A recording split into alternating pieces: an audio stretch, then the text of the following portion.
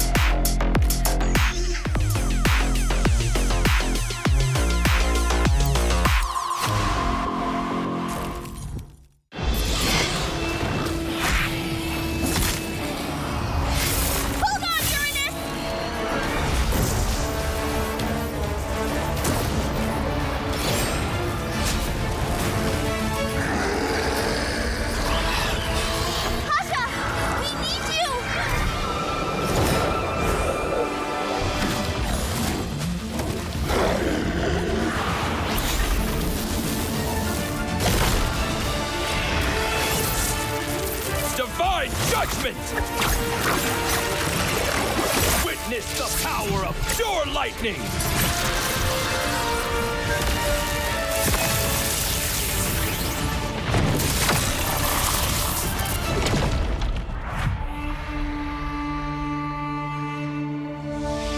All that lies below is under my vigil.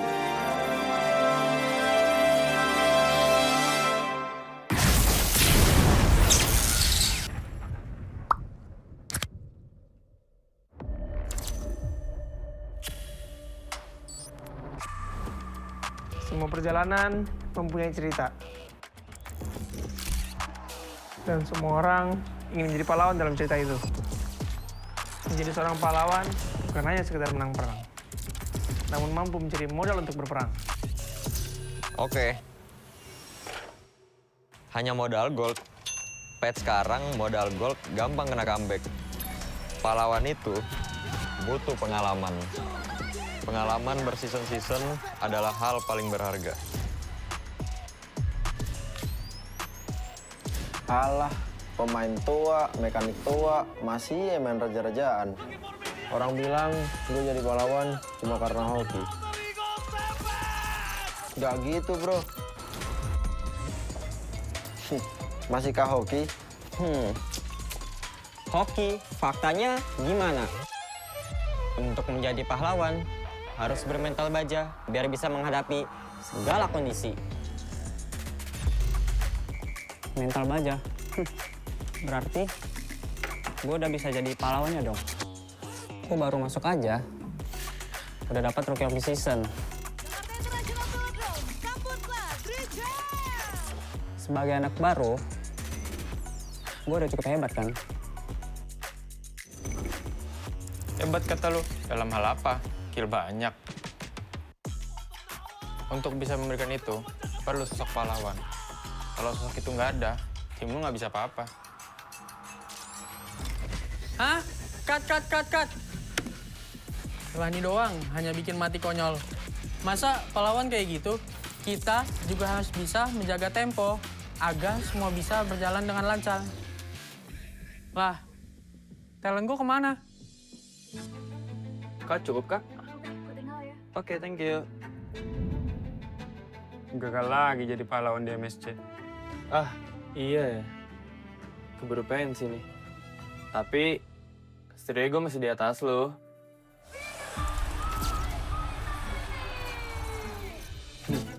Oke doang lo itu mah.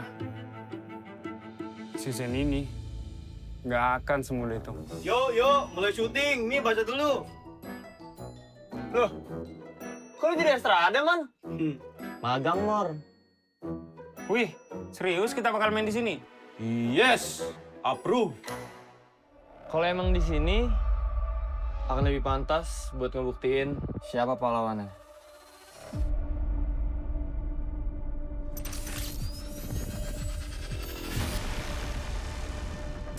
Persiapan kita cukup.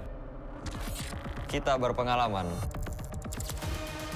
Kita harus sesuai target. Kita punya mental. Kita nggak butuh waktu lama. Kita memiliki inisiasi. Kita bisa mengatur tempo. Kita punya banyak cara. Kita yang ngatur permainannya. Mari kita lihat Siapa yang pantas.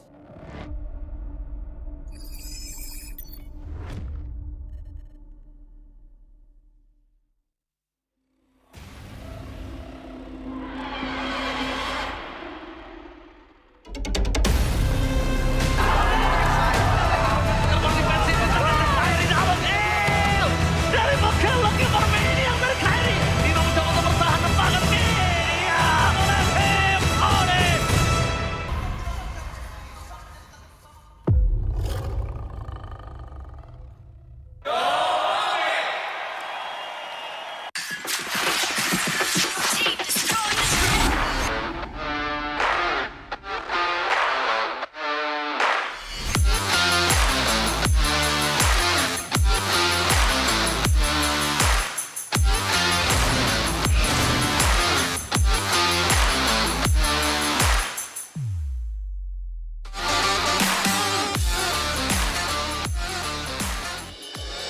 We own this, cultured by Todak.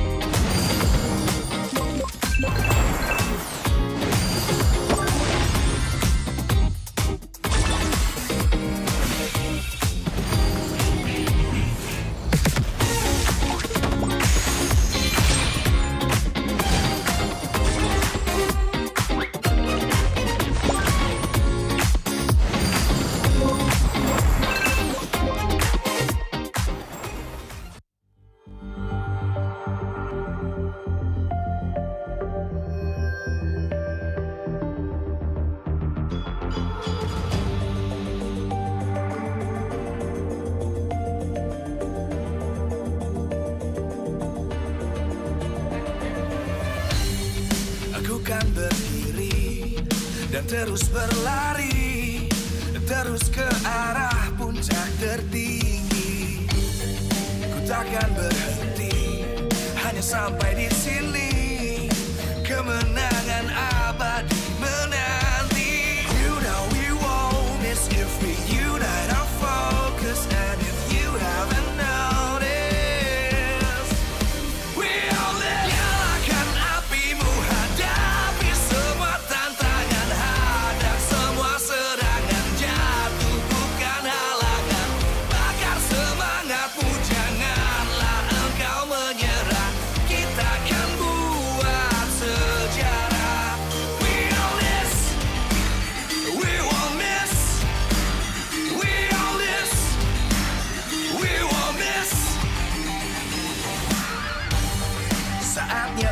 beraksi, jalani ambisi. Aku kan menyawakan hari ini. You know we won't miss if we unite our focus. And if you haven't noticed, we all live. Nyalakan apimu, hadapi semua tantangan, hadang semua serangan, jatuh bukan halangan. Bakar semangatmu, janganlah engkau menyerah.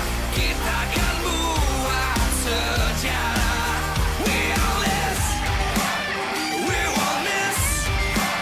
We all this, we won't miss. We all this.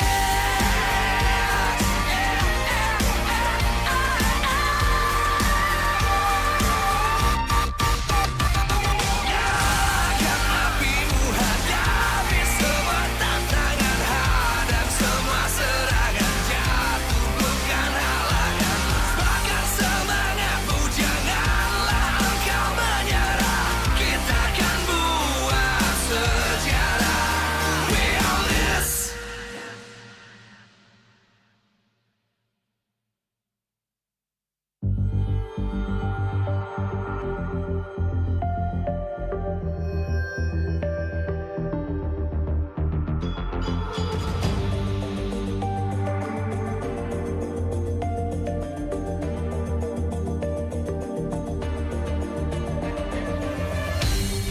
Aku kan berdiri dan terus berlari, terus ke arah puncak tertinggi. Ku takkan berhenti, hanya sampai di sini. Kemenangan abadi menanti. You know we won't miss if we unite our focus. And if you haven't noticed, we all live. Nyalakan apimu, hadapi semua tantangan, hadang semua serangan, jatuh bukan halangan. Bakar semangatmu, janganlah engkau menyerah. Kita akan buat sejarah. We all this, we won't miss. We all this, we won't miss. Saatnya beraksi, jalani ambisi. Aku kan menyawakan hari ini. You know we won't miss if we unite our focus. And if you haven't noticed, we all live. Nyalakan apimu, hadapi semua tantangan, hadang semua serangan, jatuh bukan halangan. Bakar semangatmu, janganlah engkau menyerah. Kita akan buat sejarah. We all this, we won't miss.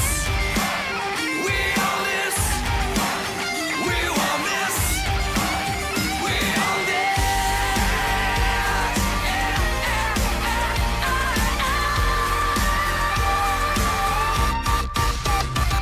Nyalakan apimu, hadapi semua tantangan, hadang semua serangan.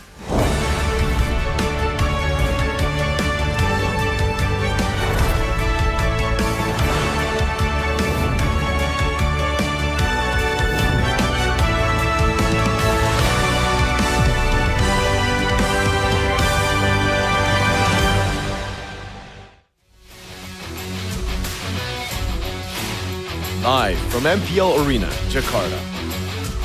MPL Indonesia Season 18 is powered by Muton. Supported by Esports Federation of Indonesia. Presented by official gaming phone, Infinix. Official e-wallet, GoPay. Official gaming chair, Toda. Partner in esports, Aqua. Good time. So good.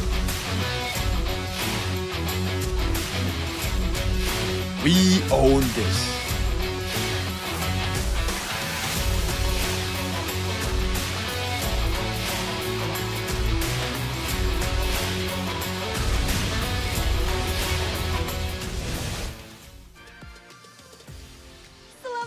datang di hari yang ketiga di MPL Indonesia Season 18 di mana tim-tim akan kembali berlaga di hari ini. Yes, betul sekali karena masih dengan semangat dari bulan kemerdekaan, hari ini kita akan melihat banyaknya tim-tim yang akan berjuang untuk mendapatkan poin-poin kemenangan. Tentu saja poin kemenangan sangat penting karena mereka semua tentunya ingin berlabuh ke kota pahlawan. Di babak playoff kita di Surabaya nanti. Boleh diingat hanya 6 tim saja yang akan melaju ke babak playoff. Wow, pastinya kita akan melihat bagaimana berjalannya match hari ini. Tapi sebelum itu, hari ini kita akan melihat adanya 2 tim yang baru saja kembali dari perjuangannya di international stage. Bagaimanakah ini, mungkin 2 tim ini sudah dinanti-nanti banget ya sama semuanya.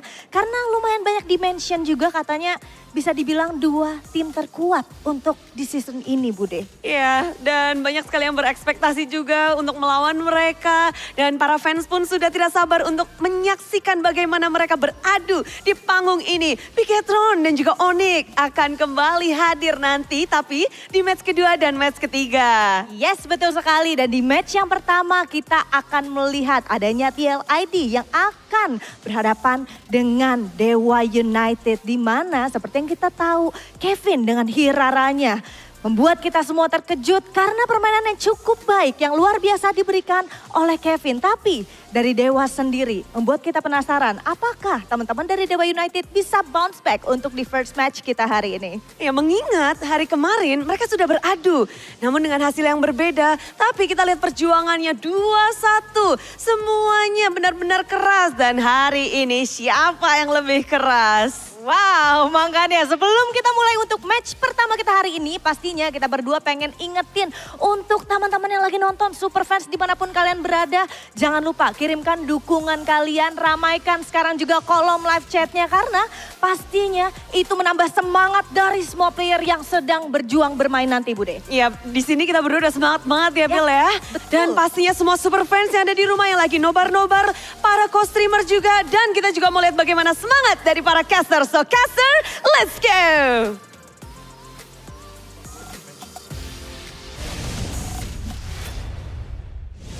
What is good, ladies and gentlemen? Welcome back to MPL Indonesia Season 18. And now we are entering week number 1, obviously. Day number 3 with a lot of matches that you need to look forward to, especially with the way Geek is playing right now. It's not looking pretty good. But first match, though, you see that on your top left, it's gonna be the horses against the Apostles of God. The Apostles of God. With me, Shefong. On my right is Goners and Rashers. How are you guys feeling? How about you, Gani? You know, I'm feeling good. I'm going to see finally Onyx debuting on season 18. So I'm also intrigued to see that. But yeah, we gotta see the Cavalries going up against Dewa United. Mind you, TL starting strong for season 18. Yeah. I mean, man, we just saw both these teams play yesterday, right? Dewa and TLID. So going off yesterday's hype where we had full-on best of 3s, I am looking forward to today, man. Like there's a lot of action waiting for us in the Land of Dawn. Yeah, and this is gonna be the updated standings for season 18. So far, in week number 1, obviously things could change drastically in the next weeks to come. But so far, Dewa United and Geek Fam not really in the best of position, dropping a match for each one of them. And we're gonna see the grand finalists of season 17 finally fighting it out here in season 18. BTR will fight Geek, as we're gonna take a look at the schedule after this in detail. First of all, obviously, TLID versus Dewa United. This is gonna be a 50-50 for me, Rashi, but I don't know about you. But BTR versus Geek. It was, in a way, Geek has a personal vendetta on what happened in the last playoff match. So they just triple down on the draft. But hey, Geek Fam, you as a Geek Fam fan, Shevin, you want this to happen, right? You want to start low and go all the way up, right? That's the pattern that Geek Fam has always shown. And I mean, it's better than starting strong and then dipping down low, right? I think a lot of teams have had that happen to them as well. Yeah. But I think even the last match, there's a lot to be seen there. Because again, as Connie mentioned, it's the debuts of Onyx, and a lot of people are absolutely waiting for that. Yeah, and this might be something that you guys are voting for too. Audience topic voting by Infinix GT50 Pro. What should Dewa watch out for to beat TLID? Respect Kevin's Hirara. Track Leone's movement or play aggressively in the early game. What do you think, Mr. Analyst? I feel like initially, right, if it was my call, I would like to explore number A first. Because let's be real here, that Hirara is crazy, man. Of course, the draft, you can throw some criticism towards the draft as well, but the Joe's performance on the Hirara is insane, right? One of the best so far, I would say. Yeah. So I would start there. And if it turns out that he has other options, now we can explore the other numbers. And here's the thing, right? For context, y'all, it happened yesterday on the Indo desk. Kevin was interviewed and he stated that he is currently the best Hirara in MPL ID. So that's a statement, you know. It's still early on, but I like the confidence. And it seems like, based on yesterday's performance, you know, he can definitely walk the talk. Yeah, it's kind of like run in the same area, right? Leo Mord, Hirara, some sustainability. What? No. Like the way they, I guess, operate. You can dive and not really getting punished too much. And to be fair, Geek's draft against the Hirara was, at least for me as a Geek fan, was kind of lackluster. So maybe we can still doubt the performance of Kevin's Hirara. Okay. We'll see. Dewa United, do they have an answer? Because they are not short of weird picks, Arashi. Right. I mean, even yesterday, we saw some flexibility coming through, especially in the mid lane, in the roam, which we expect, right? But I think more importantly than that, we saw that we mentioned that maybe for Dewa, they were still cold. You know, they haven't warmed up yet. It was their first match yesterday as well. And they did seem to improve game by game. So I think today it's definitely going to be a whole different look. When it comes to the fighting and how they were able to maneuver while fighting, we saw that in game 1, they were so static. And in game 3, slowly but surely, they kind of like got back into the mobile fighting groove. So I think that is something that, you know, TLID has to respect today. Yeah. Speaking of mobile, the Hirara Master Class from Dejot has been playing amazing so far. He got a brother too in his team, Kevin, you know. Yeah, Kevin well, and Kevin. Brothers. But you can see very here, confusing. 2 picks, 12 kills, 3 deaths, 13 assists. Like the KDA could be better, but you know, this is a pro scene, so a few deaths here and there is not gonna matter as long as you get the W. And still a positive stat as well, right? 5-1-9 in game 2, so only 1 death. And in game 3, only a couple, but a very positive outcome on this hero. Now, again, it's throwing like Dewa. Are you going to respect the Hirara immediately, or are you going to explore it first, game 1? But based on yesterday, bro, it was crazy performance. Yeah, it's a bit crazy too, but not in a good way for Geek Fam, to be honest, man. A bit too crazy. Look at this. They are going for the Hirara, but the CC is not layered properly. Avoid just a bit little damage, and it eventually led to the shortest game time in Season 18 so far, despite it on game day number 2, but still, it's 8 minutes. Oh man, what an escape. 5-second, Rashi. That's a bit too quick, man. It is, and honestly, as quick as you. You can say that for Geek Fam, right? The draft wasn't that good. They were unable to actually operate on their terms. But you gotta raise some attention towards TLID as well, because as much as we want to harp on about the Hirara of Kevin, the Jote, everyone else performed really, really well, right? The whole team was able to back him up. When he was escaping, right? Yes, he has mechanics, but the team was stunning, was slowing down the opposition. And I think the teamwork is a bit underrated here because of so many highlight moments, because everyone else was really stepping up in that game as well. Speaking of stepping up though, I feel like this is the perfect meta for Prince Aran, Goni. You see the hero pools that's effective in this meta. It's Esmeralda, it's Uranus, it's Barats too. He played amazing yesterday, getting ganked up multiple times and not really dying in the process. Those beefy heroes really works well with him. Yeah, I mean, definitely, right? And remember, Uranus has 1 title of MPL ID under his belt as well. So let's see if he is able to replicate that sort of run this season. Now, let's talk about TL though. They had a bad stint, yes, last season. It seems like they got a positive start. Are they able to maintain that momentum? And there's this big question already being posed towards Kevin, right, in the gold lane. The Ven. Where we saw that he can do well uncertain picks. By all means, he's new. It's a new face that we are not familiar with. But there's a lot of questions on whether or not he can perform on multiple heroes at the same level, right? When they were winning, when he was on the hero he seems comfortable with, he performs well. But can he maintain that performance, especially if Dewa want to squeeze down on the hero pool? That is a question that has yet to be answered.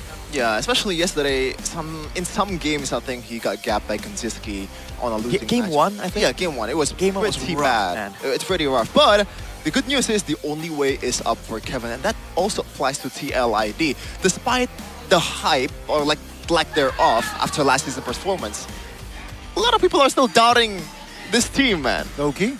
Yeah. Yeah. The roster stays the same. Why do you think that is? Yeah, I think it's just solely because of the outcome last season, right? But now I think with the shift in meta, definitely has more chances. Yeah, we're gonna see though the chances of both teams with the players that they're gonna field here in the land of Dawn. I believe it's still gonna be the same 5 for Dewa United. The Apostles of Gods is here. Kane, Octa in the mid lane, Itoshi Kes, and maybe in the gold lane. Can they do it against the Cavalry? Can they bounce back after yesterday's loss now? Kin displayed a beautiful Alice yesterday. Will he bring the same quality today? Ladies and gentlemen, the 5 men standing in front of you is Dewa United Esports. Despite a setback, they are not one to back away from a challenge. They've shown improvements not overnight, over game yesterday. If they can continue with that pattern, I think it's going to be a very tough order, but they are up against this team right here. Somehow, some way, they finish the regular season of last season placing as the 2nd seed right behind Onyx. It's gonna be a tough job to do the same here in this season. Competition is heating up with Aran Kevin, Drichel Leone, and the new Cavalry Kevin in the gold lane. A different story for this team. They got the dub they wanted yesterday. They look to maintain with Kevin still filling that jungler position, looking to grab and double their match win today. Ladies and gentlemen, it is the Cavalry. This is Team Liquid. Trying to maintain the momentum they had from yesterday. They have the good drafts, they have recovered, even though a lot of people don't really have faith in them, but the Cavalry definitely does, and they are here to meet those expectations. Obviously, behind it all, some geniuses in both sides. Coach Wright, which is rightfully placed in the right against Konjao. Great placement. The analysts as well for both teams, obviously bringing new flavors to the draft. And I think we've already mentioned this or talked about this in the previous days, Rashi. It feels like this meta is just so dynamic. You never know what's going to happen in the draft, especially in that 2nd phase. Anything can be brought out to the table.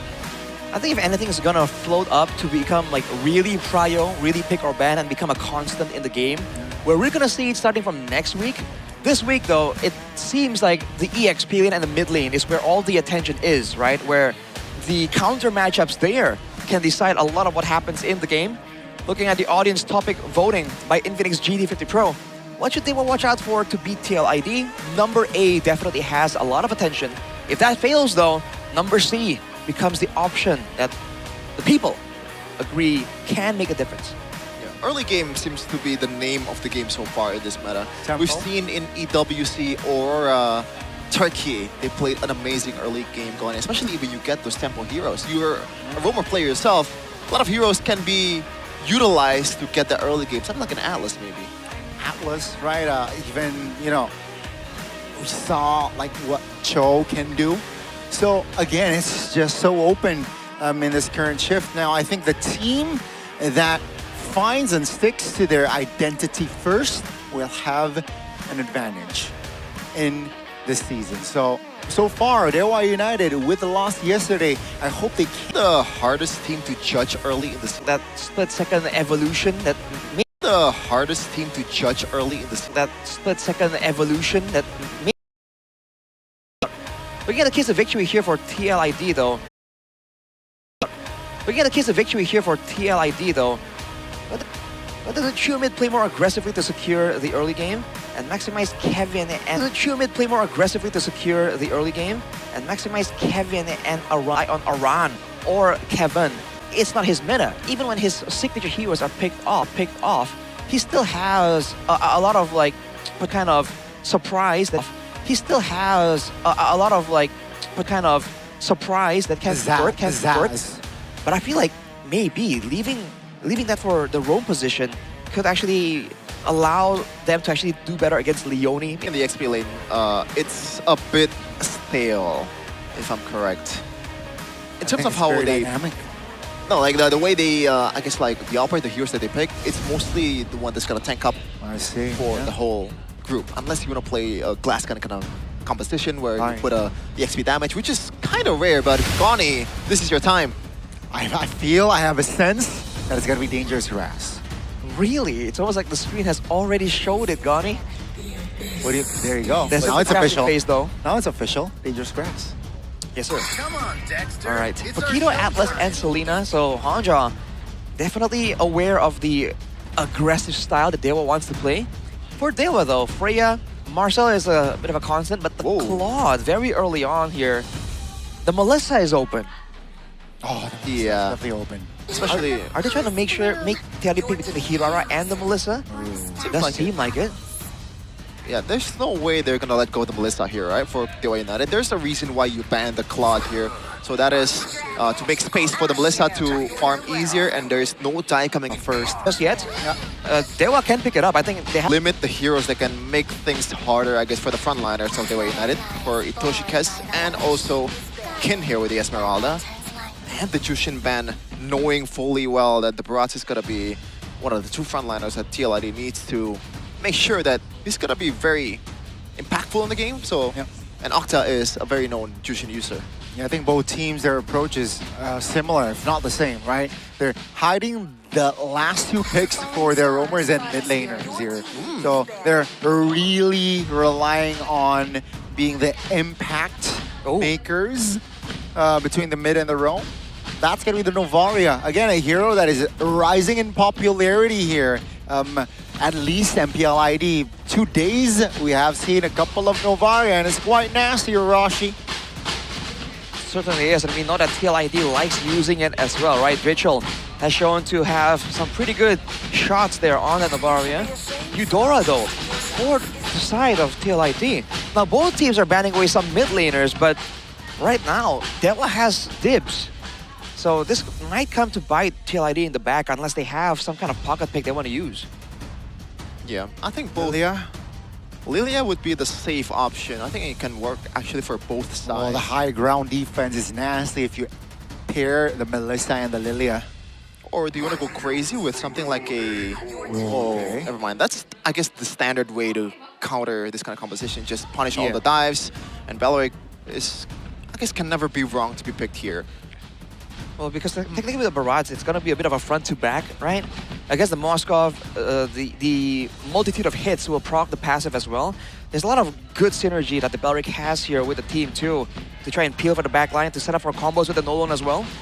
Not for TLID though, again, if it's going to be a front to back idea, I think the Lilia still works well for them. Along with that though, I think another front line will be necessary, right? There's no way you want the Barats only without anyone to help out.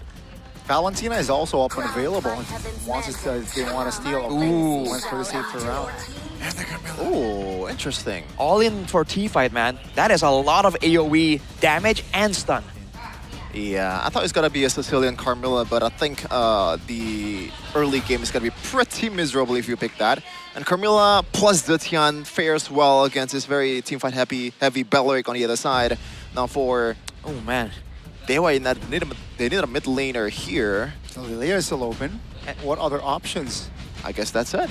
They're hovering over the Lilia. Octa can play the Lunox here, but I don't know. See, they need a lot of damage, first of all, to get through and match the Carmilla's ultimate, right? The AoE that TLID brings. But they need safety because they also Hirara. That's why the Lilia, I think, becomes the best match here. Because the Black Shoes allows Octa to be a bit more present in the fights. I would have gone for something like Kimi, but I understand Lilia. Against Hirara? you can still get away from that, right? I mean, it's pretty difficult, man. It's difficult either way, especially if it's in the hands of Kevin. And I believe he still boasts a 100% win rate on this Hirara. So gotta watch out TLID. Dewa United for this guy right here. But with the Belleric, there should be some kind of like countermeasure on how to solve that problem. Well, the invulnerability from the Hirara is what makes it so difficult. But I guess Dewa has a plan. Now before that though, the rotations, right, with the Esmeralda can favor Dewa. It all comes down to whether or not they can elevate the early clear from the Lilia, from the Melissa, from the Esmeralda, and set up for plays with the Belleric, with the Nolan. Because they don't have a lot of big like mini stunts. They have to rely on big ultimates to get the ball rolling. And let's get the ball rolling here for day number 3 of MPL Indonesia Season 18. With a match of TLID versus Dewa United. Land of Dawn will be the witness as both teams take on each other here. Now, the mid-prio Rashi, I think it should be for Dewa United though, with the Lilia and also the Belleric. I feel like the Carmilla is a bit more slow in terms of tempo in the early game. Yeah, not to mention, there's a lot of damage thrown at the Carmilla. The Carmilla will have to actually take some damage to help with the clear. I think you can't really match a Lilia, that's for sure. Now in the side lane though, see, the Esmeralda will allow more space to be available for Dewa, but are they going to use it for invades? Are they going to translate that to anything else? That's the main question. Okay, so Festival of Blood on the Esmeralda. This is pretty interesting because so far, when I see Esmeralda going up against the Barats, they expect that they're going to be eaten by the Barats, right? So you go with tenacity. I don't know about this pick though from Kin with the Festival of Blood, so maybe he's a bit more confident with his very aggressive approach. He might be a bit more lane focused because on the Uranus he has the killing spree as well, so the Master Assassin as well. So he likes having some pressure to throw around in the laning phase before it becomes a big teamfight situation. I think that's what we're seeing right now. Yeah, but it's all good though for Iran, especially. Oh, hold on a second, some damage. Pretty good at that. Pretty good at that, and also the lethal ignition proc. And Iran actually builds the rapid boots, which is a bit more prone to get built by a lot of Barret's users currently. It offers you that healing too, Rashi. It's slightly effective against this kind of like losing matchup. Yeah, you want to get some more regen, you want to be able to match the rotations of the Esmeralda. That is the assumption, but now look at this. Dewa already crawling around the neutral objective. No ulti on the Belleric though. Now it seems like Dewa will take initiative, but TLID will not give it for free. It's going to be a reset on the turtle. That's going to be, below 50% HP on Belleric. Not a good sign. Falling Star Moon from Kin. That's already a sign for TLID to let's cycle our resources. But take a look at Kane. Taking his time, patience. Seems like the call is hovering around the turtle, but purple buff already taken out. Now Hirara is now taking his own purple. Interesting decision by TLID. I thought they have the advantage, but look at that, Kevin. Wow. D to save his own life. Now, back to the turtle. That's going to be Zitian popping the ult. That's going to be Okta popping the black shoes, but Kevin find time to find the turtle. That's going to be a kill on towards Iran. So 1-for-1, but TLID, they got the turtle. Immaculate job by Leone, just zoning Kane out of the turtle pit, and that gives TLID the advantage on who gets the turtle with the retribution that is as easy as pie for Kevin. I mean, it makes sense as well. They have so much AoE to throw around to really threaten away Kane on the Nolan. Pretty vulnerable. Now it's back to a bit of a waiting game. Dewa, again, with the clear, with the lane advantages in the mid and EXP lane, have not been able to really translate it to much because, again, they have a Belleric as the roamer. It can't really facilitate too many ganks. Maybe Scuffle's in the jungle, but not more than that. And because they have a Melissa, it's not really the worst of situations, right? They can scale into the late game still. Yeah, and both roamers does not have that ultimate just yet in the early game or in the first turtle. So far, Kevin has been once again getting... maybe this is like welcome to MPL moment for him in this first weeks of his debut, as we're going to take a look at the item build, but hold on a second, Kin. In a 2v1 situation, immobilized as well, that's a stun! Perfectly timed, Kevin will gladly take the extra 200 gold. The Purify save for Ashi, what do you think about that? I think he understands that the wave that it will be caught by his teammates. There's no really big objective on the map, so he can afford to really fall right there and make some space for his team. Now, it's gonna be a response from Dewa, but they can't find a run. A lot more decisive with the battle spell, immediately pops the flicker. So far, TLID feels like they have the better understanding of the winning condition, at least in this early of a game. And with the Carmilla having that ultimate ready to be procced in the second total objective, this might be another Dewa loss here. I will see though, Zetian also offers a lot of CC, that global presence. Yeah. Gotta watch out for that. Definitely, Cheer of the Phoenix will definitely be of value, but that's gonna be a quick turtle take from Kane. TLID a little bit late to pull the trigger there. Dewa United will happily disengage, so that's a win actually for the Apostles of God. Good moves there to spread open and avoid the Spear of Destruction as well.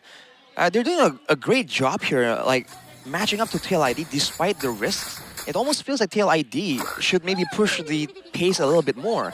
Because remember, Kevin is on an assassin, right? He wants to really snowball and get some more kills. And now he's getting jumped on by Kane. Yep. It's going to be Kevin taking his time here. Not too hasty. And both teams actually taking it slow here. 6 minutes in, just 3 kills among them. That's going to be maybe showing the power of the Melissa. Now Kevin gets to say on the attack. Take a look at the combination now. Daytona's welcome the stun will lock Kane down. And that's going to be the purple buff for Iran. TLID, Arashi, you asked them to pick up the pace. Here it is. They surely acknowledge that that is a necessity. Especially in the gold lane, maybe is now picking up some tempo of his own. Kevin liable to getting dove on here, and the whole team is right there to cut off this turret and take it away, but Kevin going for a trade on the other side. Yeah, Kevin pushing the bottom lane. That's going to be mobilized Leone now. Again. D all the way from the first time they engage it.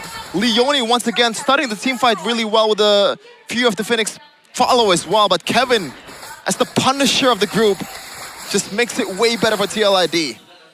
I mean, Dewa just failed to respect the damage potential. They saw Leone walking towards their jungler and they did not use enough to deter him back. The stun lands onto Kane and then the Fury of the Phoenix, and from there it's a done deal, man. Everything else was just extra icing on the cake. Kevin 6-0, picking up stacks on the Sky Piercer as well.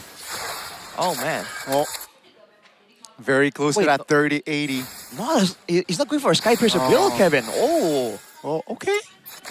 He saw the slow tempo of the early game. He did not go for it. Interesting. Okay. In fact, with the War Axe, it's actually a lot more sustainable, a lot more brawl-friendly. Laners, up now. That's going to be the turret in the mid lane falling. That's going to be maybe now. That's going to be the turret in the mid lane falling. That's going to be maybe Annie Toshikesu trying to defend. But take a look at the lock base. Here comes Kevin's damage. Here comes the damage from Daytona's welcome. Doesn't land maybe. Trying to hold on. But ladies and gentlemen, in this match, the Cavalry will strike first. And that's going to be Dewa United back to the drawing boards. Do not give this guy the Hirara, man. It is just so unfair. Ever since the early game, in the late game too, in the mid game, it just went crazy under the turret. Does not matter. The lack of CC of Dewa United also bites them in the back. And that gives a red carpet for the horses of the Cavalry. Just stampede over Dewa United. Oh man, that was a slow burn initially. They were trying to mitigate all the snowball efforts. They denied the quote-unquote Sky Piercer stacks from Kevin. Yeah. It didn't matter, man. Slowly but surely, TLID still had a backup plan. They have the Moscow for the late game. They have the Zetian that's also a source of huge damage in the team fights. And with the advantage in utility, they were just able to get the first move time and time again. Shout out to the whole team as well. Kevin being that stable presence. He was losing the lane in the early game, but it makes sense. He's up against Melissa. Arando. A lot of great catches towards Kane. A lot of good pull towards Doja Case. Yeah. Just being that pseudo pressure that's always looming behind your back. With that charge of the Denos welcome with the flicker as well. And that's how you do it. Was that a Kevin just good? mimicking a Hirara. Was that a good gameplay, I guess. like an impersonation of Hirara? He would know. He would know, and I think that's lacking though. He need to cosplay as Hirara because Mirko will do it. Oh, Yeah. Arashi, do you not Apparently. want to join Mirko? Would you? do you not want to join? You've been in shape. But that's your thing though. It's Hirara though. It's not like That's your girl. people's thing. What? That's your people's thing. The weebs, the weebs. What does, Cosplay. what does he mean by that? You like cosplay, right? Yeah. Yeah, yeah. It's pretty cool. Pretty cool. Okay. That's pretty cool. He's also getting the first point here for TLID, man. Yeah, again, they got a win yesterday in a 2-1 fashion. Not like convincing, quote unquote, not 2-0, but hey, after that performance, what a morale boost. Yeah. It does feel like in the drafting phase, TLID are the ones with the moves, right? Whoa, whoa. Yeah, obviously MVP by Infinix GT50 Pro. Without a question, Kevin the Jote. He is living up to his moniker here. Full build. Full build. Just amazing on this Hirara. 81% teamfight participation, almost 900 GPM. He has just completely dominated this game right from the get-go. You can see how this plays out every single time, man. For TLID, they can just stick together and clump up as a bunch, and it's fine. And even if they do find moments like this when they can get a Daytona's welcome, then it's all G. Right? So they have the best of both worlds when it comes to pick off and also team fights. But it's really apparent when it comes to the neutral objective fights. You're seeing right here, Leone just comes in all the way from here, right? And because everyone was too focused on the front, looking at Kevin, looking at Aran, right? Because the pressure is there. Leone gets a stun initially, and from there, with so much follow-up, for Kevin without a Purify, because of the retry, can't really do anything. And afterwards, it's the Lord initially, and then it's just Kevin, man. It's just Hirara and Kevin. And it's crazy to see that even under the turret, 1v1, you can kind of give him a pass, but 1v2 under turret, and it doesn't even matter, man. That's insane. It makes you wonder why the hell did Deo United let go of the Hirara. I guess that was the game plan, right? I don't think it's gonna be replicated again in game number 2. The Claude Band, they were setting up for a Melissa bait, maybe, Twisty LID, but no. They still trust Kevin's Hirara. They still get the Melissa, but it doesn't matter. Maybe he was killing a little bit in the late game after he gets his shutdown, but it was a little too late with the way Kevin was playing. It is inevitable. Ooh, man. You see the damage in the late game, though. It's insane from the Melissa, but there's just so much danger thrown on towards him, and unless they get a really good fight, especially on the back foot here for Dewa, if they have to fight moving backwards, it's rough, dude. There's so many ways for TLID to catch them off guard. And from there, even the Black Shoes here just fails to save Octa, man. It's read through by TLID. Read him like a book. And now moving on to game number 2, Dewa United needs to reset and also cook up some game plan here. Coach Wright don't want to make this a 2-0 or 0-2 start in the season because Dewa United last season, they start strong, they falter in the second half. If they falter now, then what happens in the second half, Gani? Perhaps a different story. Perhaps a similar, trend, but a more positive outcome. But yeah, I think, again, the time is now if Dewa United wants to change things, right? At least force a game 3. Yeah. I feel like in this composition, like, this is exactly almost the same comp in terms of how they operate. They have a front-to-back mage, they have a front-to-back marksman, and also a jungle that can break through, just pretty much making the team fight even more chaotic. A great AoE roamer, but unfortunately that Hirara just tips the skills towards TLID by a lot, Arashi. I think there's two main differences here. Number one is how independent jungle can be. Because Kane on the Nolan, can you make solo plays? Right? Yeah. Back then, a few seasons ago, we saw Fabian do the exact same thing on the Nolan. Yeah, but not the same way a Hirara can, right? With the mobility, damage, and invulnerability, it makes Kevin so much more independent compared to Kane. That's number one. Number two, there's so many more cards to play when it comes down to the solo stun from Leone, the Curse of Blood, the SOD, the Spear of Misery. There's so many ways for TLID to get the fight started, to set up for some kind of pick-off, force out an ultimate, right? Whereas for the side of Dewa, it's the only real way to get a pick-off is with the Curse of the Dryad, for the most part. Wrath of the Dryad. Oh, sorry, the Wrath of the Dryad. So many curses. Yeah, and I think that's that makes it so difficult for Dewa to be proactive. And you can see that the only time they really find a favorable fight is when they can force TLID to be where they want, and then like force them to fight in the muddles, in the Wrath of the Dryad as well. And I feel like it's a bit too one-dimensional for a team like TLID that can adjust how they approach the fights. Yeah, so a lot of weapons for TLID, but Dewa United, they only have one way to play, I guess. Yeah, I More think cards. Kevin as well, he gapped Kane so hard in that game. 7 minutes, 2,500 goal lead as a jungler, and on a Nolan, that's you can't do anything, no outplay potential if you're behind 2K gold. There you go. Yeah, that was crazy. And game number 2, surely it's gonna be different, right? Should be, hopefully. You want to get the Hirana to Kevin again? There's no way, no?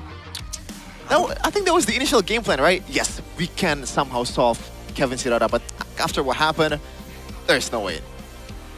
I mean, is there a possibility you can draft up a composition that really shuts down a Hirara? Yes. Can you win the game after shutting down only one of the 5 players of TLID? That's a whole different question, right? I'm not saying that it's impossible, but considering the possibilities, the odds, right? I think surely banning away the Hirara is a legitimate like option here. Definitely. Although in game 2, there's a chance for Dewa to take it away from TLID and pick it for themselves.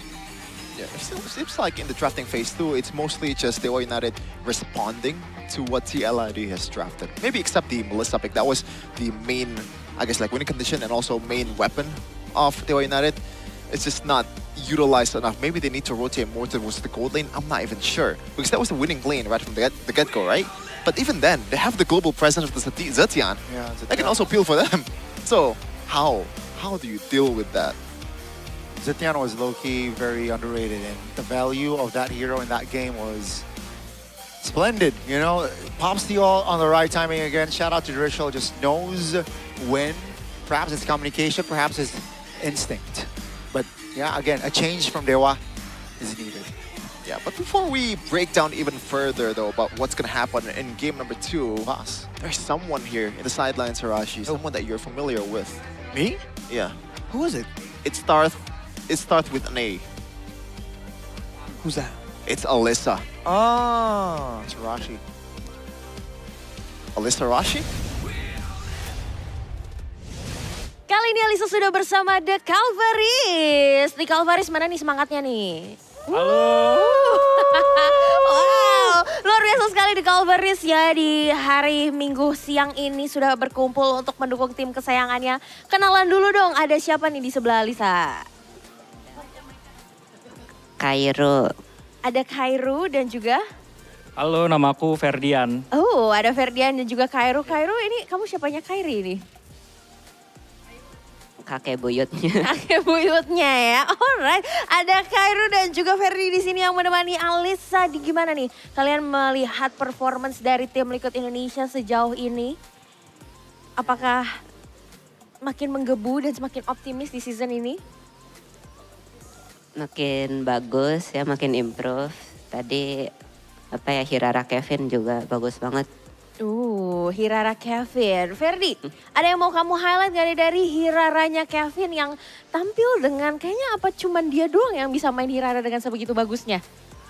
Untuk sampai week ini sih sebetulnya dari Kevin Hiraranya yang terbaik. Untuk sampai saat ini ya, kedepannya belum tahu. Cuman semoga dari Kevin sendiri bisa tetap konsisten main gamenya. Gitu. Semoga bisa tetap konsisten ya. Tapi kalau ngelihat dari track recordnya Kevin nih sejauh ini ya, dia berhasil sampai di level 15 tercepat dengan hanya 9.13 menit aja. Itu menurut kamu gimana nih sejauh ini? Berarti udah menunjukkan konsistensinya belum, Ferdi? Mungkin karena masih week 1 ya, jadi masih angin-angin bagus. Semoga untuk minggu-minggu selanjutnya juga bisa tetap konsisten seperti itu. Dan juga nggak cuma pakai hero Hirara aja ya, tapi hero-hero lainnya juga gitu. Oh, hero-hero lainnya juga. Ya. Kamu ada rekomendasi nggak kira-kira? Kayaknya Kevin kamu bisa deh coba pakai hero ini. Coba hero-hero assassin dong selain Hirara. Jangan Fredrin atau Leomord lagi. Paling coba Link, Fanny gitu. Oh, coba Fanny. Kita bakal lihat Fanny-nya Kevin mungkin ya. Tapi kalau dari kalian berdua juga melihat performance dari tim Liquid Indonesia dibandingkan dengan season lalu, seperti apa nih kira-kira? Dari season lalu hero pool-nya kurang sih menurut aku ya. Oh kurang. Kelihatan kebaca apalagi waktu di playoff season lalu ya sama tim-tim lain. Yes. Dari draft, dari gameplaynya seperti apa. Betul. Dan dilihat dari gameplay di season baru ini, kelihatan dari sisi draft dan dari sisi gameplaynya, dari sisi rotasi, sepertinya akan jadi angin yang bagus untuk week-week selanjutnya. Amin. Sepertinya akan jadi angin yang bagus dan apakah ini musim yang bagus juga untuk tim Liquid Indonesia? Kalau gitu pesan-pesannya dulu dong. Again, with the departure of Mueza, right? Change. Usually when you change someone, it's not really the mid duo, right? You Hajirin. Hajirin Sadirin. My bad, man. Or maybe He's a fusion character. better known as Rince and Edok still in the RQ lineup for a while. And there is a reason why they kept it, because that synergy power is still worth keeping. Oh, they replaced Mueza with Hitoshi Ken. No way. So they get first pick, but they are forced to ban the Hirara. And they go for the Freya. It's not really that bad, right? First pick Freya, you can still flex it too. Was this Melissa Uranus? Paquito, Melissa. Paquito Melissa, yeah. Oh, dang. Oh yeah, Paquito can still be flexed to the jungle. I forgot about that. And the gold lane. Oh wait, sorry, not the gold lane. But not with the Melissa. They can still pick the Esmeralda in the XP lane, and that would be a winning lane for the Esme, by the way. So that's pretty bad. So you want to open your cards early here? Because, you know, the TLID opened their cards? No, the thing is, when you're a Melissa... When I'm a Melissa. No, when you're playing with Melissa, playing as Melissa, right? You know? Yes. You can still play safe in the gold lane no matter what you're up against. Because you have insane range. But there is some countermeasure to this insane range, and that is a dive. Harley and a choke. Yeah, usually the dive against a Melissa isn't really as intuitive just because of the ultimate. But with the Harley, the dash can come in fast enough that it won't be an issue. And if the Cho can land on the way of the dragon, could be great. Right now for TLID, it does seem like a full-on like divey kind of comp with the Paquito and Chushin. But it's also a great solution here against all this like assassin threat. The Chushin, as always, is one of the safer mid laners aside from the Lilia. So they go for that and they ban the Varia out. Whereas for Coach Wright, he's going for the EXP lane focus. Phobius, huh? So maybe Phobius and Esmeralda ban here for TL. Oh, I'm sorry. They were United, but for TL, Novaria has been banned. So they are limiting those kind of like long-range threat that can be a big deal to face against when you're up against some Melissa. And that's one of them, Zetian. Right around in the same area. Should be an Esme ban here. Yeah, I wonder what they want to put in the EXP lane, because the Freya isn't hardcore countered by the Phobias, right? I'm thinking something else will be here. Yeah, Esmeralda banned, and this should just be a never mind. Barat has been banned, so if you want to go... Valoric?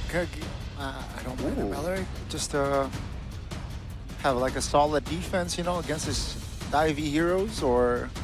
Yeah, I'm not completely opposed against that, especially against a Harley. I'm wondering if there's any thought on the Lapu Lapu from both teams, because it was used as a counter, quote-unquote, against the Melissa, right?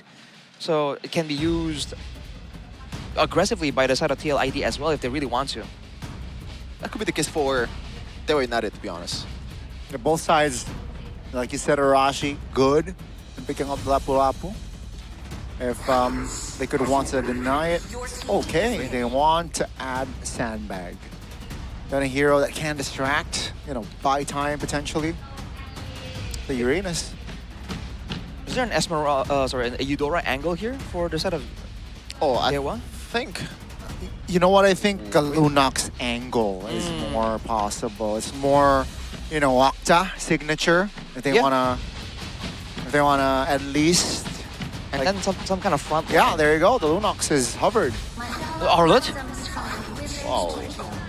Wow, okay, signature pick for Kin.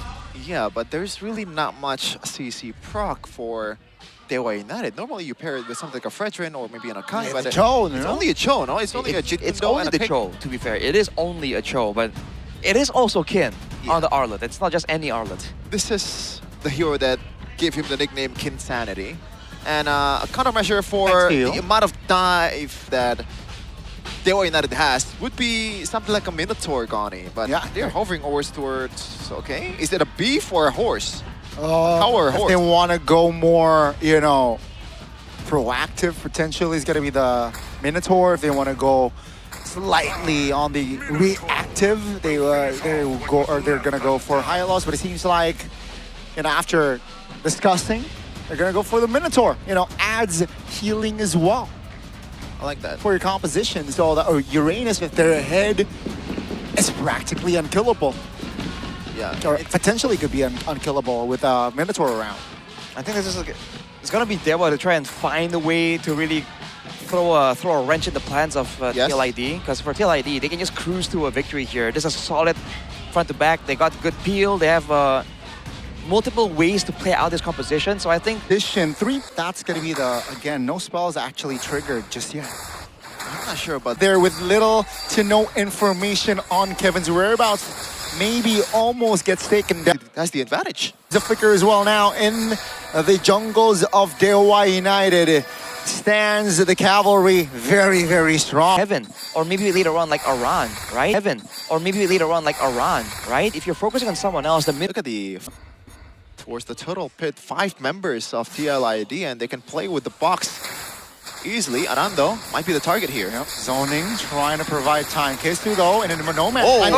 Finds an angle to steal the turtle. Will be traded by Kesu, no problem. Take a look at maybe. Again, just stealing time there, taking the mid. But that's a great steal attempt by Dewa United. So it will not be a perfect turtle this time for TL. Finally, a ray of hope for Dewa United throughout this game on the Hirara, right? Assassinate, it just means you're a bit harder to catch even. So far, the dive coming in from TLID. I don't know. Right? Dewa, every time they go in for right? Dewa, every time they go in for a play there, especially maybe Iran just one time. So TLID can definitely work with that. So far, a lot of the turret sieges has been very telegraph Arashi. Yeah. And the reason why Dewa United cannot defend that is there's nothing they can do. It that good. Even right there, the moment where they were almost counter-engaged, the response was swift and it was precise. Time and again from the early game, they were able to find all these moments here, using the burst damage, using the rotations to catch Dewa off position time and time again. It seems like just another flavor of TLID. Maybe with a same ingredient. Just giving a really easy win condition for TLID to execute, but on the other side though, TLID, it seems like they drafted a pretty hard composition to execute. I thought there was a mistake by Kevin, by the way. I think it was overextending, but the beef is there. The Minion's Fury is there, but we're gonna see the stage here for the winning interview with TLID. Stage is yours.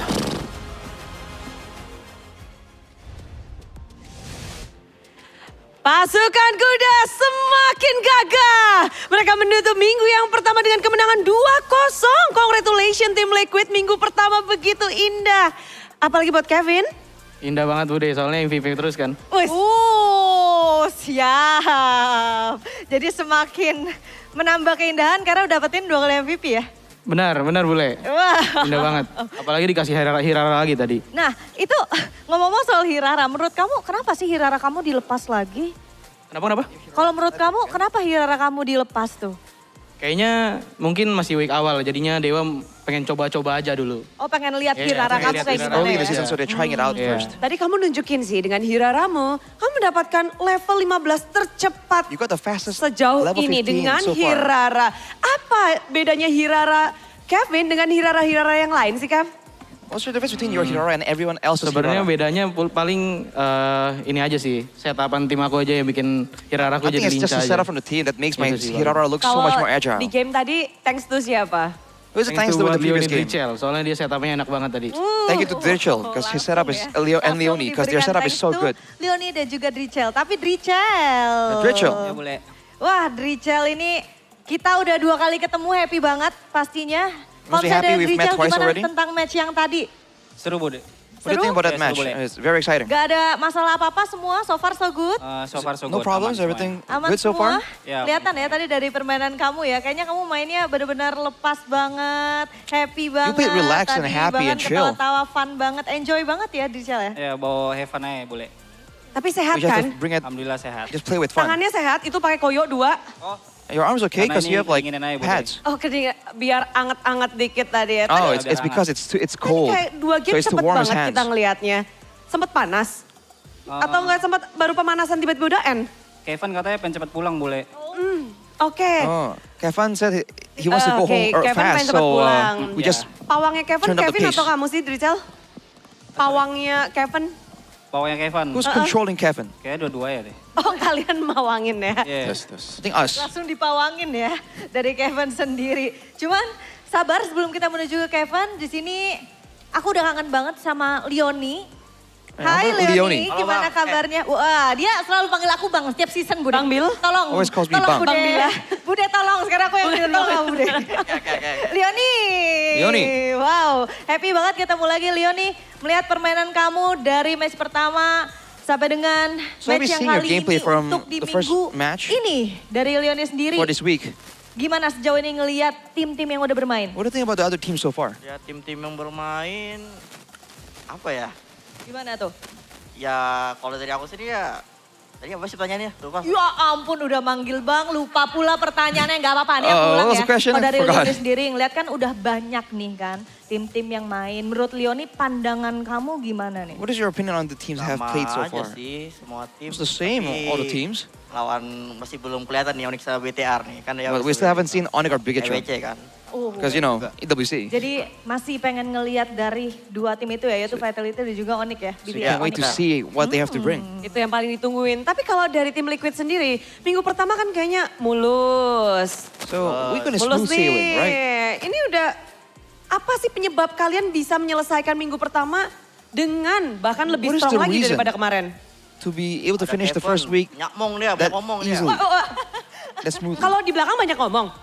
Kemarin pas di Because of interview Kevin, lo Leoni. he's quiet, but he actually talks a lot in the back. Kalau pegang mic. Oke, nanti diajarin ya. Tapi Leoni, Gotta hari teach him ini how to kamu hold the nervous mic. gak sih karena Dewa United mereka mengubah dua player mereka bahkan. Are you Kamu surprised juga that bukan Dewa melawan changed Mueza two yang biasanya players? ada di United. It's not the usual Mueza. Apa yang kamu sesuaikan untuk melawan Dewa What did you United hari adjust? ini?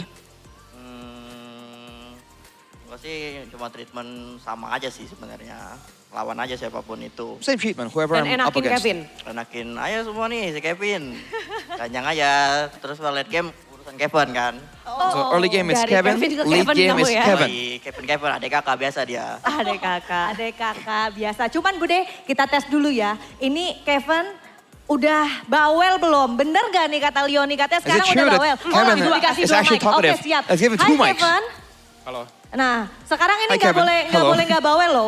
Udah dapat testimoni dari Leoni tadi katanya got a kamu testimony udah from bawel. Leoni, Sekarang. so- Coba sini mendekat jauh-jauh. sini. Nah, Gotta come closer. Kevin. Gimana match yang tadi? Ceritain dong sama kita. Tell us about that match. Ya, enggak boleh seru-seru doang. Tambahin lagi coba. You can't say tambahin it's lagi. just Tuh udah fun. diliatin tuh sama kakaknya tuh. Give us some more. Terlalu cepat itu game ya. It's too fast, terlalu these, cepat. Jadi these games. maunya agak lama gitu apa gimana? Yang agak hard aja. I wanted a harder game. The game was over too fast. Itu emang Kevinnya yang udah siap, udah kuat banget nih, nggak bisa dilawan gitu. Are you just too strong, too good that they can't fight you? Terlalu bantai. Trio mid-nya. Nah, I think it's the true mid. Tugas trio mid bantai-bantai. Tugasmu tadi apa? Well, the true mid takes over. What is your job? Farming dong terus To kelar. farm. Oke, tapi apa sih plan kalian sebenarnya? Kan katanya kamu bawel nih. Kamu ngebawelin mereka apa untuk melawan Dewa What's United your tadi? plan? Kamu ngomong apa sama you're talkative, mereka? but what untuk did you bisa tell your menang? team against Diem Dewa? doang. I didn't say anything. I just kept quiet. Kan ngelawan Maybe. Tadi Maybe pakai Freya. You're up against Maybe, and he was on Tapi the tadi Freya. tantrum nggak? Kan biasa Freya tantrum. Setantrum apa tadi was it a- Maybe pakai Freya? Freya, Nggak tantrum terlalu Freya. tantrum, Soalnya di GB sama Kevin. Oke, jadi No, it's fine, 'cause, like, nggak bisa tantrum Kevin Freya-nya tadi. came over. Tapi tips untuk melawan Freya tantrum tuh sebenarnya apa sih? What's Tim the Liquid tips to bisa go loh up menjawab against Freya tantrum. the Freya? Paling di sebelum level 4-nya diganggu gitu. You gotta disturb Jadi udah pre dikasih level pressure 4. gitu ya Bude ya. Udah dikasih pressure gitu ya. Kamu salah satu yang kasih pressure juga nggak? It's about the pressure. Kamu Did salah you satu apply yang kasih pressure pressure juga onto the Freya as well? Iya. Lumayan. Yeah, not bad. Oke, tapi Ada yang paling ujung yang udah ready juga, udah katanya yang paling galak di sini. Aran, komentar apa tentang Kevin? Fierce Iya, one. Itu. Any comments on Komentarin, Kevin? Tolong Aran. Comments please. Gimana? Dia di game biasanya berisik udah, nggak tahu. In the gaming house, he's noisy. I don't know why he's quiet now. Oke, nanti kita kenalan ya. Ya biasanya aku yang dimarahin sama dia. Usually he scolds Itu me. plot twistnya ternyata, Aran. Iya. Jadi kamu yang dimarahin selama ini? Iya, sebenarnya ya. Makanya dia masuk sini karena dia berani marahin Aran. He's here because he akhirnya dares ada to yang berani scold marahin around. That's Aran why. ya. Kevin doang. Kevin doang, luar biasa Only ya Kevin. Aran ya Kevin ya. Cuman Aran, kita ngobrol sedikit soal match yang tadi ya. Tadi kan kita ngelihat What about that match, adanya keluar nih untuk teman-teman Dewa United yaitu 2 hero power mereka. Ada Arlot dan juga power ada heroes Lunox. came out. Itu gimana Lunox and cara Arlot. kalian ya udah kasih aja terus Did you guys just let it go? cara siasatinnya sampai Any kalian strategies, dapetin any 2-0 gitu. Any way to make it this 2-0? Kayaknya kalau game tadi sih powernya sebenarnya di Freya-nya sih. Kita bikin Freya yang nggak main aja sih. That game I think the Sisanya power was on pasti the Freya. bakal We just made sure that the kesusahan. Freya Tapi doesn't really get to play. menghadapi Arlot dari Kin, hero signature-nya Kin. Kin's signature Di season hero, they answered it. Nggak gitu ngapa-ngapain sih. Well, he didn't do kelihatan too juga deh. much in that Belum game. kelihatan. Maybe we haven't seen the full Dan potential. kesiapan dari, bentar sekarang kaptennya masih kamu kan, bukan Kevin kan? Is he the captain now? Buset. No, Kevin's the captain now. Buset. Ganti. Baru datang langsung jadi kapten Time nih to change. Kevin. Bener Kev? Langsung jadi kapten, Kevin. Iya. Oh, Yeah. Siap Bude. Saya siap. Mengklaim tahta kapten. Oke, ngelihat dengan satu anak baru ini gimana sih vibes Team Liquid dari Aran sendiri? What's the vibes of Team Sekarang, Liquid with the new apalagi addition now? minggu 1 kelarnya tersenyum nih. Especially Gimana with kamu a ngeplan untuk smooth minggu kedua sailing week juga? 1. Vibes-nya kayaknya lebih banyak ketawanya aja sih. Dia It's soalnya just more- lumayan banyak ngomong kan more kalau dia laughs. kan. Jadi Because gitu Kevin, sih again, he vibes-nya. talks a lot in the gaming house. Ditunggu konten-kontennya nih. Itu dia Bude, lebih Jadi fun penasaran. juga ya. Yeah, wait for the content. Minggu To kedua see that happening. belum lepas. Minggu kedua bakal lepas gak sih? Is it gonna be Bakal more selepas relaxed? apa ini Tim Liquid in the untuk second minggu week? kedua? Coba Kevin. Kevin. Coba gimana Kevin? Minggu kedua akan selepas apa kalian nih? Are you gonna be Selepas-lepasnya. as relaxed? in week 2? Sebawel-bawelnya juga ya The most Kevin ya. relaxed. Sebawel-bawelnya The benar most ya. talkative as well. Ditungguin ya nanti ya. Pantun berarti ya? Pantun apa puisi atau nyanyi? Any poems, any Pantun, rhymes, puisi atau nyanyi itu kata Bude. any songs, any singing?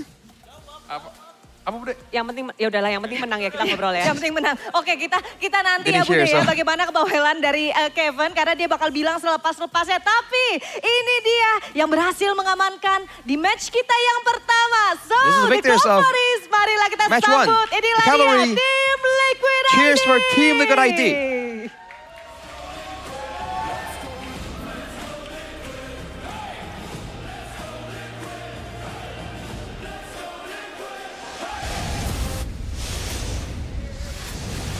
Can't believe it happened again and again.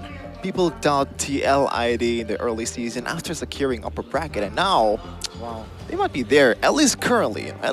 But the way things are going right now, there is gonna be a solid chance that they're gonna stay there for a while.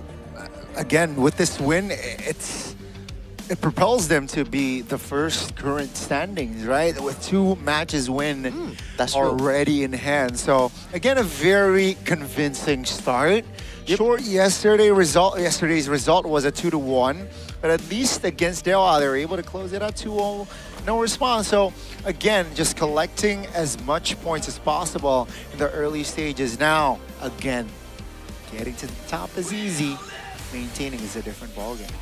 Whole different ball game, and they were talking about the teams that haven't shown up as well, right? Bigatron and Honor, right? So I think they're not content with the current situation, but for now, they can be content with the MVP of that game. It's going to be Kevin. Interesting build as well with that mobility boost instead of just the usual maybe a thrill for some players out there to boost their farming potential. But yeah, it works out really well for the guy. And I think it's not crazy to say so far he's the player of the week. I think so. He has been so impressive on not just one hero, right? In this game, dude, they really abused the burst potential of the Paquito. A lot of times, I think they were really thought that, oh, we can get away with moving up just a little bit, and then the Paquito just says no. And this was the one I was talking about, where you can see that there was responses from Dewa, right? They saw the opportunity to go for a combo, try and catch someone, but every single time something like that happens, the Leone on the Minotaur, if he isn't picked off like this, always finds ways to disrupt the movements. And same thing here, right? They jump in, even though the neutral objective was taken by the side of Dewa, there was always an answer coming in from TLID. Yeah. If Itashukes gets the pickoffs over and over again, it's just a cumulative small wins for Dewa once at a part. It's only Leone, it's only a round. There's not much big conversion, but when TLID strikes, it's just a whole different ballgame, Rashid. Too much CC at this point. I don't know if the Cho is effective enough against this kind of composition. I mean, look at the response here, right? There was a flicker, final slash coming in from Kin to try and catch the members of TL, and immediately it gets cancelled. It gets dove through, almost. So, at any point, even when they're winning, right, it's hard to catch them off guard when you see that they have this kind of awareness where they still ration some kind of crowd control, some kind of skill as a response just in case, right? If the opposition doesn't use it, it's fine. If they do, then the answer is right there. Two different results, two different start of the season for both of these teams. TLID, number one in the standings, but Dewa United, unfortunately, after losing to RRQ2 last day, now they have to lose 2-0. Not again, just a contrast, It's right? literally a Dewa and TL sandwich. And that's the thing. That's the thing. And you kind of almost feel bad for them because when against RRQ, it was a slow, a slow game towards the late. I was game. surprised, by the way. Well, yeah, thank you for the input. good to know. But yeah, it's a slow late game angle. Now against TL, it's just early game. It's just Kevin wrecking everyone. Yeah. It has to be quite a jarring contrast, dude. Playing like a long match, maybe mentally having this vibe that it's gonna be long games, and then getting rushed. Yeah. And here's the thing. Yeah. The question was Hirara banned, right? Earlier at the topic, but game 2 it was banned, but yeah, it's Paquito. Yeah, I think. So how do you stop Kevin becoming the Joe? Maybe ban these two? I'm not sure, because these two are probably the best jungler in terms of like tempo. Maybe right behind the Fanny if you really know how to play the Fanny, right? So you get the snowball easily. Yeah, easily. Not situationally. Yeah. I don't know, man. I think we have to see if there's any other, any other heroes that it can still be used to this level by Kevin. But so far, at least, it's not just the Hirara. So purely shutting him down again. We saw the damage coming in from Dritchel too, right? He said himself, like, I'm only looking so good because Leone and Dritchel set up for me really, really well every single time. And to be fair, Dritchel was on the Zetian and the Tushin, right? So these are, they do damage, but there's a lot of utility baked into that mid lane. And that could be the style of TLID that's allowing Kevin to shine so much. It feels like, I don't know, the way they play, it feels like they have an Albert in the jungle. They have a Kyrie in the jungle. They literally, the jungle is the spearhead of the composition. Kevin might be in that tier, at least now in the first week. Well, it seems like the team plays in that kind of like mindset. Because even Kevin, right, who was kind of highlighted a little bit as well, he was saying like, yeah, it's the trio mid. I'm here, I'm just farming, bro. Yeah. It's all them. Like early game, again, the trio mid was able to just make space, create space for Kevin to farm. And then once he got those items, he starts joining, the turrets started falling. Yeah. And then it's just downhill. I think that's also because of the rotations, man. Because every time you saw like the death on Kin, out of nowhere, 3 people in the bush, right? And afterwards they keep cutting off the gold lane of Dewa, right? They keep diving and forcing everyone back, and slowly but surely they take away all the outer objectives, and that's rotation, man. That's speed. Yeah, and also I think the Jushin has been very underrated, the picks. I thought it was gonna be pretty lackluster, but I think the idea of the Jushin here is to elevate the potential of Kevin once again, just providing the peel and also, as you said, in the draft, providing safety. But before that, like, we're gonna want you to see what's happening in the mic check. How do they comms with each other?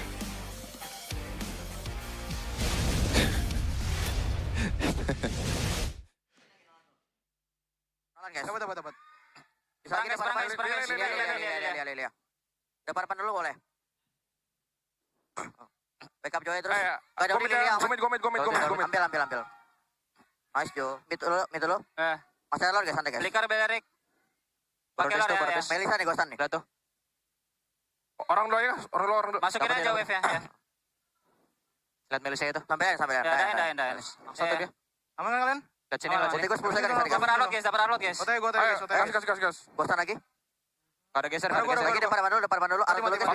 Arfikar. Nakik. Gua mid. Bisa juga ya dari bawah. Ya, udah bers. Udah geser. Dapat. Udah geser. Lagi. Dapat Freya guys. Lagi. Arload dulu. Bisa Kejar lagi. Seorang guys. Minan dulu guys. Aman. Ya. Masih ada bawah lagi kok. Go Freya. Mati flicker. Buatan guys. Lusok. Gak ada kuning. Longsok. Orang lu guys. Mati lu semua. Nice boy. What is this nonchalant calmness, brother? It feels like the opposite of alter ego. If I were to describe what's happening, like it's all things that needs to be communicated. Maybe in the late game it's a bit different, it's a bit more chaotic, but overall, Well, it's a bit silent. You know what I noticed? There wasn't a lot of directing. There wasn't like, oh, do this, do that, do this, go on this guy, right? It's just info. So like decision-wise, they seem to all be on the same page, and it's just like, oh, where's that guy? He might do something. I got a stun. It's just like call-outs. It's the information. It's relayed. Yeah, there wasn't one guy that's going like, okay, we're going in, we're backing up. I mean, to be fair, it was in the middle of the team fight, so those kind of calls might make things even more... But usually you hear them.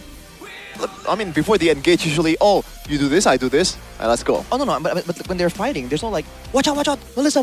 You know, there's some those call-outs. Yeah, you gotta watch out with the Melissa. Also, you gotta watch out for Infinix GT50 Pro, because this is the best phone in the business. Why are you laughing, Gani? Oh, it's just the Infinix GT50 Pro. Yeah, when you're pushing rank, yes, your phone get really hot, you know, in a bad way, especially during intense team fights. Well, Infinix GT53 Pro does not work like that. No frame drops and all that. And those kind of problems that used to be me, Gani, with my really bad phone until I got my Infinix GT50 Pro. Yeah, that's the thing. You know what's hotter than my camera roll? Me. Is my phone before I change to Infinix GT50 Pro. So again, check it out. It's on the stores, your official stores on e-commerce platforms, or visit their physical stores near you. Because even pro players, you know, the nonchalant mic check you just heard, on this phone right here, baby. As cool as HydroFlow liquid cooling. I was turning on the liquid cooling so you can see it. We're just showing off now, Arashi. Look at that movement, bro. That's what's up. Yeah, it helps keep your phone cool and maintain performance even during intense matches. And there's a lot of features as well that comes with it. Gaming feels very smooth, more fluid thanks to the 144 FPS gaming ecosystem, and no more frame drops, no more lag, no more freezing when you're playing with this phone. And aside from the phone, what else do you want to secure? You can get their Infinix GT watch as well. You're wondering why we can get the we can have the heart rate monitors for the players. That's from the GT watch, right? When you're pushing rank, if you're concerned about your health as well, right? You want to see your heart rate, you want to check your sleep quality, your health overall. This is the watch to go for, man. It's super valuable. It works 24/7, Gani. You can be aware of things that is going on in your body, your cortisol level. Yeah. Seems like you were stressed today. It's because you can use it, or you can check it by AI health monitor, which you mentioned 24/7, and that way, you know, we all need to start getting active, and we should track our recovery by this watch. You got to buy this watch, all right? So you can be more aware of your body's condition. You know, if you're fit today or not, if your sleep is enough or not. Can you go high intensity today, or should I go for low intensity today? I mean, Omwawa is leading the charge, man. He started off getting, I think, one of the first talents to actually adopt that GT watch. We're very happy with it. The GT why don't you adopt GT watch just like Omwawa adopted you? What? Boss? You're Omwawa's son, right? You're adopted? Secretly? Yeah? No? And by the way, you can use that for a lot of activity out there. Rashi uses that to do BJJ. That's Brazilian Jiu-Jitsu. Yes. Okay. And also you can tackle and grapple. Yeah, you can also go to the mountain, to the top, Rashi, with GT watch. It's gonna help you a lot. Yeah, because it's good for Omwawa was really vocal about this. He was climbing up the mountain. He's like, oh, dude, I can tell if I'm pushing myself too hard, if I need a break. And sometimes you can't tell just by feeling your body, man. You need the stats, the metrics, you know. No, you need some chair too, like portable chair to sit on top of. Yeah, it's very convenient. Yeah, very convenient. Can you bring like coffee maker to one? No. No? Okay. So maybe I got the info wrong. Brought a camping stove. Ah, interesting. Why are you asking about this now? Why didn't you guys invite me to a mountain hike, man? Maybe next time. Maybe next time. Where? We'll hold you to it, man. Because next time as well, we got our second match, bro. Oh, and it's your we're team. going to Peak, and this is Peak. BTR versus Geek. The anime character? What a weeb. Two of the best teams in MPL Indonesia fighting it out here in game number 2, or match number 2 of Season 18 Day 3. This has been a very memorable start of the season, man. Chef Ngani and Arashi will take a short break. No, not yet, brother. Oh, there's no call. I'm the one who's leading the charge here. What? I'm in charge. No, I thought. You gotta be proactive. What? Remember the packing order, okay? This is Arashi mentioned earlier. Yeah, this is Arashi mentioned you. earlier. This is Rashi. No, Arashi mentioned earlier that there was no direction, there was no director. What? I thought. No. In mic checks, right? This is all practically our mic checks. So you're saying we communicate like Team Liquid? It's pretty sick, man. Now the call is here. We're gonna take it to the break. After this, BTR versus Geek Fam. Do not go anywhere in MPL. BTR's debut. Defending champions.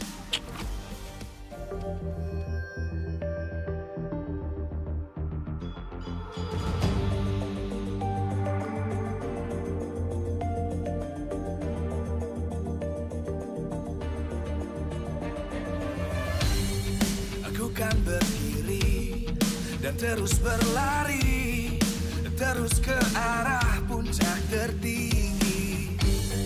Ku takkan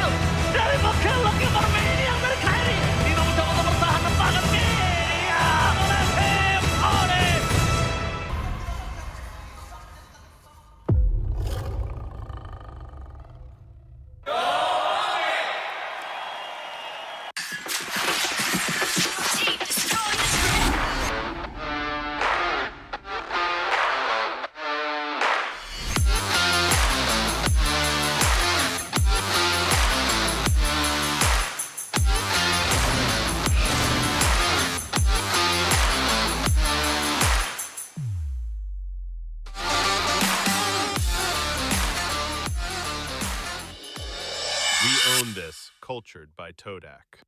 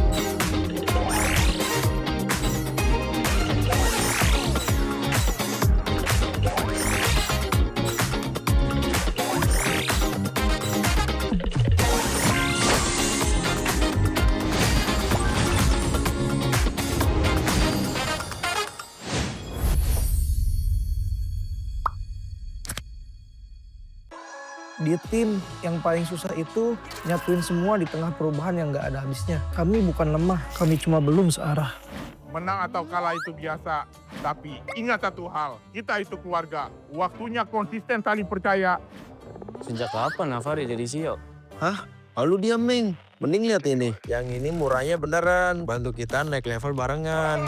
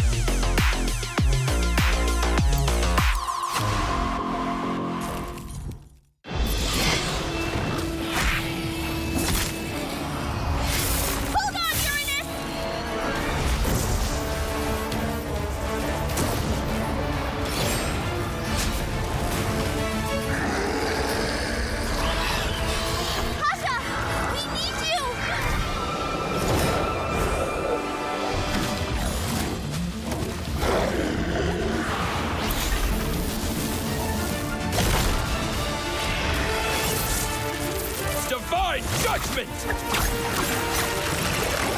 Witness the power of pure lightning!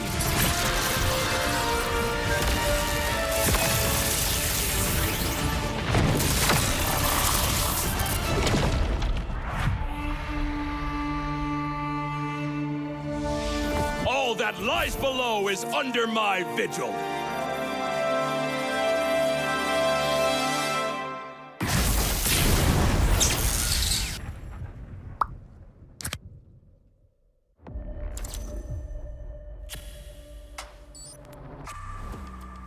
Semua perjalanan mempunyai cerita.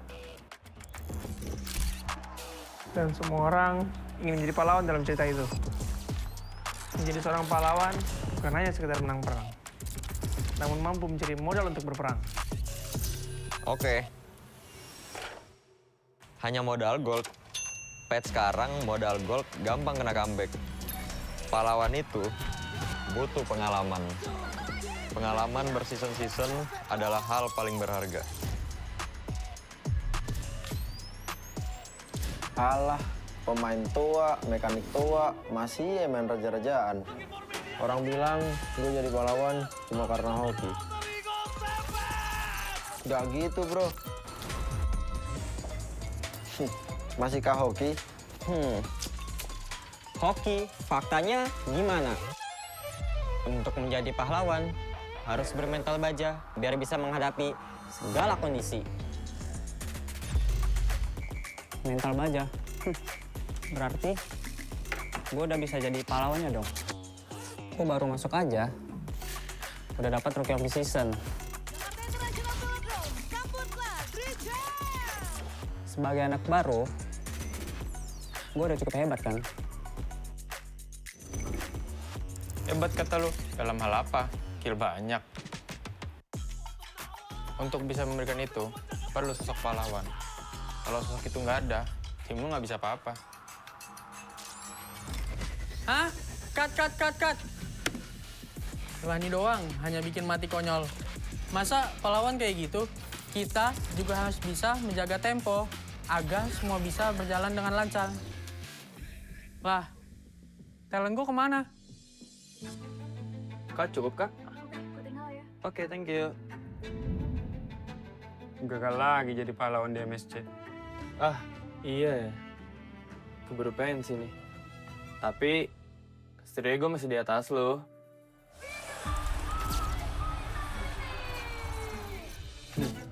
Oke doang lo itu mah.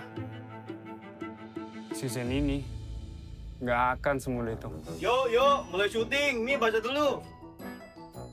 Loh, kok lu jadi Estrada, Man? Magang, Mor. Wih, serius kita bakal main di sini? Yes, approve. Kalau emang di sini, akan lebih pantas buat ngebuktiin siapa pahlawannya.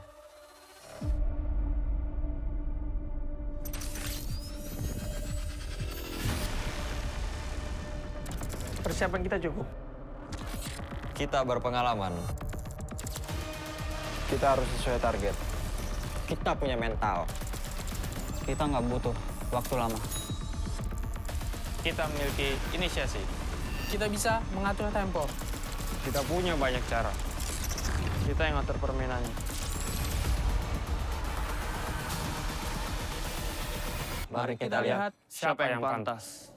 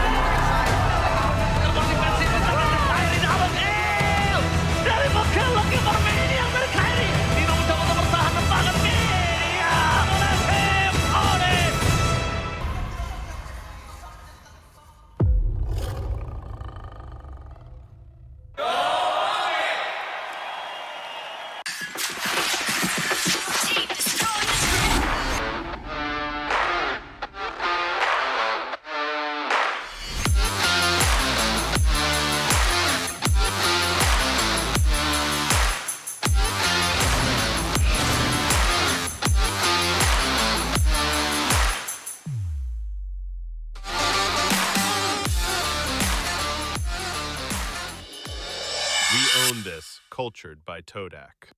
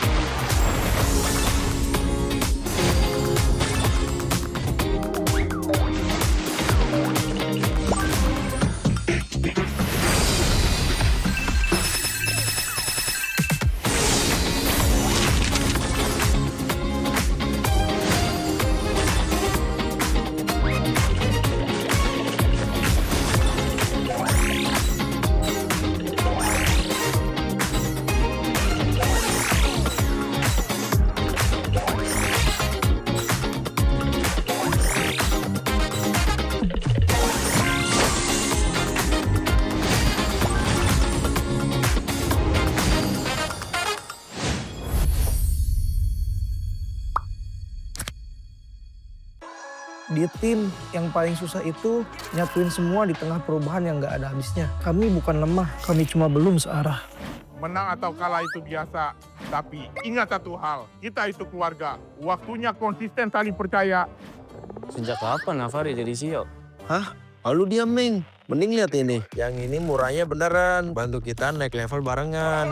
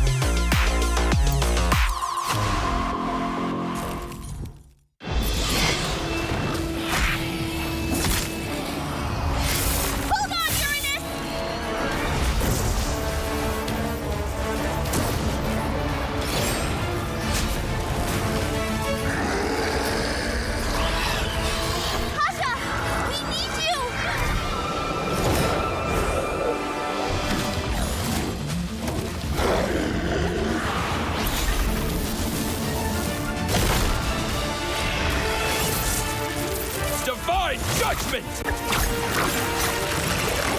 Witness the power of pure lightning!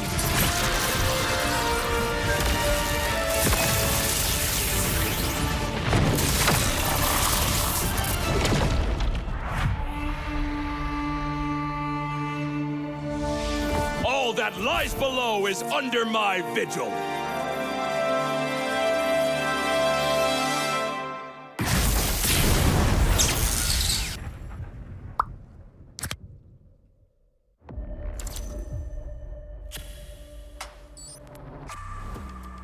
Semua perjalanan mempunyai cerita. Dan semua orang ingin menjadi pahlawan dalam cerita itu. Menjadi seorang pahlawan bukan hanya sekedar menang perang, namun mampu mencari modal untuk berperang. Oke. Hanya modal gold. Patch sekarang modal gold gampang kena comeback. Pahlawan itu butuh pengalaman. Pengalaman berseason-season adalah hal paling berharga. Alah, pemain tua, mekanik tua, masih main raja-rajaan. Orang bilang gue jadi pahlawan cuma karena hoki. Gak gitu, bro. Masihkah hoki? Hoki, faktanya gimana? Untuk menjadi pahlawan, harus bermental baja biar bisa menghadapi segala kondisi. Mental baja? Berarti gue udah bisa jadi pahlawannya dong. Gue baru masuk aja, udah dapat Rookie of the Season. Sebagai anak baru, gue udah cukup hebat kan? Hebat kata lu, dalam hal apa? Kill banyak. Untuk bisa memberikan itu, perlu sosok pahlawan. Kalau sosok itu nggak ada, tim lu nggak bisa apa-apa. Hah? Cut. Lani doang, hanya bikin mati konyol. Masa pahlawan kayak gitu? Kita juga harus bisa menjaga tempo, agar semua bisa berjalan dengan lancar. Lah, talent gue kemana? Kak, cukup, Kak? Oke, thank you. Gagal lagi jadi pahlawan di MSC. Ah, iya ya. Keburu pensi nih. Tapi, setidaknya gue masih di atas lo.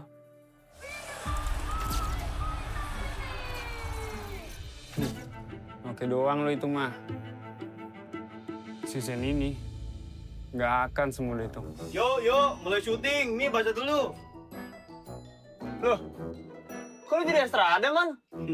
Magang, Mor. Wih, serius kita bakal main di sini? Yes, approve.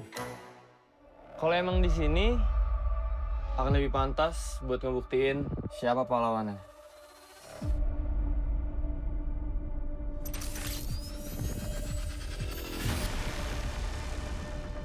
Persiapan kita cukup.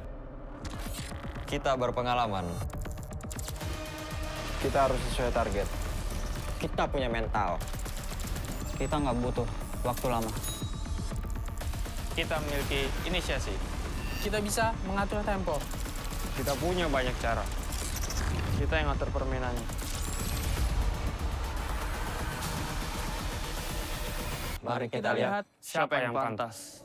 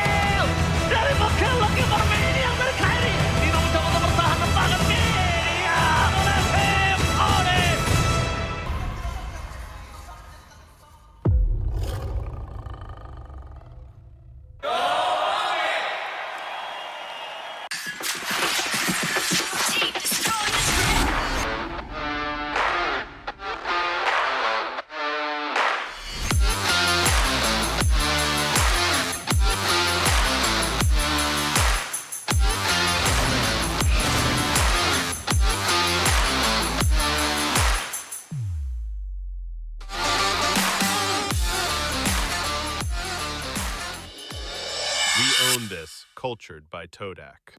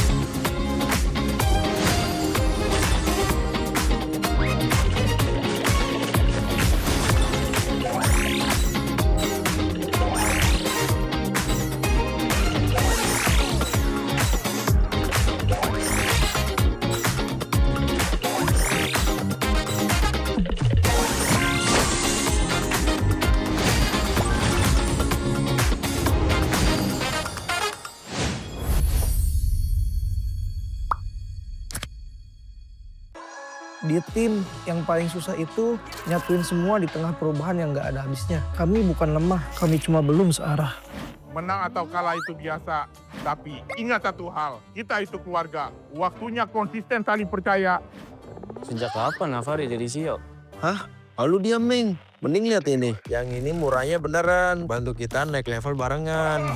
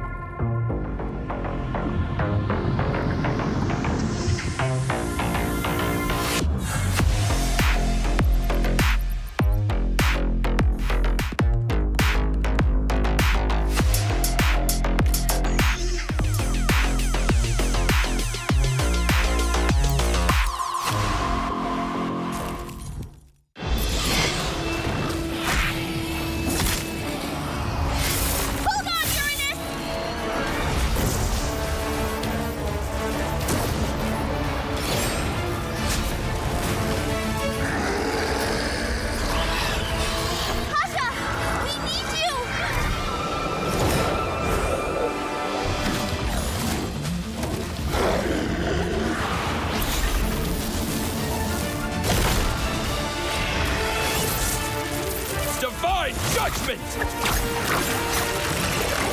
Witness the power of pure lightning!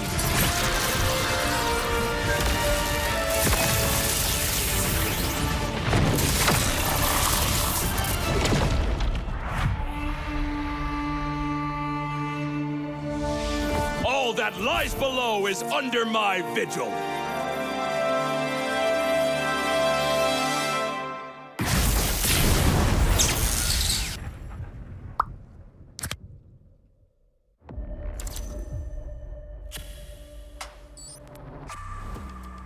Semua perjalanan mempunyai cerita. Dan semua orang ingin menjadi pahlawan dalam cerita itu. Menjadi seorang pahlawan bukan hanya sekedar menang perang, namun mampu mencari modal untuk berperang. Oke. Hanya modal gold. Patch sekarang modal gold gampang kena comeback. Pahlawan itu butuh pengalaman. Pengalaman berseason-season adalah hal paling berharga. Alah, pemain tua, mekanik tua, masih main raja-rajaan. Orang bilang gue jadi pahlawan cuma karena hoki. Gak gitu, bro. Masihkah hoki? Hoki, faktanya gimana? Untuk menjadi pahlawan, harus bermental baja biar bisa menghadapi segala kondisi. Mental baja? Berarti gue udah bisa jadi pahlawannya dong. Gue baru masuk aja, udah dapat Rookie of the Season. Sebagai anak baru, gue udah cukup hebat kan? Hebat kata lu, dalam hal apa? Kill banyak. Untuk bisa memberikan itu, perlu sosok pahlawan. Kalau sosok itu nggak ada, tim lu nggak bisa apa-apa. Hah? Cut. Lani doang, hanya bikin mati konyol. Masa pahlawan kayak gitu? Kita juga harus bisa menjaga tempo agar semua bisa berjalan dengan lancar. Lah, talent gue kemana? Kak, cukup, Kak? Oke, thank you. Gagal lagi jadi pahlawan di MSC. Ah, iya ya. Keburu pensi nih. Tapi, setidaknya gue masih di atas lo.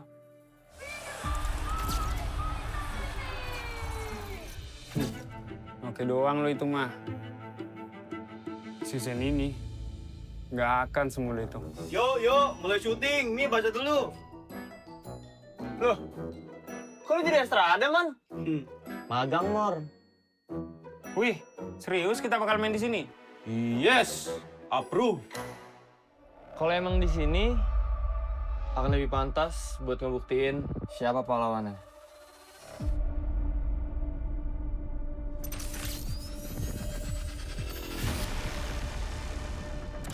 Persiapan kita cukup. Kita berpengalaman. Kita harus sesuai target. Kita punya mental. Kita nggak butuh waktu lama. Kita memiliki inisiasi. Kita bisa mengatur tempo. Kita punya banyak cara.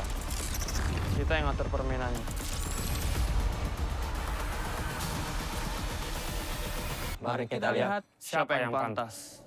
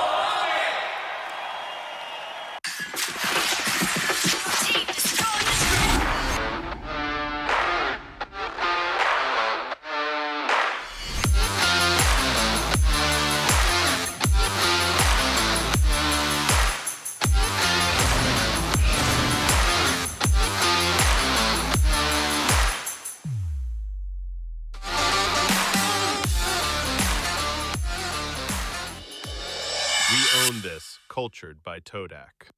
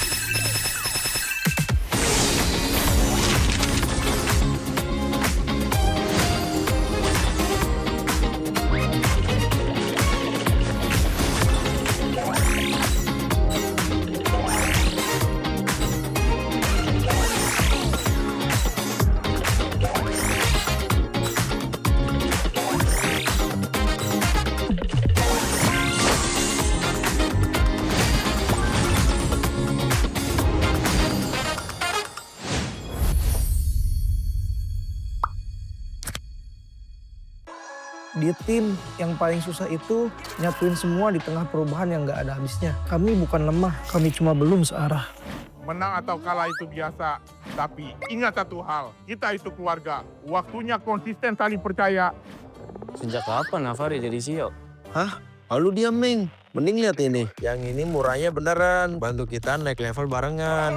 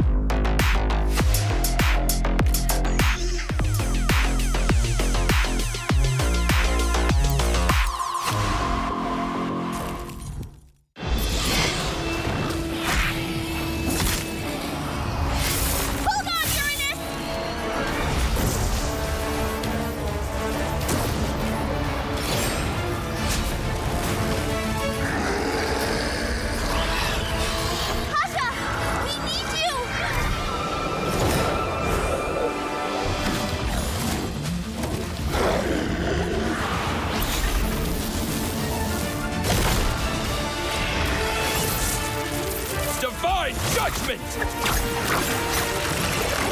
Witness the power of pure lightning!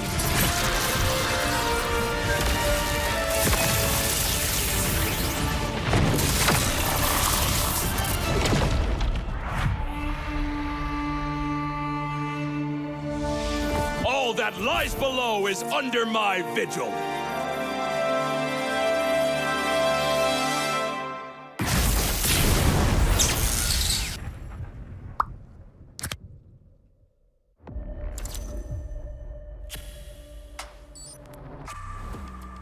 Semua perjalanan mempunyai cerita. Dan semua orang ingin menjadi pahlawan dalam cerita itu. Menjadi seorang pahlawan bukan hanya sekedar menang perang, namun mampu mencari modal untuk berperang. Oke. Hanya modal gold. Patch sekarang modal gold gampang kena comeback. Pahlawan itu butuh pengalaman. Pengalaman berseason-season adalah hal paling berharga. Alah, pemain tua, mekanik tua, masih main raja-rajaan. Orang bilang gue jadi pahlawan cuma karena hoki. Gak gitu, bro. Masihkah hoki? Hoki, faktanya gimana? Untuk menjadi pahlawan, harus bermental baja biar bisa menghadapi segala kondisi. Mental baja? Berarti gue udah bisa jadi pahlawannya dong. Gue baru masuk aja, udah dapat Rookie of the Season. Sebagai anak baru, gue udah cukup hebat kan? Hebat kata lu, dalam hal apa? Kill banyak. Untuk bisa memberikan itu, perlu sosok pahlawan. Kalau sosok itu nggak ada, tim lu nggak bisa apa-apa. Hah? Cut. Lani doang, hanya bikin mati konyol. Masa pahlawan kayak gitu? Kita juga harus bisa menjaga tempo agar semua bisa berjalan dengan lancar. Lah, talent gue kemana? Kak, cukup, Kak? Oke, thank you. Gagal lagi jadi pahlawan di MSC. Ah, iya ya. Keburu pensi nih. Tapi, setidaknya gue masih di atas lo.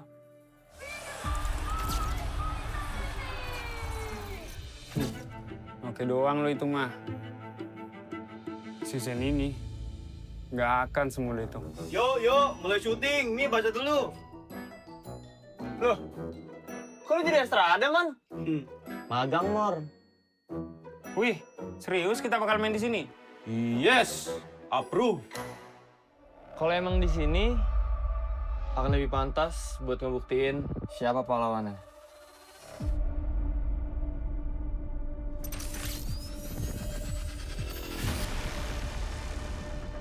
Persiapan kita cukup. Kita berpengalaman. Kita harus sesuai target. Kita punya mental. Kita nggak butuh waktu lama. Kita memiliki inisiasi. Kita bisa mengatur tempo. Kita punya banyak cara. Kita yang ngatur permainannya. Mari kita lihat siapa yang pantas.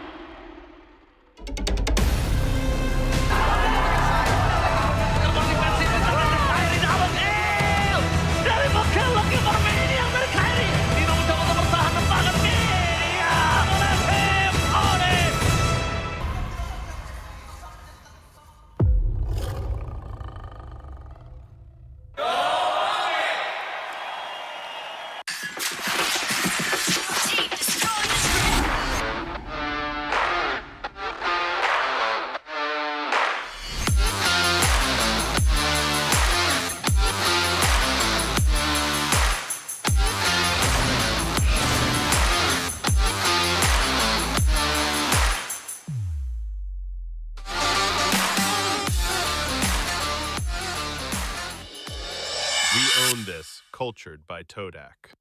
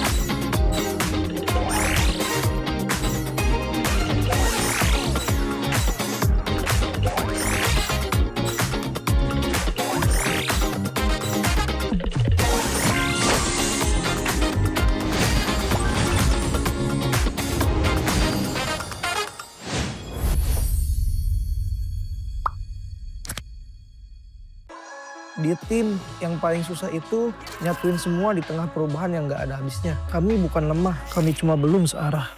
Menang atau kalah itu biasa, tapi ingat satu hal, kita itu keluarga. Waktunya konsisten saling percaya. Sejak kapan Navari jadi CEO? Hah? Lalu diam, Ming. Mending lihat ini. Yang ini murahnya beneran. Bantu kita naik level barengan.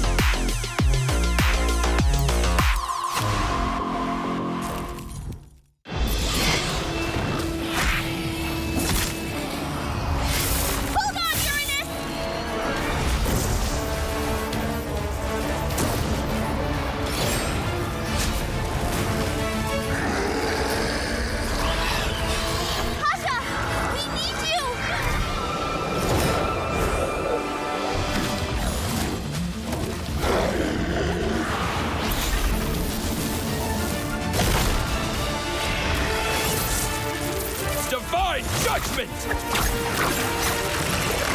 Witness the power of pure lightning!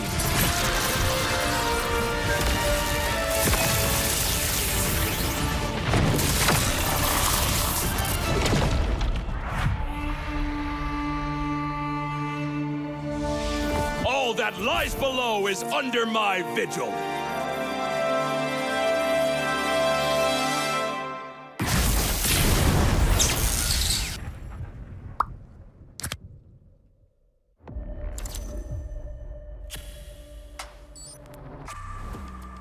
Semua perjalanan mempunyai cerita. Dan semua orang ingin menjadi pahlawan dalam cerita itu.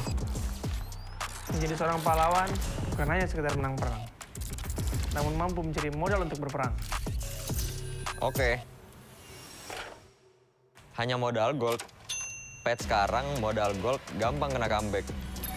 Pahlawan itu butuh pengalaman. Pengalaman berseason-season adalah hal paling berharga.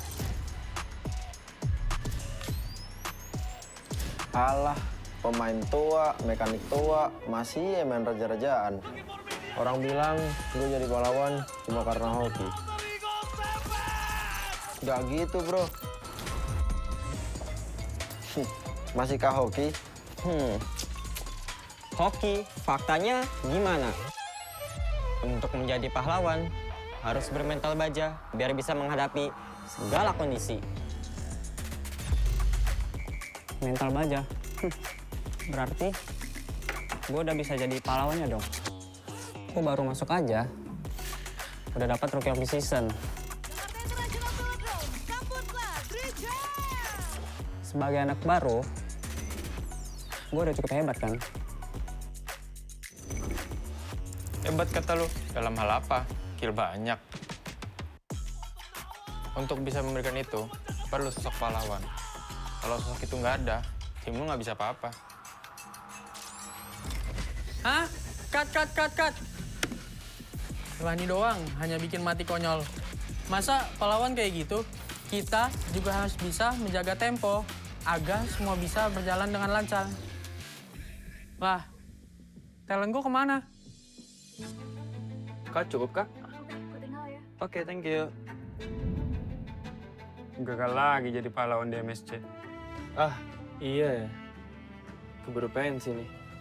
Tapi, setidaknya gue masih di atas lo.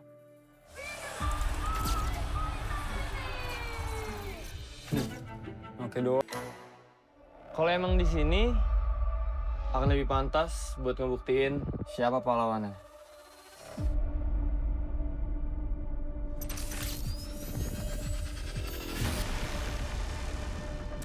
Persiapan kita cukup. Kita berpengalaman. Kita harus sesuai target. Kita punya mental. Kita nggak butuh waktu lama. Kita memiliki inisiasi. Kita bisa mengatur tempo. Kita punya banyak cara. Kita yang ngatur permainannya. Mari kita lihat siapa yang pantas.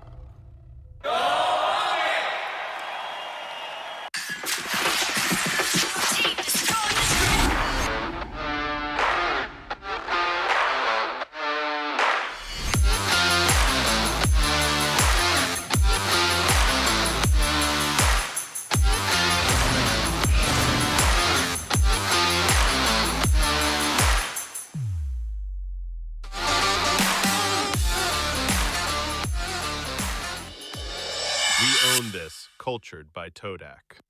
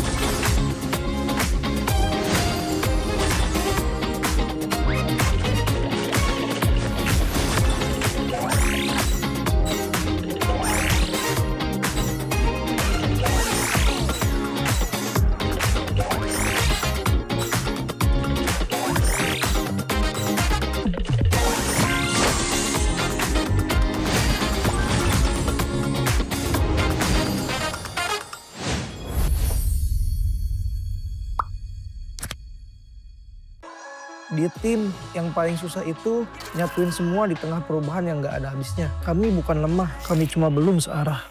Menang atau kalah itu biasa, tapi ingat satu hal, kita itu keluarga. Waktunya konsisten saling percaya. Sejak kapan Navari jadi CEO? Hah? Lalu dia Ming. Mending lihat ini. Yang ini murahnya beneran. Bantu kita naik level barengan.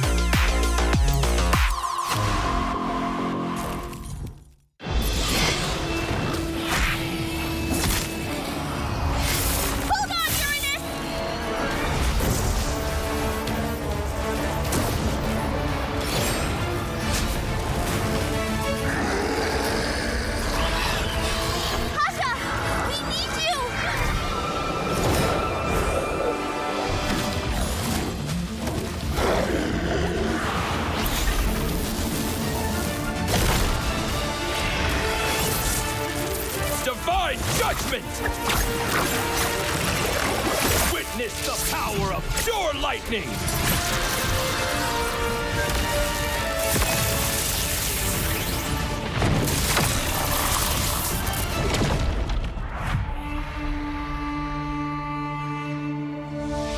All that lies below is under my vigil.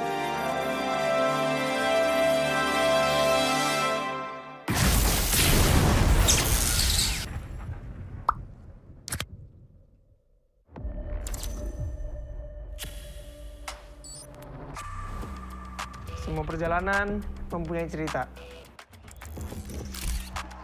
Dan semua orang ingin menjadi pahlawan dalam cerita itu. Menjadi seorang pahlawan bukan hanya sekedar menang perang, namun mampu mencari modal untuk berperang. Oke. Hanya modal gold. Patch sekarang modal gold gampang kena comeback. Pahlawan itu butuh pengalaman.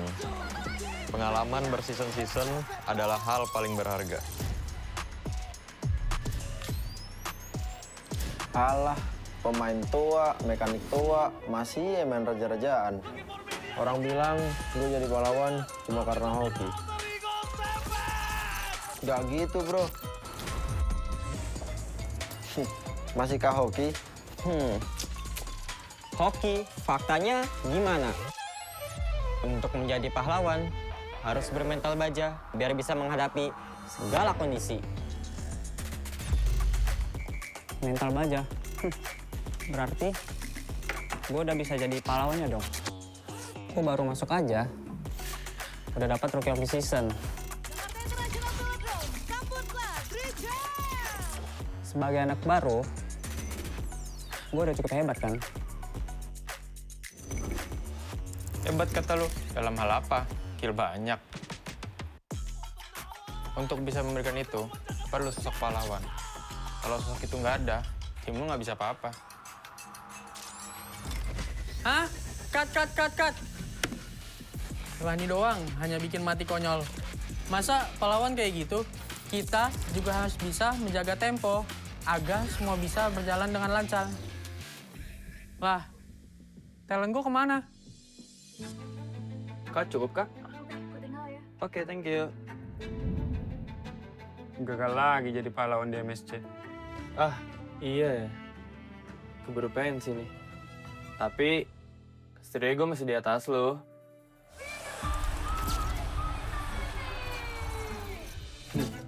Oke doang lo itu mah. Season ini nggak akan semudah itu. Yuk, mulai syuting. Nih, baca dulu. Loh, kok lu jadi Estrada, Man? Magang, Mor. Wih, serius kita bakal main di sini? Yes, approve. Kalau emang di sini akan lebih pantas buat ngebuktiin siapa pahlawannya.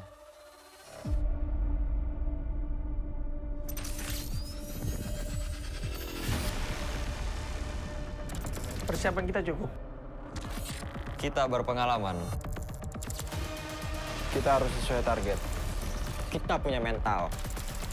Kita nggak butuh waktu lama. Kita memiliki inisiasi. Kita bisa mengatur tempo. Kita punya banyak cara. Kita yang ngatur permainannya. Mari kita lihat siapa yang pantas.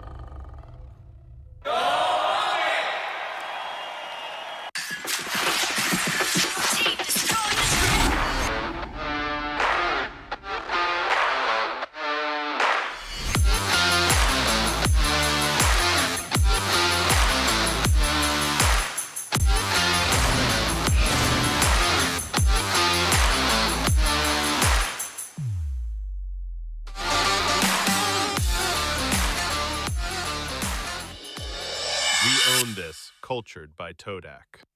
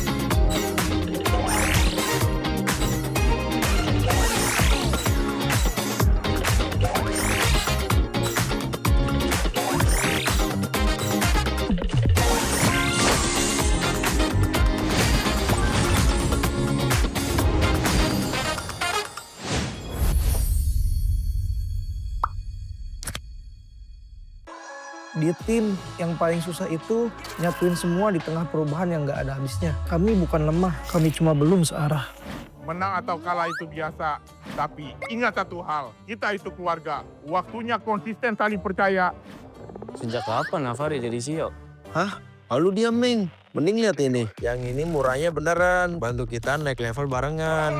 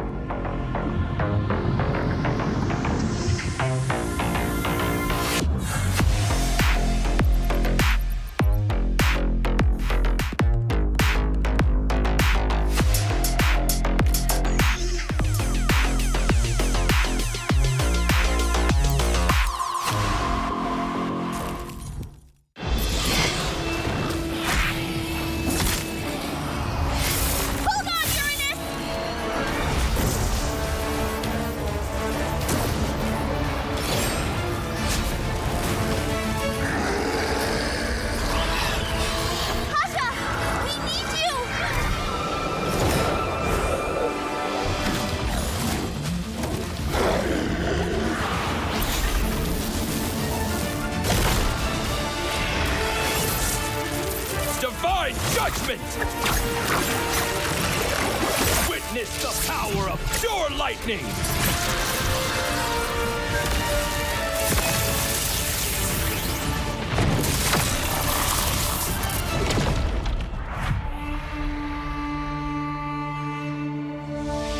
All that lies below is under my vigil.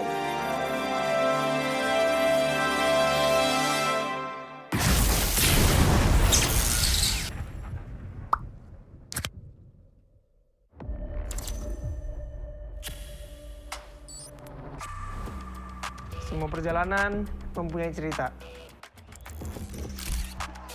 Dan semua orang ingin menjadi pahlawan dalam cerita itu. Menjadi seorang pahlawan bukan hanya sekedar menang perang, namun mampu mencari modal untuk berperang. Oke. Hanya modal gold. Patch sekarang modal gold gampang kena comeback. Pahlawan itu butuh pengalaman. Pengalaman berseason-season adalah hal paling berharga. Alah, pemain tua, mekanik tua, masih main raja-rajaan. Orang bilang gue jadi pahlawan cuma karena hoki. Gak gitu bro. Masihkah hoki? Hoki, faktanya gimana? Untuk menjadi pahlawan, harus bermental baja biar bisa menghadapi segala kondisi. Mental baja? Berarti gue udah bisa jadi pahlawannya dong.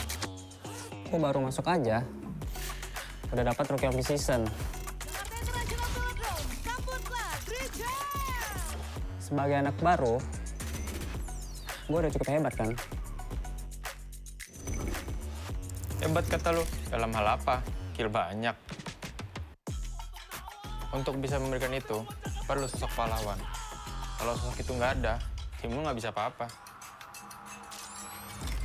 Hah? Cut. Lani doang, hanya bikin mati konyol. Masa pahlawan kayak gitu? Kita juga harus bisa menjaga tempo, agar semua bisa berjalan dengan lancar. Lah, talent gue kemana?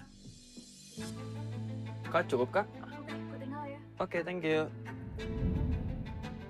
Gagal lagi jadi pahlawan di MSC. Ah, iya ya. Keburu pensi nih.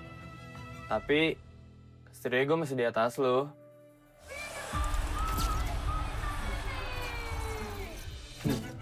Oke doang lo itu mah. Season ini nggak akan semudah itu. Yo, mulai syuting. Mi, baca dulu. Loh, kok lu jadi Estrada, Man? Magang, Mor.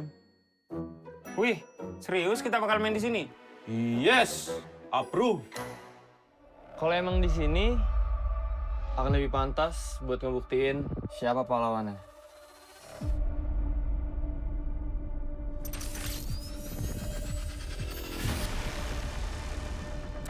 Persiapan kita cukup. Kita berpengalaman. Kita harus sesuai target. Kita punya mental. Kita nggak butuh waktu lama. Kita memiliki inisiasi. Kita bisa mengatur tempo. Kita punya banyak cara. Kita yang ngatur permainannya. Mari kita lihat siapa yang pantas.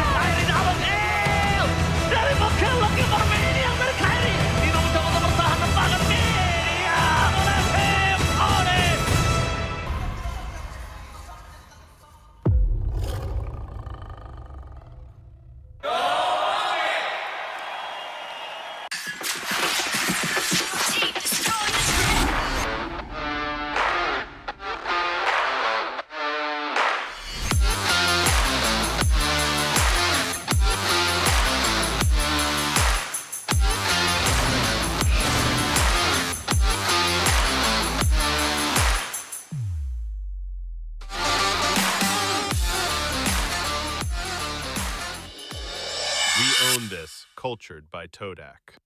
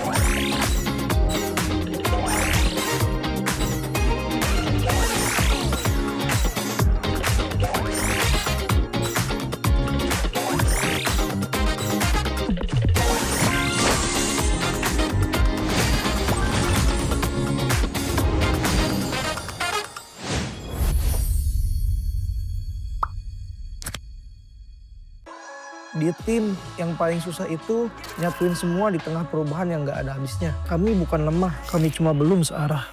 Menang atau kalah itu biasa, tapi ingat satu hal, kita itu keluarga. Waktunya konsisten saling percaya. Sejak kapan Navari jadi CEO? Hah? Lalu diam, Ming. Mending lihat ini. Yang ini murahnya beneran. Bantu kita naik level barengan.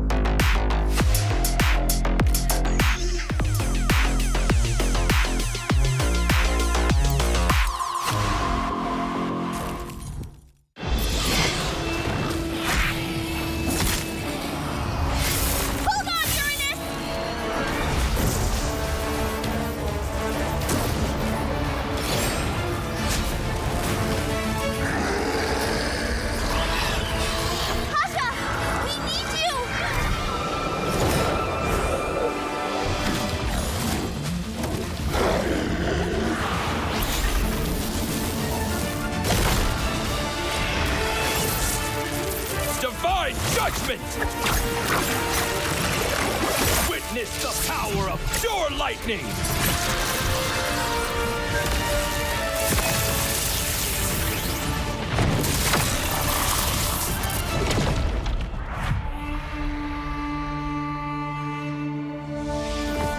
that lies below is under my vigil.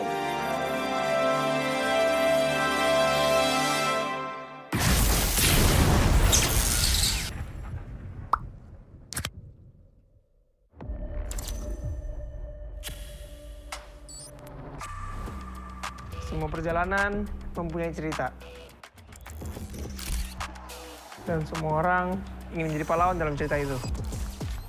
Menjadi seorang pahlawan bukan hanya sekedar menang perang, namun mampu mencari modal untuk berperang. Oke. Hanya modal gold. Patch sekarang modal gold gampang kena comeback.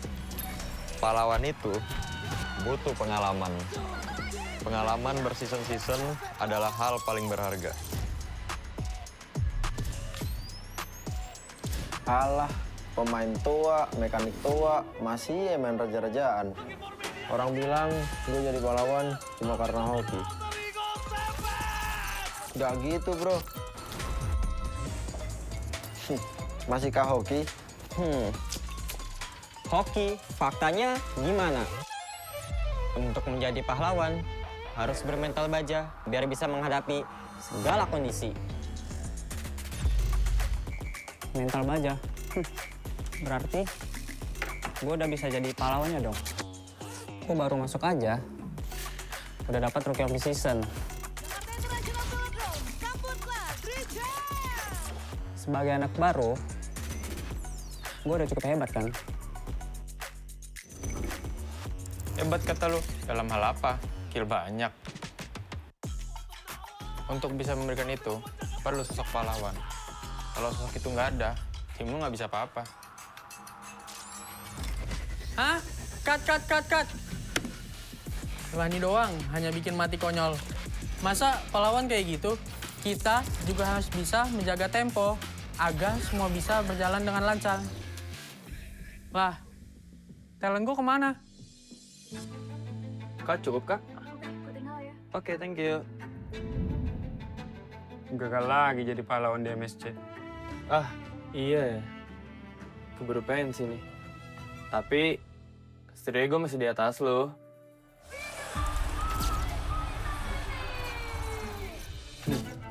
Oke doang lo itu mah.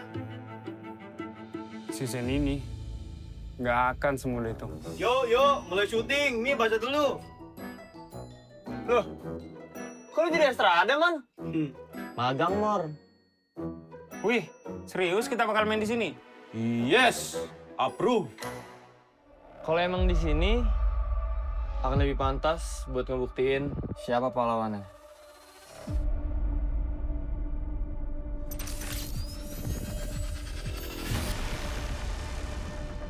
Persiapan kita cukup. Kita berpengalaman. Kita harus sesuai target. Kita punya mental. Kita nggak butuh waktu lama. Kita memiliki inisiasi. Kita bisa mengatur tempo. Kita punya banyak cara. Kita yang ngatur permainannya. Mari kita lihat siapa yang pantas.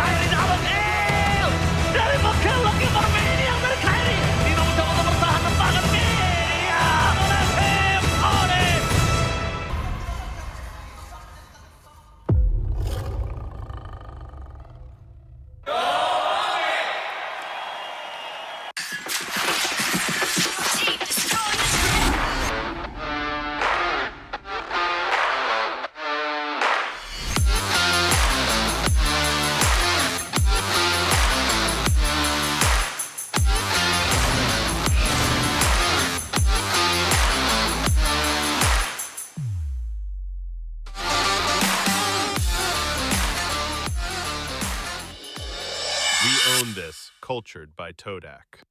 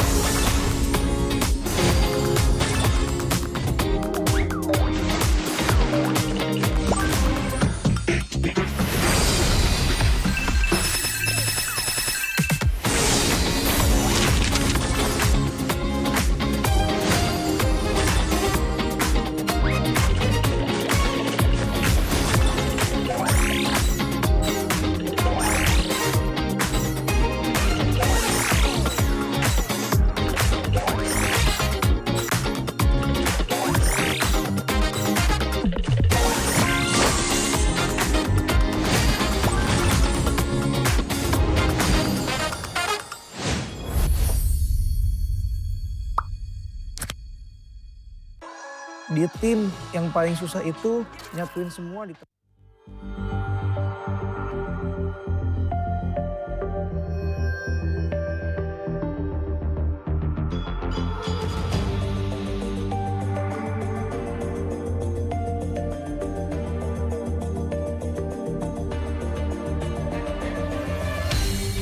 Aku kan berdiri dan terus berlari, terus ke arah puncak tertinggi. Ku takkan berhenti, hanya sampai di sini. Kemenangan abadi menanti. You know we won't miss if we unite our focus. And if you haven't noticed, we all live. Nyalakan apimu, hadapi semua tantangan, hadang semua serangan, jatuh bukan halangan. Bakar semangatmu, janganlah engkau menyerah. Kita akan buat sejarah. We all this, we won't miss. We all this, we won't miss. Saatnya beraksi, jalani ambisi.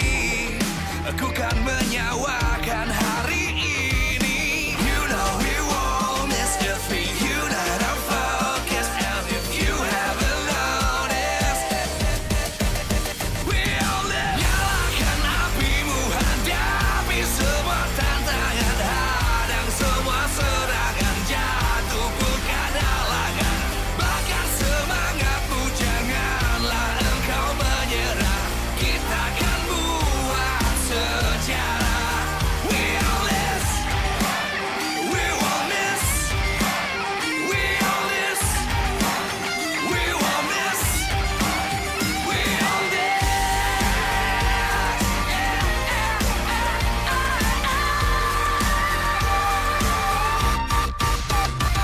Nyalakan apimu, hadapi semua tantangan, hadang semua serangan, jatuh bukan halangan. Bakar semangatmu, janganlah engkau menyerah. Kita akan buat sejarah. We all this.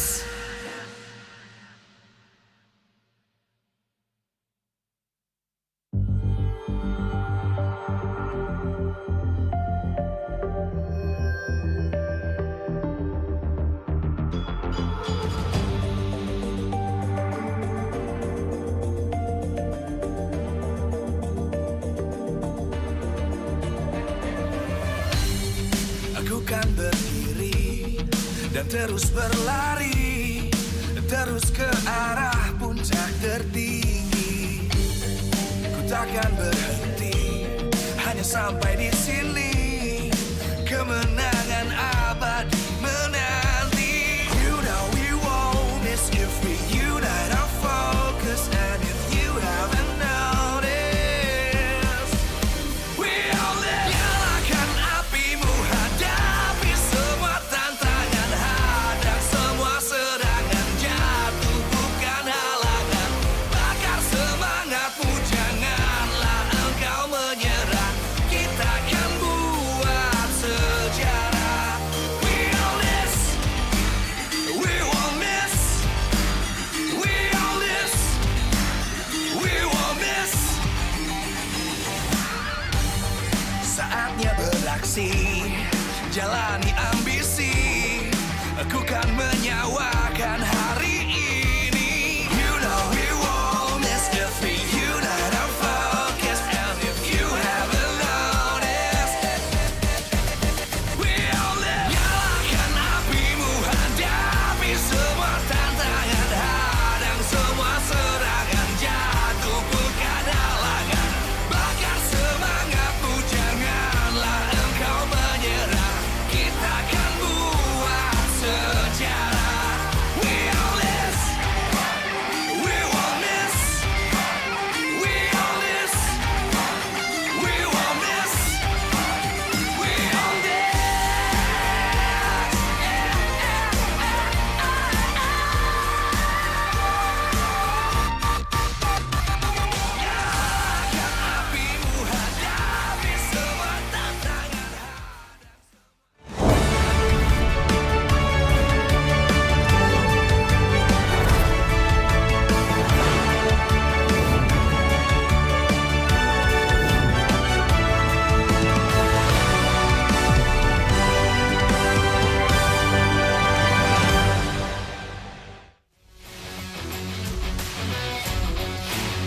Live from MPL Arena, Jakarta. MPL Indonesia Season 18 is powered by Mutal. Supported by Esports Federation of Indonesia. Presented by official gaming phone, Infinix. Official e-wallet, GoPay. Official gaming chair, Toda. Partner in esports, Aqua. Good time. So good. We own this.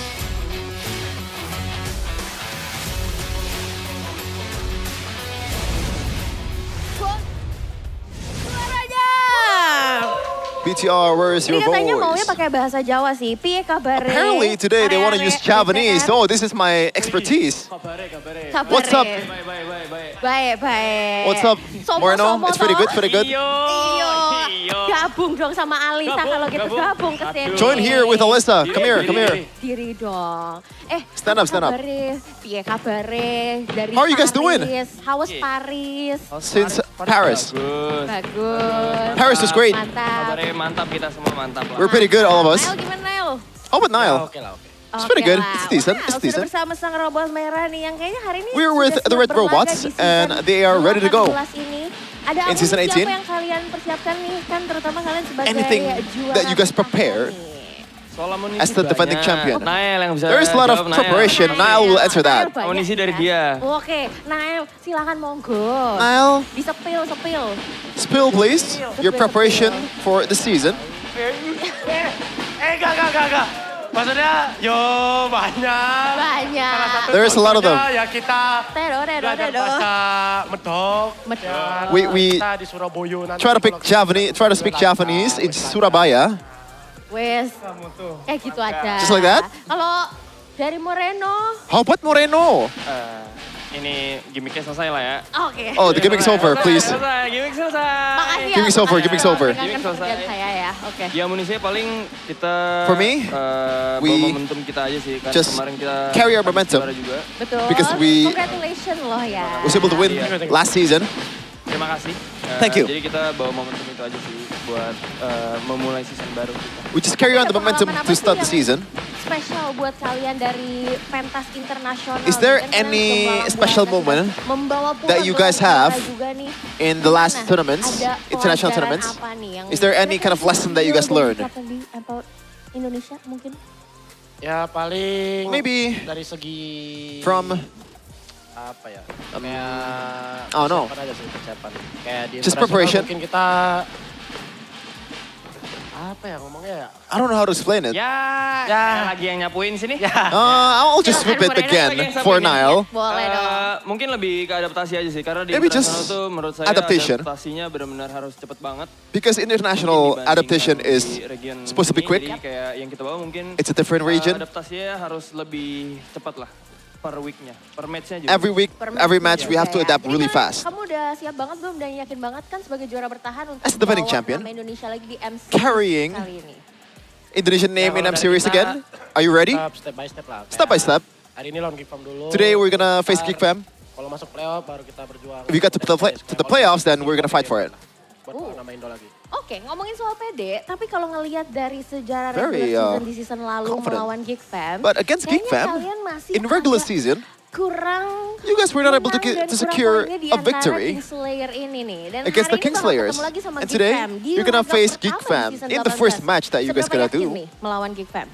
How confident you guys are against Geek Fam?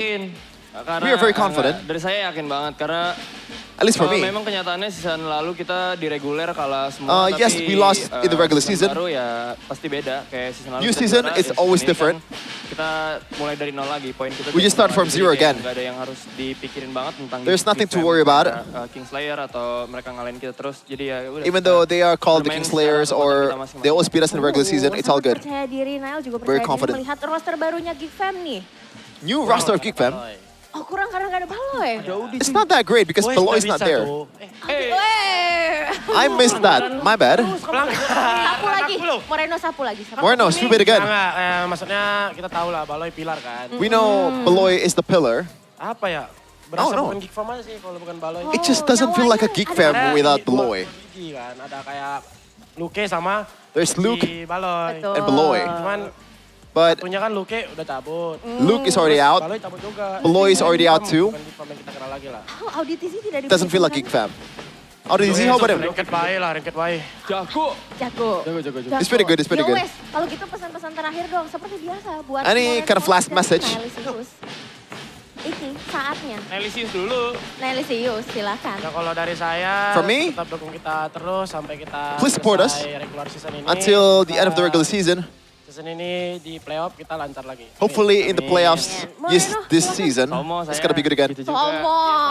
Sama. Somo, it's the same. Terima kasih udah dukung The same with Niall. ini dukung kita. Thank you for supporting lagi us. Di season 18 ini dan In season 18 again. Kita lihat aja aksi kita. We'll just see our action. Mercy Bukopnya mana Mercy Bukom? Where's your French? Where's the merci beaucoup? Bonjour. Enggak, soalnya kita kan mau melalui playoff di Surabaya. Jadi udah beda. Because we will hold the playoffs in the Surabaya, so we're gonna change to Javanese. Surabaya bahasanya. Yo, So we're gonna speak Surabaya. Mereka begitu pedenya udah bakal ke Surabaya. Seems like they're really confident to go to Surabaya. Kita akan lihat kalian di match kali ini melawan Geek Fam, apakah BTR ataukah Geek Fam yang akan memenang? Will be BTR or Geek Fam in this match.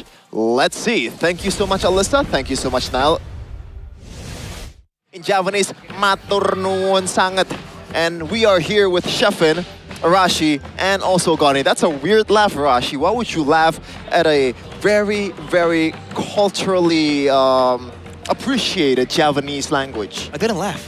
No, you did. You did. You giggle. You giggle. You got the wrong person. What? Nah, he's lying. He's lying. You can claim it is all you want, but I didn't say anything. Okay. You be the judge, chat. Yeah, you can be the judge though for who is going to actually win here. Geek Fam or BTR. Will Geek dominate BTR again in the regular season? No, BTR is stronger. Geek will win. C is the centrist answer, so do not vote for that. By the way, it's sponsored by Infinix GT50 Pro. How about you, Gani? You are, well, he's also a neutral person here on the desk, but I want to know your opinion about this matchup because this is the defending champion against just Geek Fam. Definitely pressure is on Geek Fam. BTR. Whoa! But they're defending champions, you know, against Geek Fam who just lost. So again, if they lose this match, it's definitely a stain to their debuts here in the MPL ID stage. But then again, on paper, I feel like the Red Robots here, Arashi, they're very capable, right? What, in the span of 3-4 months, 2 trophies already secured by this roster. And that shows consistency, that shows quality. And I hope the season is no different. I hope BTR can stay consistent, man, because not a lot of teams can maintain that sort of intensity, maintain that sort of goal, i.e. Team Liquid. And again, they're one of the teams that has a really complete roster, in a sense. Whenever they do lose, right, it's never like, oh, one person just couldn't step up, one person is outclassed in his role. No, it seems like they have world-class talent. It's just the other, you know, the other factors here that really needs to be watched by the team. So if they can make sure that things go smoothly, that's it's probably, it's almost like a lot of people consider it a done deal for Bigatron. Right. Especially with Geek Fam having a tough blow losing Beloyski, right? But the stats actually show that Geek Fam has been able to find the weaknesses of Bigatron. I think it was the shot calling back then, it was the maneuvers in the game. Now it's a different story, but I think there's a mental aspect to this, right? As the players of Geek Fam and Bigatron understand the history is gonna affect how they perform in the Lane of Dawn. Yeah, but the history also, gotta put it into context that in this history, at least what we show on the screen right here, Beloyski was there. Yes. You can also argue that Beloyski was there too in the playoffs, so. Yes. How will that affect Geek Fam, Arashi? We saw Auditizi in the first game that he played for Geek Fam. It was phenomenal on a Kaja, but once the Kaja is gone, once the Geek Fam draft becomes even more chaotic, it all goes away. Maybe the synergy was not there, or what is happening right now with Geek Fam? Well, I think the big, of course, with the change in Beloyski, you can't expect everyone to fit in his shoes, right? He does so much. But I think the main observable difference for Geek Fam is that they're a bit more one-dimensional. Because we've seen that they can still perform when it's aggressive, when they want to play tempo, when they want Auditizi to do his thing and start engaging and picking people off. When they're not, right? When they have to play slower, when they have to go with the geekable angle that's been so notorious for a couple of seasons now. Now it's no longer as scary facing the geekable scenarios, because Geek Fam aren't really as proficient in the macros when they're behind, when they're trying to survive. Yeah, because it feels like with the draft, the chip draft, the Kenziski, Masha, Gold Lane, all that. When you think about it, somehow, as a Geek Fam fan, I can feel like if it's Beloy, maybe they can pull it off. Now, here's the big question, right? Do Auditizi replicate Beloyski's playstyle, or will he bring his own style? Because I feel like if he wants to try replicate that Beloyski role, it's gonna take seasons, bro. You know, again, right? Beloyski did build to at least invested in Geek season after season. Now I don't think an Audi can do that instantly. So at least the approach here for Audi is just be him, you know? Create his own name for Geek Fam. Sure, Beloyski, you know, the positive qualities that he can bring to the table, copy it, but you can't copy and paste 100%. And I think Auditizi needs to realize that, identify his strengths, and bring his own persona, bring his own style to fill Beloyski's role. You know, it's a big shoe to fill, but you know, but Audi, I'm sure with time and also, you know, just believe in yourself. Yeah, gotta fill it up. And I feel like he's also trying to bring his own persona into the game with the draft. I believe that was the only Kaja game so far this season, and it's the only chip game this season, if I'm not mistaken. Well, technically, there are 2 chip games. Well, I said technically. Yeah. Oh, go on. Actually. Yeah, so go on. It looks like Auditizi is really trying to be himself, and when we talked with Coach Aldo, apparently Auditizi is also very prone to pick those kind of like weird niche picks that he has. I'm not sure which heroes that Coach Aldo is talking about, but at least 2 of them has come out. Back then, you know, Varia Rome, back then. Well, again, in the current meta, there's a lot of flexibility. The meta technically isn't really consolidated just yet. We're yet to see, right?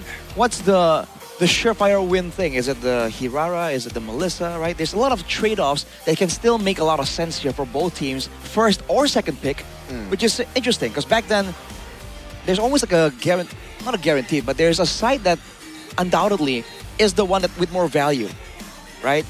If there's one hero that's super good, if there's trade heroes that are better in the second pick, it's gonna be a bit more straightforward. But now it's a bit different, and I think that Audi can thrive in such an environment.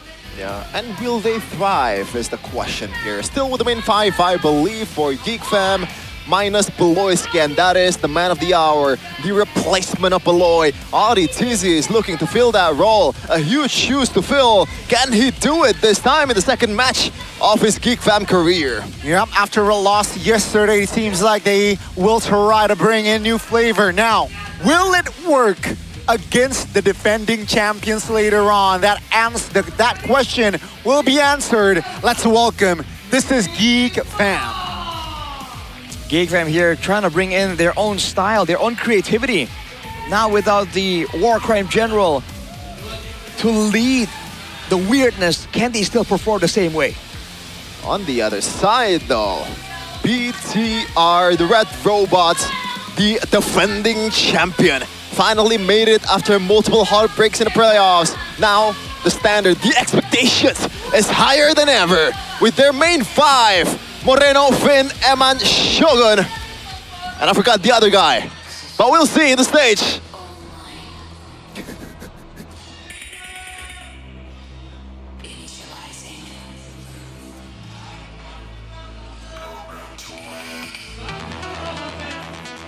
Feels like homecoming, but this is your defending champions.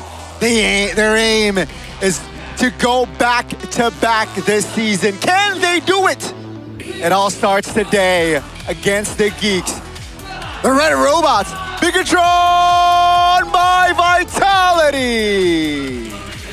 Back to remind everyone who they are. With a stellar track record, with an uphill trajectory, they're gonna try once more to show that they can assert dominance for a long duration in the season, in the scene.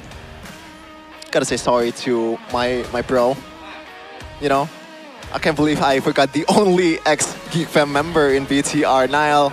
My bad, man. My bad, man. But speaking of ex-Geek Fam, who returned to Geek Fam, it's Erpang in the helm, Rashi. Back for the Geeks. It's gonna be his debut technically as well. So what is his moniker? The prodigal son? The mountain man? Erpang, a man of many colors here. Oh. He's been crazy so far. I think we were very impressed with the draft where the Kaja showed out, but afterwards, not so much. Not his debut. Right? I think there's a lot of doubters right now because of the double down on the chip strat. But now he can prove it to us, right? Especially against Bigatron by Vitality. Even if he puts up a strong fight and doesn't really win it out, it's going to increase his standings and a lot of people's opinions.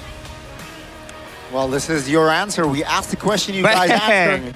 BTR is stronger. I'm sure like a smidge of that percentage is just Mirko voted as well. On 15 like, phones. Yeah, 50 accounts, 50 emails. Oh my goodness gracious. 70% is pretty darn harsh though, Rashi.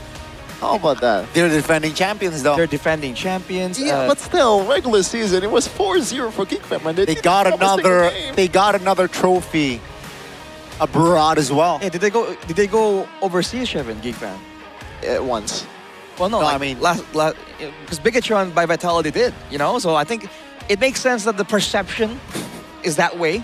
But hey, this is where Geek Fam can prove, right? If they're saying that this is a different time, we can take down the defending champions. This is the time to start it. Whoa! Okay, I thought the topic voting changed for a second there. It's just some kind of like UI thing that we have here in MPL Indonesia. Okay. Yeah. The battle of two red teams here. Geek Fam versus BTR. In the playoffs, we want to remind you guys that it was... Black concept, you know? Black, yeah. Both teams has a bit of black in their jerseys. More red majority. You just complain, Gani. Well, the keys to victory here by the Infinix GT50 Pro for the red team, Bigatron by Vitality. Maximize their versatile drafting experience from international tournaments. I think even before talking about international tournaments, they've had a vast array of drafting experience already, right? Their draft has been always so dynamic because they have such good players. Pick counter setups, if ODTZ plays pick off heroes, this is something we know Finn can do, and they can play to deny engages because they've been up against teams with that kind of focus before. And now having farming space and prioritizing rotations to Iman's lane, that could be the pillars, but you can't forget about Shogun, man. You can't forget about Moreno either. No. This is the problem when you go with Geek Fam, with Bigatron, right? If they want to go on the gold lane, they can, but if they want to play for EXP, that is very possible. Now for the other red team with a bit of black in the color scheme, disrupt Bigatron's early game. That can definitely work. Play aggressively and maximize the early game, prioritize objectives, and play a fast tempo. We've seen that work in the first game that they played before, and afterwards, prepare heroes to shut down Eman's movement in the late game. But again, that should be like the main plan, but you need to have plan Bs, plan Cs whenever you're up against Bigatron. I'm not sure if that's the main plan even. Like before Eman is online, you have to face, you know, the mid trio of BTR and also the XP. If you focus too much on just, oh, let's focus on Eman, man, everything is gonna you're gonna lose control everywhere else. Yeah, and this guy plays a lot of, pretty much every marksman he plays a mean marksman. He can play the fighters as well, so it's gonna be a big problem to solve for Erpang and crew. Is there gonna be some insider info for Erpang? Might be the case. Right? And fun fact, he knows these players. The one that technically brought hair to attention to BTR was Erpang. Ooh, That's true. Let me meditate a bit. I know my answer. I have my answer. It's I think it might be broken walls. Oh, hey, hey. You're onto something, Arashi. That's crazy. Kind of crazy. not as crazy though as the banning phase here. So far, it's been pretty standard. It's not crazy. Huh? So it's not crazy. Yeah, not as wait, you're right. You're okay. My bad. Atlas and the Freya for the second pick here for Geek Fam. Pretty straightforward. And they eliminated the Paquito. So I think the only jungle that can match up the Hirata and the Paquito's tempo, or like they can match up with each other is what I'm trying to say. So maybe expect a Hirata ban from each of this team. Interesting. Well, it's a fanny ban for Geek Fam, so that's already quite interesting. You understand where the respect is coming from. And now, is Bigatron gonna force this other jungle assassin ban towards Geek Fam? Because then they have a free reign for a lot of options. For example, Marcel is still open, Valentina is still open. Right. And Melissa is open. Yeah, it's kind of crazy that Beloric is not really as prio as before compared to the EWC meta. Yeah. There's not much emphasis on those kind of heroes. Well, you're seeing it picked up a lot. It's just not banned a lot. But it's like a second phase kind of hero most of the time. So Marcel's getting banned, very on brand, very expected. Geek Fam though, Hirata is okay. Alright. Has to be Melissa, no? So if it's a Melissa, it's got to be automatic Cloud on a red 3 probably for Geek Fam, unless they have something else that they want to do. Moskov kind of worked too for TLID in the previous match, so it doesn't necessarily have to be a Claude. That's true. Aside from that, maybe could be an EXP lane angle. Like a Uranus maybe. Right, because the Barats can be countered, so they don't want to pick that up too early. I really don't see a pick that's more valid than the Melissa Gold though. Same. Whoa! Okay. The first pick! This is interesting. Are they trying to set up for a Barats potentially? Might be. It's a do-it-all hero for Right. BTR. Yeah. It's so opening things up there. Finn, and you know, back then, Finn on the Matilda is also one of his own signature picks as well. So very comfortable on that Matilda. Geek Fam, again, Erpang, knowing that his ex-players' habits, will he, you know, share an insight or two to the players of Geek Fam? Melissa Uranus is the immediate assumption, but aside from that, there's no real prio mid lane or jungle that they want to get super early. Whoa! Too quick to assume now, Arashi. Holy moly! I guess this kind of denies the Melissa, or if they want to play it, you know, no matter what, it's still gonna be a losing lane for Eman. So I guess that's they are acknowledging one of the keys to victory that we brought out. I don't know about that, like denying the Melissa though, because again, we've seen Melissas come out of that matchup before. It's a bit of a skill matchup, honestly. And I think more importantly for that side lane, you need to look at the mid lane, right? If the mid and roam and jungle do well, it doesn't matter how well you can do in that gold lane if you keep getting ganked, right? The meme is like, oh, gold lane, play safe. And you get dove by 4 people. Yeah. But what is good though in this kind of scenario for Moreno? I think something like a Novaria is way too early. Something like a Eudora kinda. Whoa, never mind. It is not too early. Oh man. It makes sense though. Just you have to have some kind of shred in the gold lane like a Moskov maybe, or whoa, okay. We completely forgot about the Kaja. I can't believe that. Well, it hasn't been super prio. It's just a Geek Fam thing, and Bigatron doesn't see fit to expend a ban or even a pick to try and deny that Kaja. They go for the Uranus and Novaria. So in terms of poke, they've already secured a huge deal, man. There's a lot of sustain already built in, good range as well. And again, the Novaria is actually very versatile. It's not only a poke hero, it's a burst hero technically. It's also a good scouting hero. It's safer than you would expect, even though you're quite vulnerable. Yeah. In the retrospect, or like in hindsight, it is safe, but the first game that all the DC played against the LID, the Novaria got caught up in the Kaja ultimate by a lot of time, Gani. Right, so it's just, again, skill, timing as well. Definitely needs to be more precise. Eudora ban? Here comes a Melissa ban. I think this should be the first time here, at least so far. Melissa survived the first phase, right? That's true.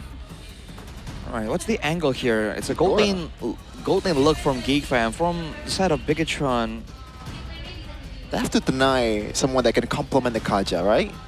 And Eudora first comes to mind. Okay, there you go. Eliminated. But what else is on the table for a boy? Doesn't seem like there's any clear answer aside from the Eudora. Claude ban, right? Should be. Claude ban? I think they might, if they want to ban a gold lane, I think the Clint becomes a bigger problem. We've seen the Brodies go up against the Clint. They're both equally aggressive early game heroes. It kind of negates the advantage that the Brody quote-unquote should have against a weaker gold lane. If Geek Fam want to play for that gold lane, I think the Clint is something that they have to kind of address. Clint could be picked. Oh, Hanabi. that's a deep ban. You know what? I actually like the Hanabi ban. Yeah, when you think Hanabi about is it, nasty, man. against the Barats too, you can't really lock the Hanabi ban, right? The Hanabi, right? Plus the shields from the Mathilda. That is quite nasty. Okay. Now for the side of Bigatron though, with the Eudora. Are they trying to ban more burst? I think the wave clear is something they have to kind of consider. If they want to play for the Kaja and go for these catches, they need to make sure that they can get lane prio, especially in the mid lane. And against Novaria, it's a tall order, man. Dude, I wonder... I know this is way too reaching of a prediction of me. I wonder if Nana is playable for Geek Fam. No, what? Wow. Why? What do you think Nana brings to the table? Okay, that goes in the same area, I think. It's just Vexana enforces more CC than everyone else. It's just like the burst. Someone that can complement the Kaja. And back then, when it was a Kalea kind of meta, EVOS likes to pick the Nana, man. I know that this hero is not really that mobile, but there is an angle for it. I'm not sure if it's now. Go jungler then, right? If they want to save a surprise mid lane, they go jungler, but no, instead, they will hide their cards for that jungler position. That's the answer. They want more DPS. It's more catch potential as well, but now the only real burst threat is the Brody. Technically, I think the Kaja loses a lot of threat in this kind of composition. No burst. Unless you pick something like maybe a Nolan that can burst down with a fracture. That's true. There's still that position to fill in for Geek Fam. Right. Against this composition, it's quite nasty, honestly. Yeah, like it or not, the Kaja will catch you. Oh, is Hanzo playable for... That is pretty brave. For Geek? Whoa. That's just an ego pick, no? And Ixia. Oh, I don't know about that, though. Hang on. I'm actually rocking with it. Because the only, like, way for Geek Fam to get to the Ixia is probably the Kaja. And we might see a full barrage, a flying full barrage with a guiding wind, ladies and gentlemen. Shades. So, expect. Yeah. Shades of Aaron Shiki and Oh, look at Weedy. Erpong's heart rate monitor. Oh my god, Haya and Ling? What are we in, 2020? What the heck? A Ling into an Ixia, where have I seen that before? Game 7 of the infamous draft of RRQ against Yes, sir. DLID. And it was a Mathilda as well. Right. I think it's not. I think it's not as clear cut. There's going to be a lot of execution required here. A lot of layers. Honestly, the Ixia and Novaria, like you said, Shevin, the Novaria isn't as safe against the Kaja, technically. And I don't know, the Ixia, I've been in a game with Mirko and we've been up against a Kaja when he was on an Ixia. It can be done, but there's a lot of ifs here, okay? They need to ensure that they can threaten the Kaja enough that he can just walk past the teammates and get to that backline. And you gotta be careful or like perfectly time the flicker. Oh, Shogun with a vengeance. That's something we don't really see very often, and I can rock kinda the choice here because you're gonna get locked down no matter what by the Barats. But we'll see though. We'll break it down even further once we get into the game between Geek Fam versus Bigatron by Vitality. Ladies and gentlemen, this officially marks the defending champion first performance on MPL ID Season 18. And now let's see, will they bring the same intensity with their opening match this season, or perhaps we might see an upset. AudiTZ again trying to find still his first win on the Geek Fam's jersey. You see the early game in the gold lane is going to be a bit intense, man. The Iksha actually does a ton of damage, and you get a real good amount of sustain if you can be allowed to actually do a lot of hits in the lane. Looking at the emblems here, tenacity for Shogun. It's all about surviving, man. That with the vengeance, I think he's planning on taking the brunt of the assault for his team and relying maybe on the Mathilda for a bit more of that help. Same thing for Marcel though, right? Being in the front line, but also a boy. Against a Hayabusa, he is a very juicy target that Bigatron definitely have their eyes on. Yeah, thankfully he's on a tenacity, but Eman might have to use the flicker here. Yeah, that's gonna be the flicker already burnt. That's a win trade for for Kenzie. Yeah. The lane. Oh, now. Oh, even level 4. There you go. Doesn't need level 4. Nazara is enough there to find an assist. Audi finds the kill though. That's gonna be already Eman off the board. Top lane. Seems like PTR will find a trade punch. They taking Marcel down. They can potentially get more gold from that, but that was a disaster from Bigatron, man. They wanted to get that cannon minion, but then the shield wasn't really available and the link showed up. Definitely was a bit of an overstay. Papulung and Sheffin though against everyone. Love you, Papulung, love you. Not it easy though. We'll just guard the perimeter here, and this is what Navari can do. Bottom lane though, Eman. Again, now in a very sticky situation with the Tempest of Blade. Under the turret, Eman survives and with the flicker. Kenzie finds the kill, though Nile finds a trade with the turtle, take top side. That is a little too close for comfort. If Eman was, like, if he uses the tenacity, maybe he would have survived, but it's just if buts and maybes. The absolute is he got taken down twice in the first 3 minutes. Hey, gold lane, play safe. Play under turret, bro. It was 2 guys though. Yeah, but you know, that's a ton of damage, man. Ling and the Brody. So you can see Geekfam's focus is indeed in the gold lane, but again, can they do enough to ensure that the late game is denied from Eman, right? They have to not just bully him in the lane, but also afterwards. Did Finn take the gold buff by mistake? I'm not sure, but he might have, I'm not sure. Either way, it's still a plus for BTR. Might be a snipe here by Moreno, but I don't think RTC will let that. Oh, almost. Good idea, but just a slight miscalculation. Now it's gonna be a waiting game for both RTC so far. We haven't seen any Divine Judgment or that new ultimate just yet. Maybe we'll see that after Kanziski secures the first item or something. I think it's on Nile here. If there's gonna be any pickoffs, any kind of damage coming in from Bigatron, it has to be from Nile. And I guess Moreno too.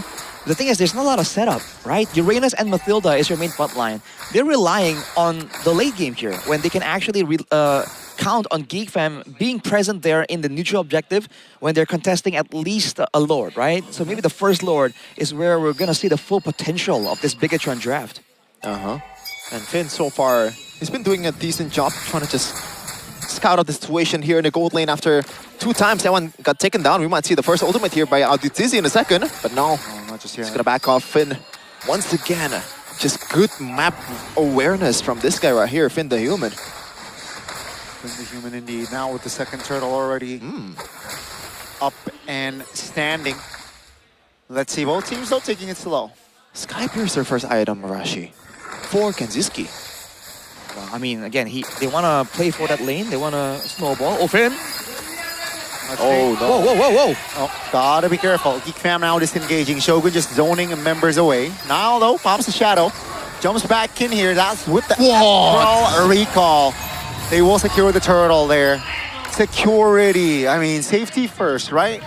And they will go for more with the invade. 5-man rotating towards the jungle. That's going to be Nile now under the turret. That's going to be the Hayabusa popping. The shadow kill almost taking the lane down. Adi! That's a little bit too overzealous there. That's going to be a free one for the Red Robots. Not sure what the idea being Auditizi is still somehow engaging to the front while he is all alone and super low as well. But I guess it's just a mistake. Finn, once again, dude, this guy is just doing everything right for BTR! Yeah, this is his signature for a reason with the flicker aggressively. That's going to be a kill, and Finn doesn't care. Are we sure this guy's a human? Yeah, it's in his name. Oh boy, what a great play right there. essentially secures the turret on the bottom side as well. Man, after that sequence of events, it began with the denial on the Divine Judgment by Finn using the Circling Eagle. That's an interaction we haven't seen so far. Marcel slowed down. Oh, that's the echo and the recall, but it seems like Daytona's welcome will land. Immobilizing Nile. That's going to kill for Geek, and they add another. That's Kenzie picking up the double. That feels like deja vu. That looks like a Beloyski engage from Auditizi. And a Beloyski call as well. Oh man, looking now Moreno trying to defend, but getting caught by Marcel. Bigatron has evened out in the gold lead. And that's a dangerous thing to be playing around with for Geek Fam. But you almost expect it, right? Both these teams, Geek Fam and Bigatron, historically, they don't really sit still when they're behind. They try and do something. Audi. Yep, that's the Divine Binding, binding him on. Now pops the full barrage with the guiding wind, pulls him back. That's the healing, but Kenzie finds a burst and turn around. That's gonna be a kill, him on off the board. And ladies and gentlemen, with the turtle up, Geek Fam. Oh my God. For that turtle, Shogun still has enough sustainability to get back in the fight. But take a look at Nizara now, already on the turtle. Shogun providing information, providing the body. That's Kenzie already providing the damage. Nizara claims the turtle, and BTR says enough is enough. We go back. Control is back towards Geek Fam, but I don't think BTR is definitely out of it just yet. You can see how close it was in the team fights earlier in this game. Oh my God, this Kenzie with the help of the Echo. The damage is going to be enough to take him down. That's going to be Shogun though, binded with the Divine Binding. Oh no! Actually helps him to provide pressure on towards a boy. A boy barely survived, but here comes the damage. Shogun. He's not dead. Knows that there is not enough damage to take him down. Down goes the mid turret of Geek Fam. One thing for sure in MPL ID is the pendulum swings quickly all the time. Even then, two teams still trading blows in terms of structure, both securing a second-tier turret. Auditizi though, Yeah, is this an engage? Yeah, looking for an attempt. That's the Echo spotting 3. The recall doesn't really land, but my oh my, the economy here is still very close. Look at the big difference here. Kenzie was taken out in that fight, so the stacks are down, and Eman has evened out the gold. He's actually in the lead against Kenziski. That's a huge problem. Whoa. Yep, that's the full barrage popped. Marcel taking it very low. Oh my God. Free hitting in the back. That's in the back. Take a look at Nazara dealing with him on now. Marcel off the board. Tempest Blade on towards him on. Great timing on the flicker, but Niall will not survive this time, and Nazara will not provide enough damage to take him on down. It's a 2-4-2 as the Lord will spawn in 30. What a game so far, but good ultimate once again from Auditizi, just bringing the whole village under the second-tier turret. Once again, BTR, it feels like somehow they always find the right play every time, looking like a true defending champion. It's just interesting to see the approach that they have against the Kaja, man. They try and use the Mathilda to get the Ixia out of there. But time and time again, Nazara comes in afterwards, and you saw this weird interaction where everyone's beating on Nile, but then the whole team of Bigatron are beating Nazara as well. Now it's back to a neutral objective. The pace that Bigatron is putting on right now definitely has Geek Fam uncomfortable. Feels like they learned from EWC. A boy though charging up the ultimate. A boy. Yep, Divine Binding on towards Nile. That's a stun. That's the damage. Oh, wow. No retribution for BTR. A green light for the Geek Fam for the river control. That's the Echo hitting a boy.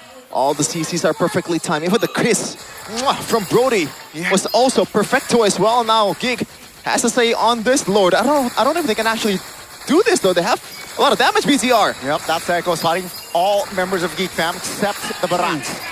That's gonna be Audi though, trying to provide the damage. Tempest Blade used on towards Amon. Oh my God. Take a look at Kenzie taken down. That's Amon with the trade. No marksman for both teams.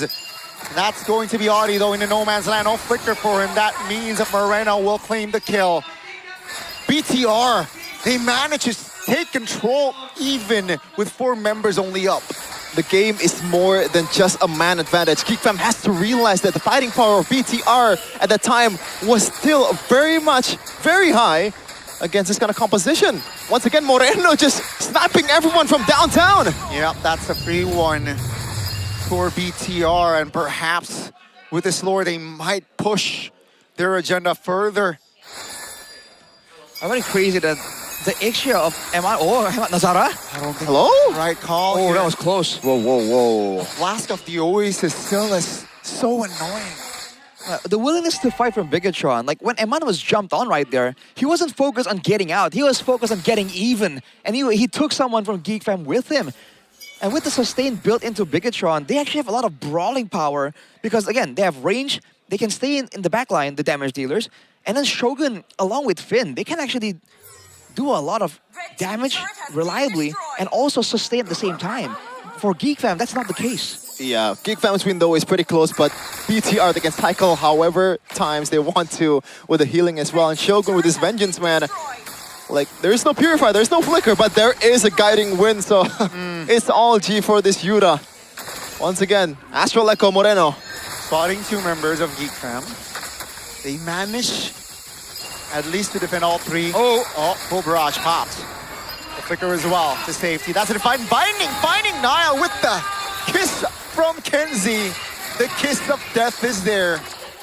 They managed to defend all 3 base turrets and they managed to get Niall, so that's value for Geek Fam. Unfortunate. Eman was ready with the Flicker against the ultimate from the Kaja, but Niall was not ready at all. But 2K gold lead still for BTR. I feel like it feels a lot more than 2K, Rashi.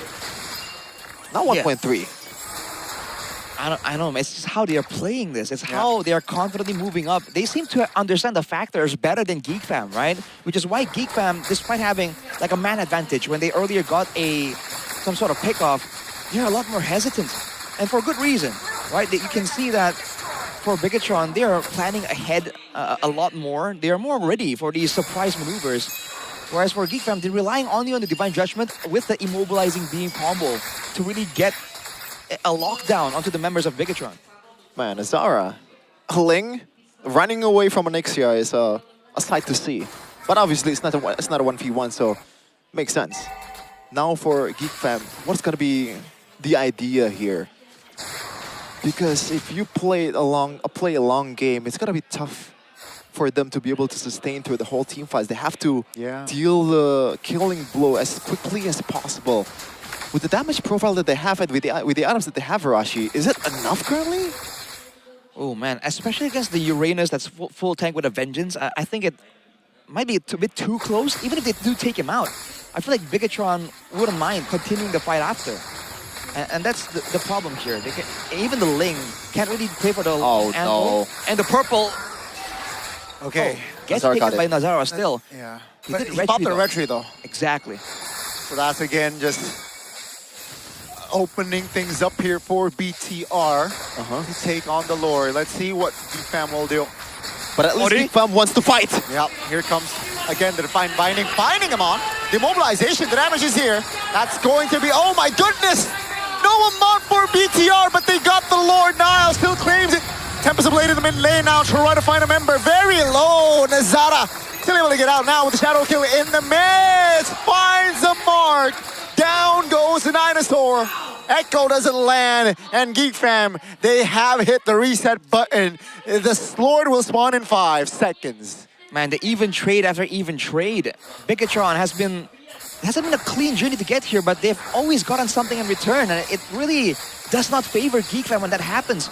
Right here, they got the catch onto Eman, but at what cost? The Lord initially got taken, and Nazara, he was trying to go for a pickup onto Moreno, but he got outmaneuvered, man.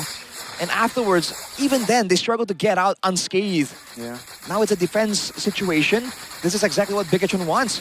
Geek Fam on the back foot, can't really go for the Divine Judgment, going for the poke from the Novaria and the Ixia.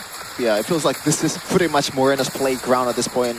All you have to do is watch out for the Ling and watch out for the Kaja. And you do have that safety net in that Matilda as well. So you can play a bit more aggressively from now on, just shooting his shots from Yucatan from now on. Now they're striking towards the top lane. Will it happen? They're looking for the keys. Here comes a full barrage. Flicker from a boy. Now take a look at the Kaja. Well, the Barat's now taking a lot of damage. Taken down! And Mon is free hitting and now adds the kill. 3 members left standing. Geek Fam now, can they hold on? They gotta delay 30 seconds at least. As take a look at Bigatron. They want the turrets. Moreno will be safe with the guiding wind. Now, Paso Rico, a cheeky one, I might add. Nazara, well, that's a winner crown. down. Tempest Blade finds the kill, but he will not survive. 2 members left standing here, ladies and gentlemen, with 3 waves coming. I don't think GeekFam can defend. Here comes Bigatron though, playing it slow. Kenzie now being the main target. That's a swoosh. Naldo gets back to the shadow safely, but it seems like BTR will stay disciplined and they will back away. Yeah, they can just rinse and repeat once again, BTR, but GeekFam, options are pretty low at this point. They can only turtle in the base, and there is a single hero that can punish that kind of playstyle really well, and that is the Maestro Moreno. Gotta watch out from those shots from now on, especially after the Winter Crown buy. It's gotta be harder for Nazara to actually nail him down to the ground. It's a chess match between Nazara and Eman and Moreno, right? Nazara needs to do so much. He needs to fake out going into Eman or Moreno, bait out some of the spells, some of the Winter Crowns, some of the Wind of Natures.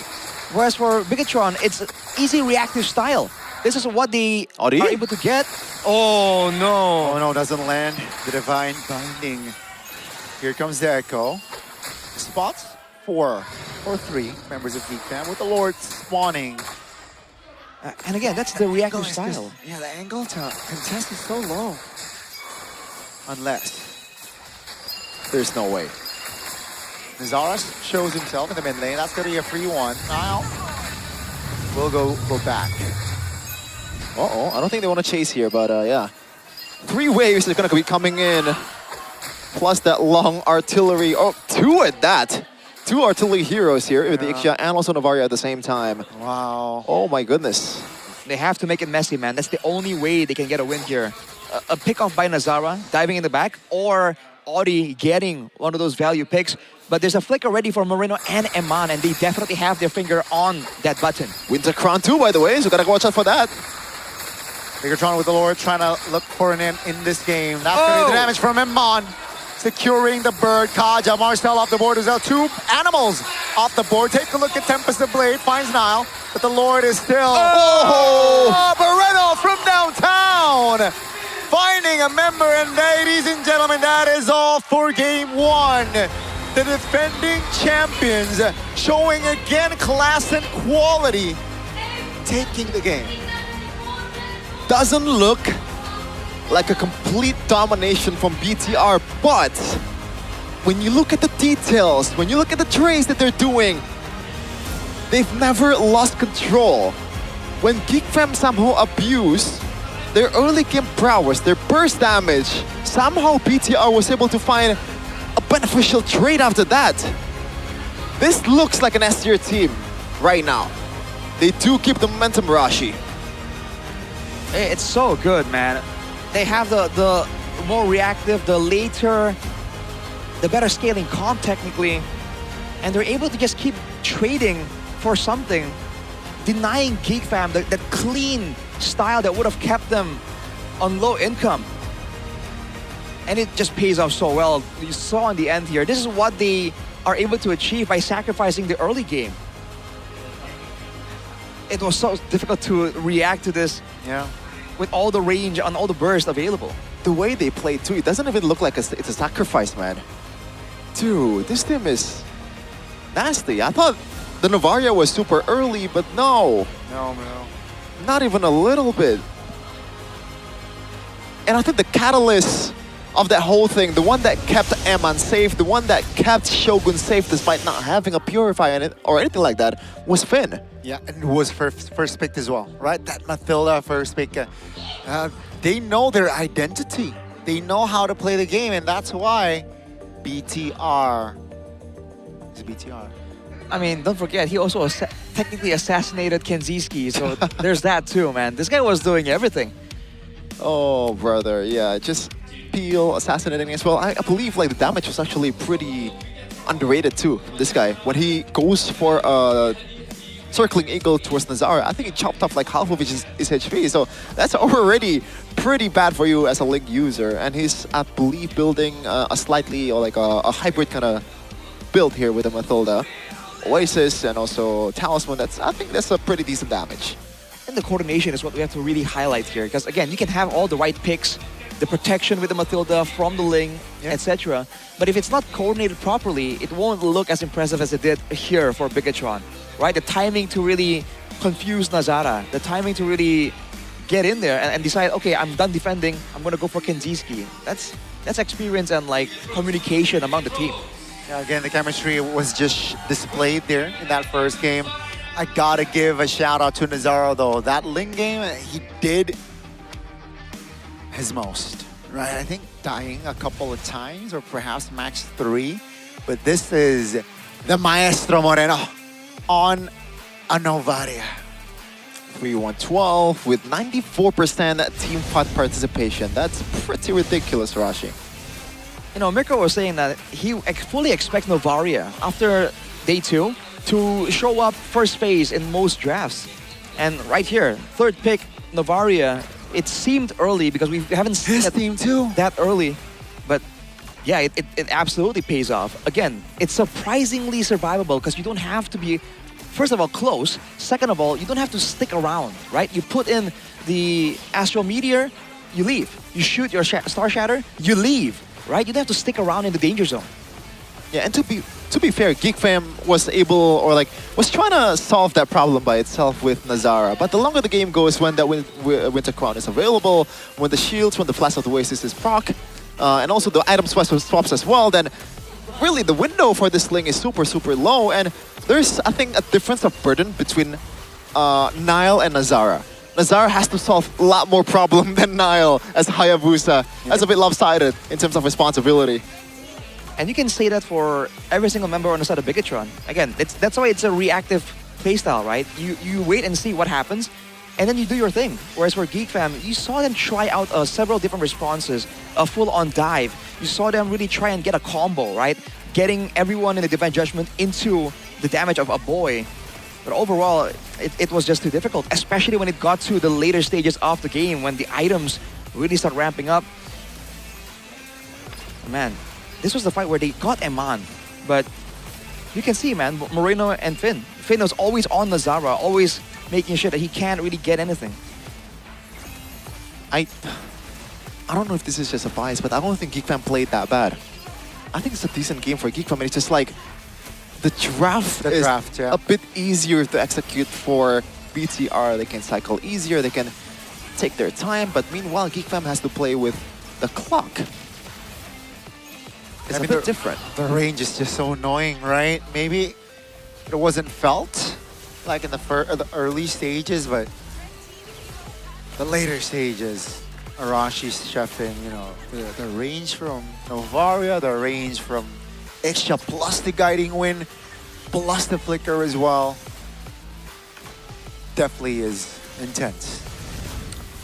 I think that's where you can see as well, like, how more difficult it is to go proactive against a team like this, because initially they got the 2 kills onto Eman, right? That's true. As per the win conditions. And then because of the trades, because Eman still was able to get something, because then it became more of a macro game, Eman in the mid, just like, what, like maybe 7-8 minute mark, quite relatively early, he was able to actually catch up in gold to Kenzie, despite the difficult early start. Look at that. This is a game of mid-trio for BTR. 5 deaths for Nile, 5 deaths for Eman. And to be fair, I think all the DC so far has been doing a pretty decent job on locking down the actual target that can be bursted down, but unfortunately, like, it's just not enough. It's not enough. It's not enough. I mean, at that point, I think above 13 minutes, Shogun cannot be taken down, right? Unless perhaps a turret hit. Yeah, but the damage, you know, the damage profile from Geek Fam, man, was not enough to penetrate the Uranus. I hope that we get... I don't think we were gonna get it, obviously, but I am very curious about how much HP and shields that Finn is responsible for in that game. Probably a lot. From the Flask, from the second skill, from the Guiding Wind, and all that. And also from the Favor as well. So, yeah. Fun fact, I actually voted for Finn. I think he got robbed. But I think Moreno played a great game too, so I'm not really mad. Vote for Finn as well, but, you know, hey, there's more than one way of seeing how this game played out, right? Layers. Yeah. The bunkers sucks. Oh, never mind. Never mind. Forget what I said. Forget what I said. Oh, clippable. But you can't really sentence forget right there. You can't really forget though that second game might just be as good as Hopefully. that was pretty fun. Action Even as a Geek fan. But there is something that's even more fun for you guys out there, especially all the Indonesian that has GoPay, brother. Is it me or that you? is? What is it? What? What? What? Remember the pecking order, Oh, okay? okay. You are beneath me. Okay. Yeah. There you go. This is gonna be a big section for you guys. Free money for all. Dengan adanya GoPay hadiah GG. GoPay pastinya di season 18 ini udah mempersiapkan hadiah yang lebih besar, lebih heboh. Jadi persiapkan diri kalian. Gimana sih caranya? Langsung aja yuk, inilah dia. Untuk mendapatkan GoPay, Bude yakin yang ada di sini, buset Biga Troopers, buset Geek Fam Unity, buset ini Superfans udah langsung pada kayak gini. Berarti udah punya aplikasi GoPay kan? Yang belum langsung download aja. Kalau sudah, langsung buka kamera, arahkan kamera kalian ke layar yang ada di sini. Layar putih ini nanti akan muncul QR code-nya. Dan ketika QR code muncul, tinggal di-scan, tinggal diklik buka hadiah. Setelah itu otomatis saldo GoPay kalian akan bertambah. Jadi udah pada siap Superfans? Sudah, di sini langsung rame banget jadi bersiaplah. Inilah dia. GoPay hadiah GG. Wah, ini bukan lagi foto Bude kan? Bukan. Semuanya kayak lagi pada ini nih. Pada heboh. Langsung pamerin ya. Jangan lupa langsung pamerin. Karena kita pengen tahu dapat berapa kalian. Siapa aja yang dapat, siapa yang hoki. Jangan sampai ketinggalan. Nanti keburu ditarik aja.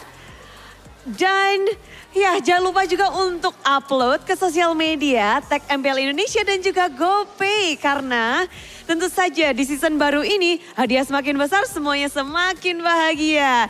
Namun Bigetron dengan performa mereka yang begitu apik di game pertama, bagaimana mereka bisa membawa ke game kedua? Karena di sini Geek Fam seperti juga tak mau kalah. Keduanya sama-sama ngotot. Seperti apa kelanjutan game kedua? Masih bersambung. Langsung dilanjutkan oleh para caster. Api-api.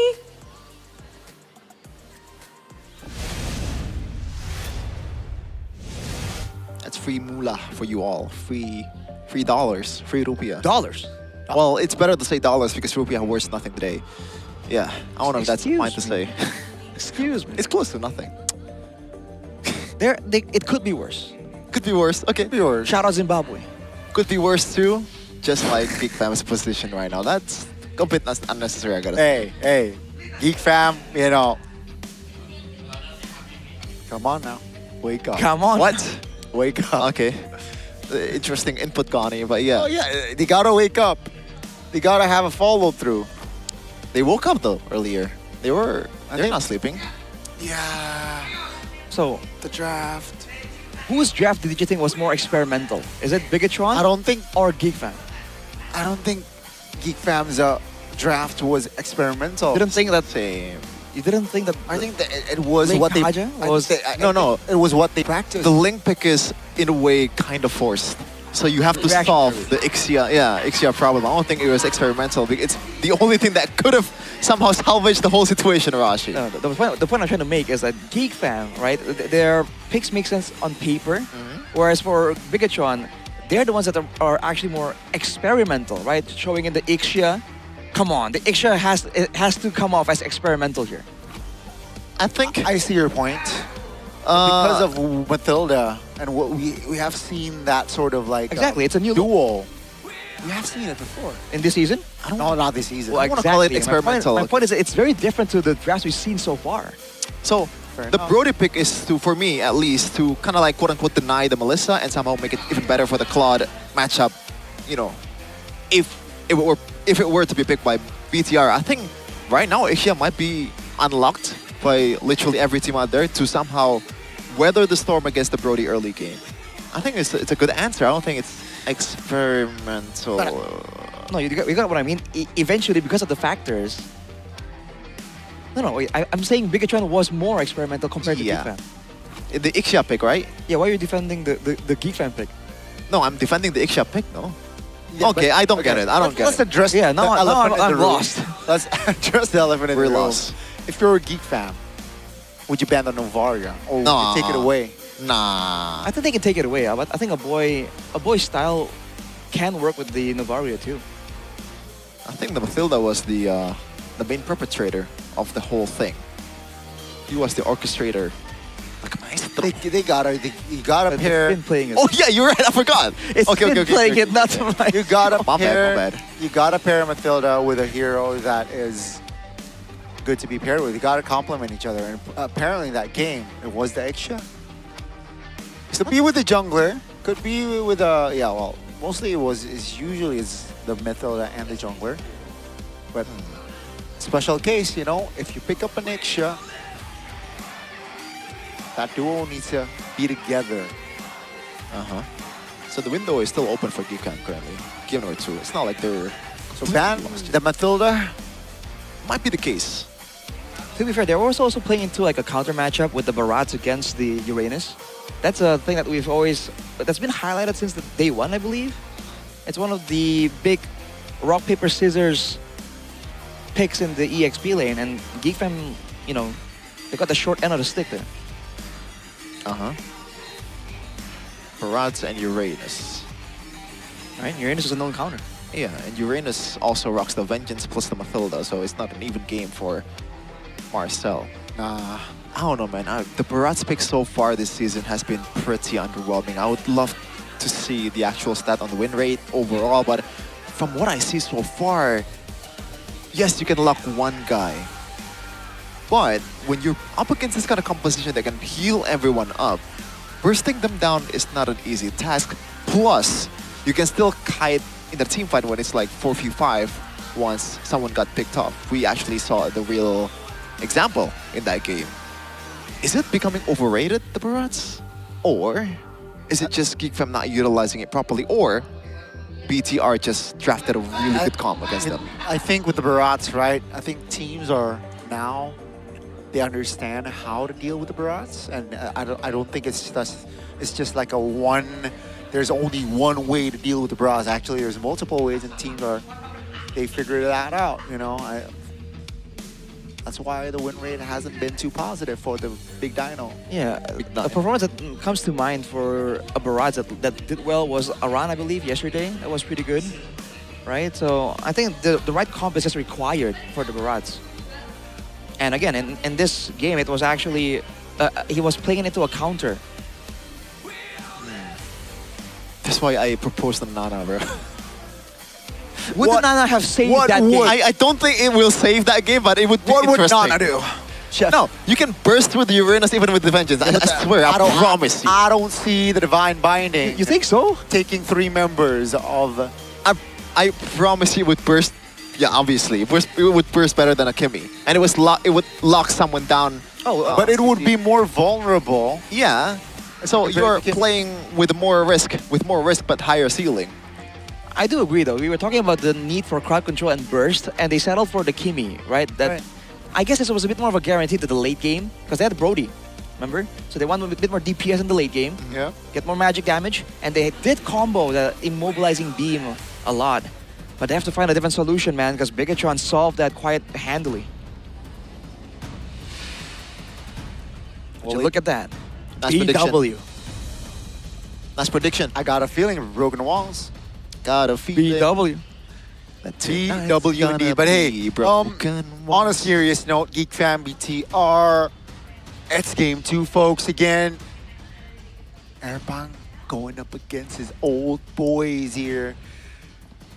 Got a chance to at least force a game 3. I don't think there's a personal vendetta though, or no, it's just more of a hey, they were my boys. I'm trying to beat my boys, you know? Huh? You beat your boys, Connie? I mean, like competitively. Okay. Oh, competitively. We're in a competitive. Okay, I'm not judging. Don't worry. Come on now. You can be what you. Give him a competitive beating. Right.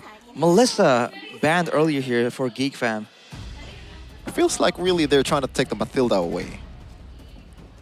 And leave the Hirara open? Oh, Hirara, yeah, I completely forgot about that. Bakiro is also still open too, so that's a lot of options. And Bakiro definitely is a better jungler in the early game. That would burst through some of the shields that Matilda is providing. So could be a Paquito angle for the first pick here, despite the Barats being open.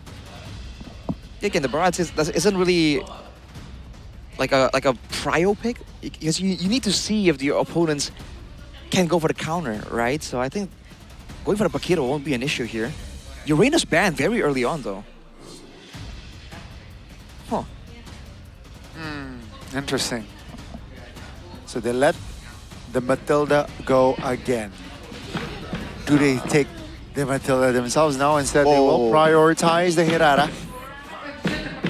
Paquito Barats, maybe? Paquito. But yeah, good call.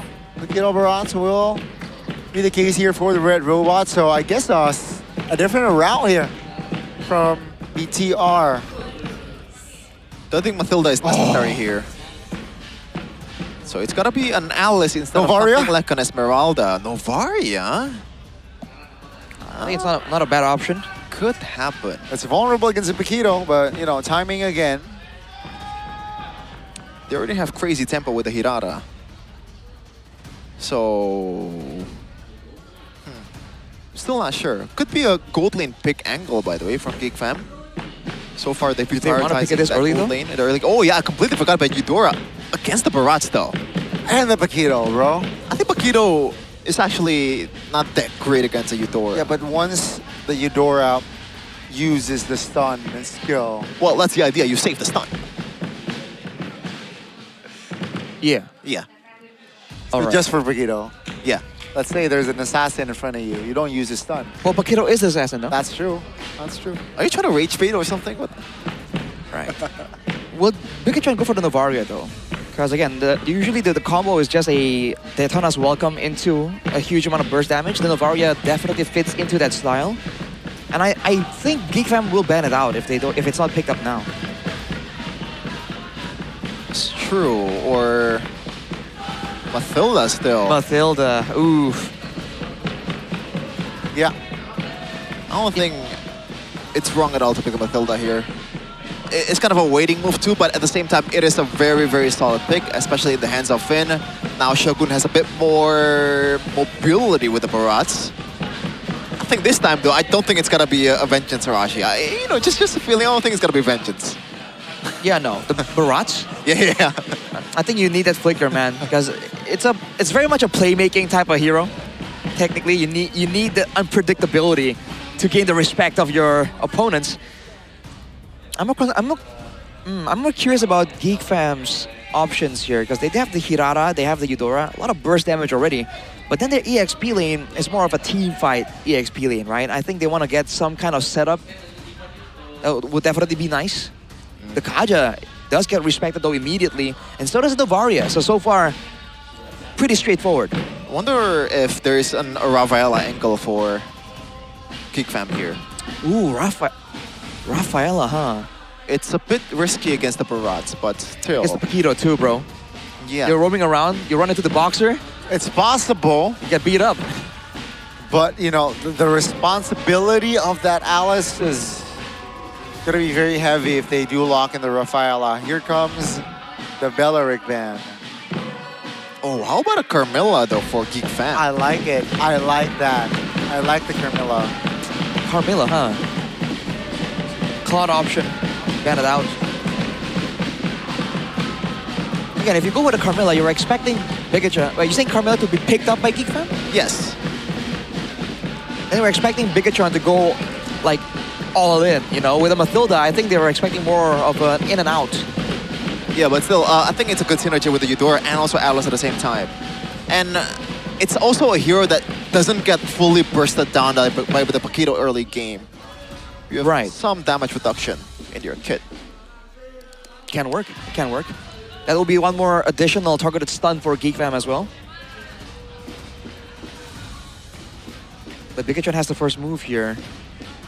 They might hide the mid lane until later, man, because like Moreno has a massive hero pool.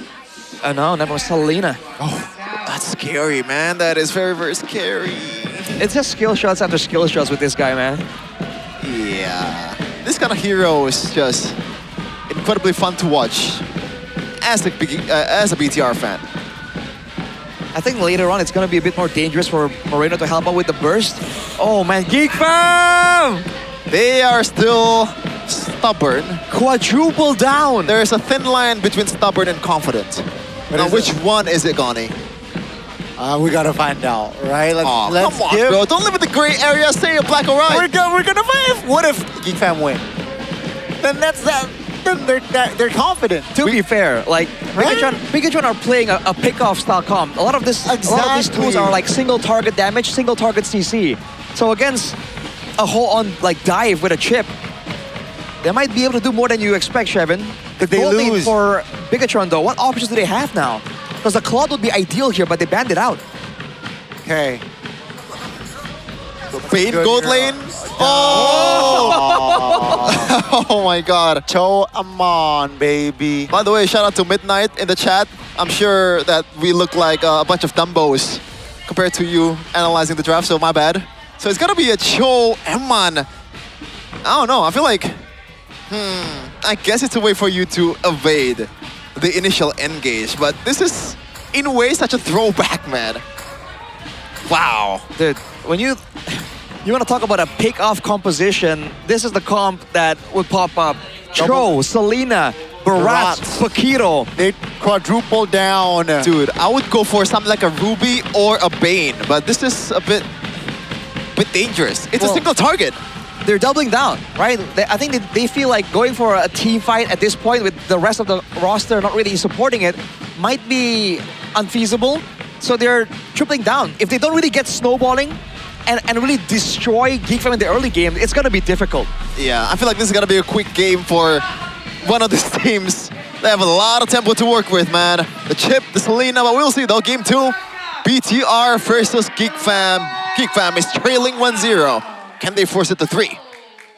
Ladies and gentlemen, again, the defending champions here up on stage. They got game 1. Can they close it out with a 2-0 fashion on their debut on the Season 18 stage? Or perhaps Geek Fam can spoil the party by forcing a game 3. Let's find out with Amon on the Cho in this game. Looking at the emblems, inspires for Selena and Mathilda. So it's about spamming the skills out. Same thing for the mid and roam combo from the side of Geek Fam. That is pretty smart coming in from BTR. Same with Geek Fam as well. So both teams are getting all the creeps from the opposing team. They know what to abuse here. A boy though, that's a lot of damage. Oh! That's a miscalculation. Nazara is in the right place, in the right time. That's first blood again. Geek Fam getting the tempo that Hirara wants. Yeah, good start for Geek Fam. A kill towards Moreno, but unfortunately this hero does not need level 4 to actually pop off. It's already a threat at level 2, so nothing too crazy, the advantage of Geek Fam currently. So far only 500 gold lead for Geek Fam. And it feels like they're trying to get more here. And Finn so far, once again, playing a very defensive game in the early game. Makes sense against this kind of composition. As Nazara will take the crab, and there's nothing that Kenziski can do to stop Eman from cutting the lane. He gets more tempo. He's gonna rotate towards the turtle. This is tough, but Kenziski can definitely use... Wait, it's not level 4 just yet, so gotta watch out. Yeah, Daytona's welcome. Marcel eliminated. So again, not a good sign here. Amon finds a way of dragon, awkward angle, but with the stun from the Abyssal Arrow, that will be 2 members off the board from the Geeks. And that's to be expected, man. It's all about pickup. It's all about burst for Pikachu right now. They're still going. Wait. They go on and on. Oh my God! With the guiding win from Finn. Disgusting. That's going to be a 3-1 for BTR again, Finn. That's going to be Audi finally locking him down. That's a kill on the board for the Geek Fam. Minini, that's going to be Moreno also off the board. Geek Fam, despite them a little bit too late on the turtle, they got 2 kills after. Well, at least there's something that Geek Fam found there. Right. Yeah, but BTR, once again, very clean in their approach there, but Geek Fam, it feels pretty rushed, but that's how they want to play. Yeah, they have to, right? At that point, if they let Pikachu get away with it, They gotta demand the respect from Bigatron, because otherwise, plays like that are gonna keep happening. Fortunately for them, they did get a bit of a trade-off, but they used a lot of battle spells in the process. To get those trade backs, they were using like 3 flickers, right? So they can't rely on having to use those battle spells again and again. Interesting that Kanziski goes for an immediate Sea Halberd here. Oh! Daytona's welcome with the flicker. That's going to be the combination of the arrow. Oh, wait, what? Shortcut! Marcel died regardless, but that's going to be Geek Fam finding a trade. That's Marcel for Nile. Here comes the rest of the members of BTR. That's a stun. Guiding Win Amon to safety.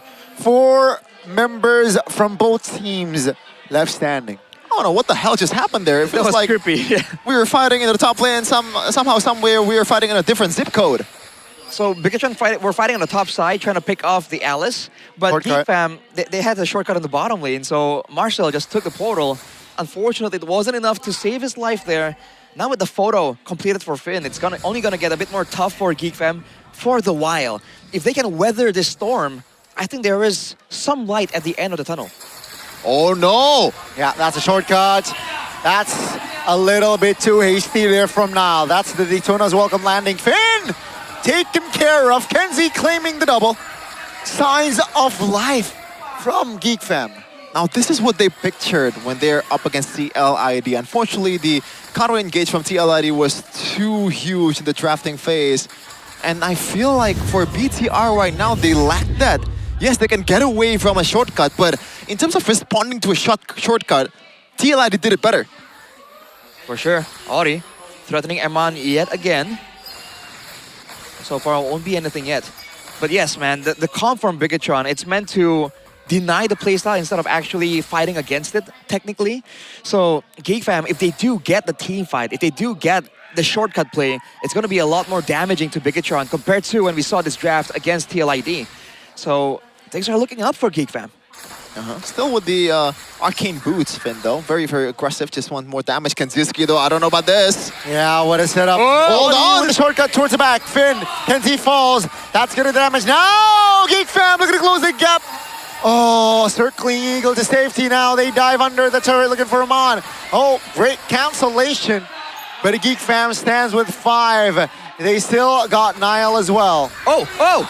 Uh-oh, Daytona's welcome. That's going to be the burst damage. Marcel on this Alice is not going to survive. Oh my God. The Maestro again providing the threat. Oh! Moreno showing class and composure. But Kenzie claims the kill. That's going to be a double surely. There's no way. Comes him on, providing the peel, providing the tempo. Oh my goodness. Kenzie and Amon going band for band. Both gold laners claiming a double. The Maestro played a beautiful staccato there, very fast tempo. And BTR, once again, gets control here in the mid-game. Wow. Oh my God, welcome to the Brawl server, everybody. This is quite literally a brawl. But remember, this is similar to what happened in Game 1. The team with the early advantage is doing well, but the other team is getting things in return, right? There are still trades back from Geek Fam, taken from Bigatron. If this keeps going on, it's looking quite dangerous for Bigatron.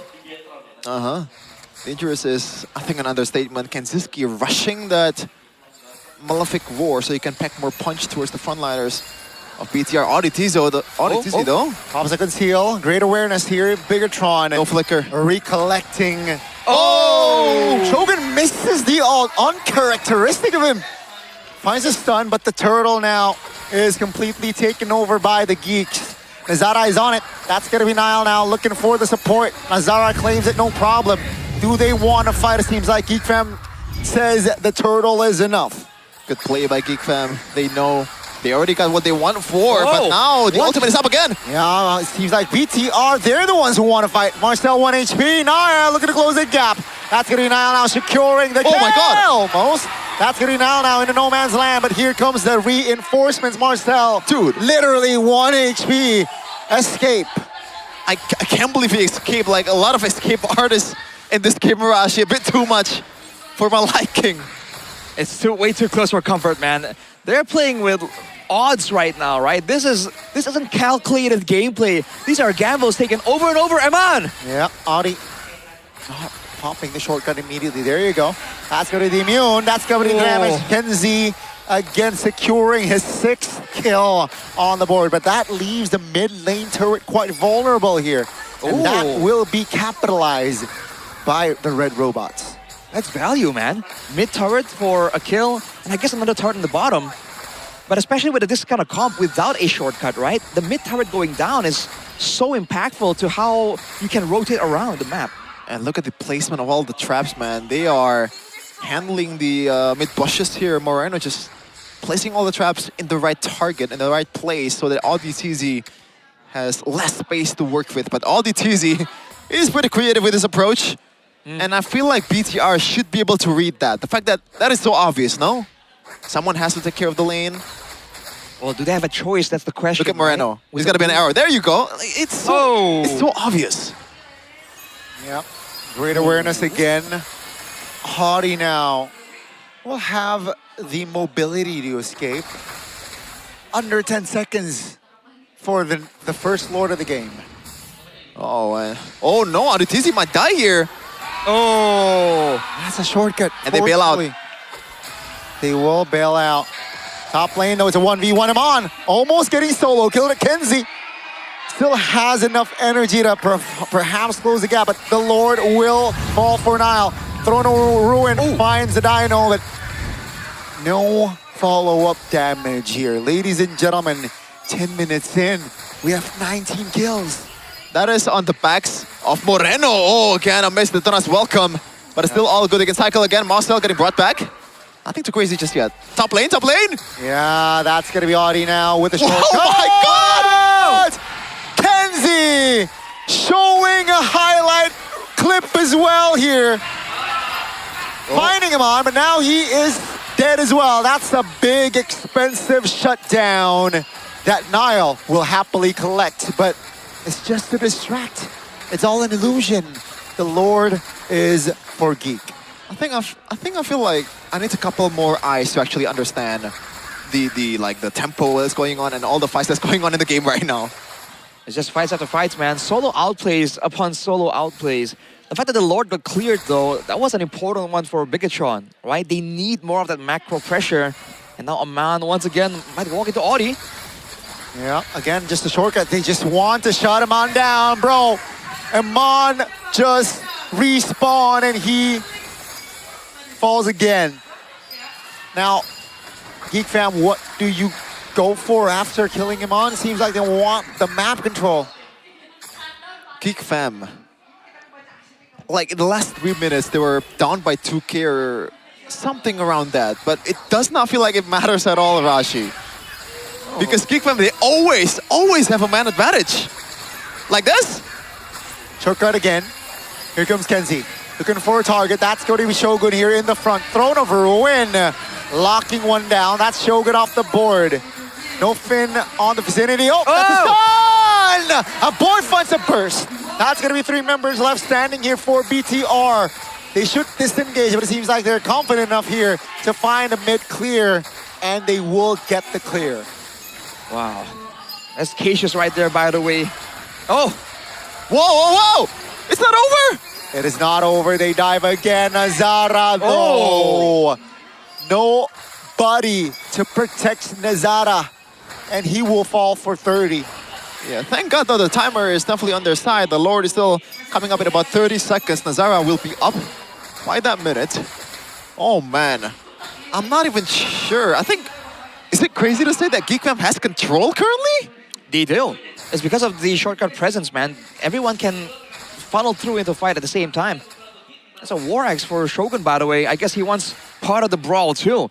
He's been ignored, right? For the most part, whenever the shortcut play is being used, it's not onto Shogun. So he's trying to get some more value here, hit back a little more.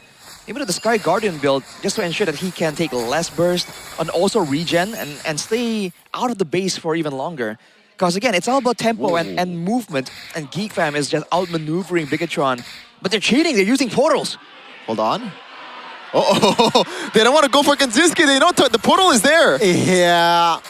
They're unsure of the whereabouts of the chip. Wait a minute. Lord Pit? That's info. That's a lot of information that Audi TZ gathered. And that's going to be Nazara now. Oh my God! What? Mirko's GOAT finding the clutch of retribution, and Nile might just save BTR for this game. I would be fuming if I was a Geek fan, which I am.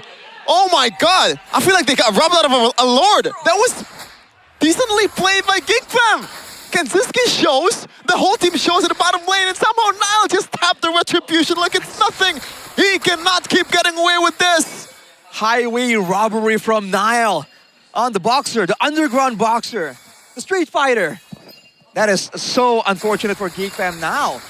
What's the play here, Bigatron? They needed something like this to push with macro pressure. If they don't defend this, wait, Bigatron. Oh no! That's a stun. Beautiful Throne of Ruin, finding 3, but no clear follow-up damage. And Zara falls here. 4 members left standing for the Geeks. And here comes the revenge from the Red Robots. Audi taken very low, and BTR, they smell blood.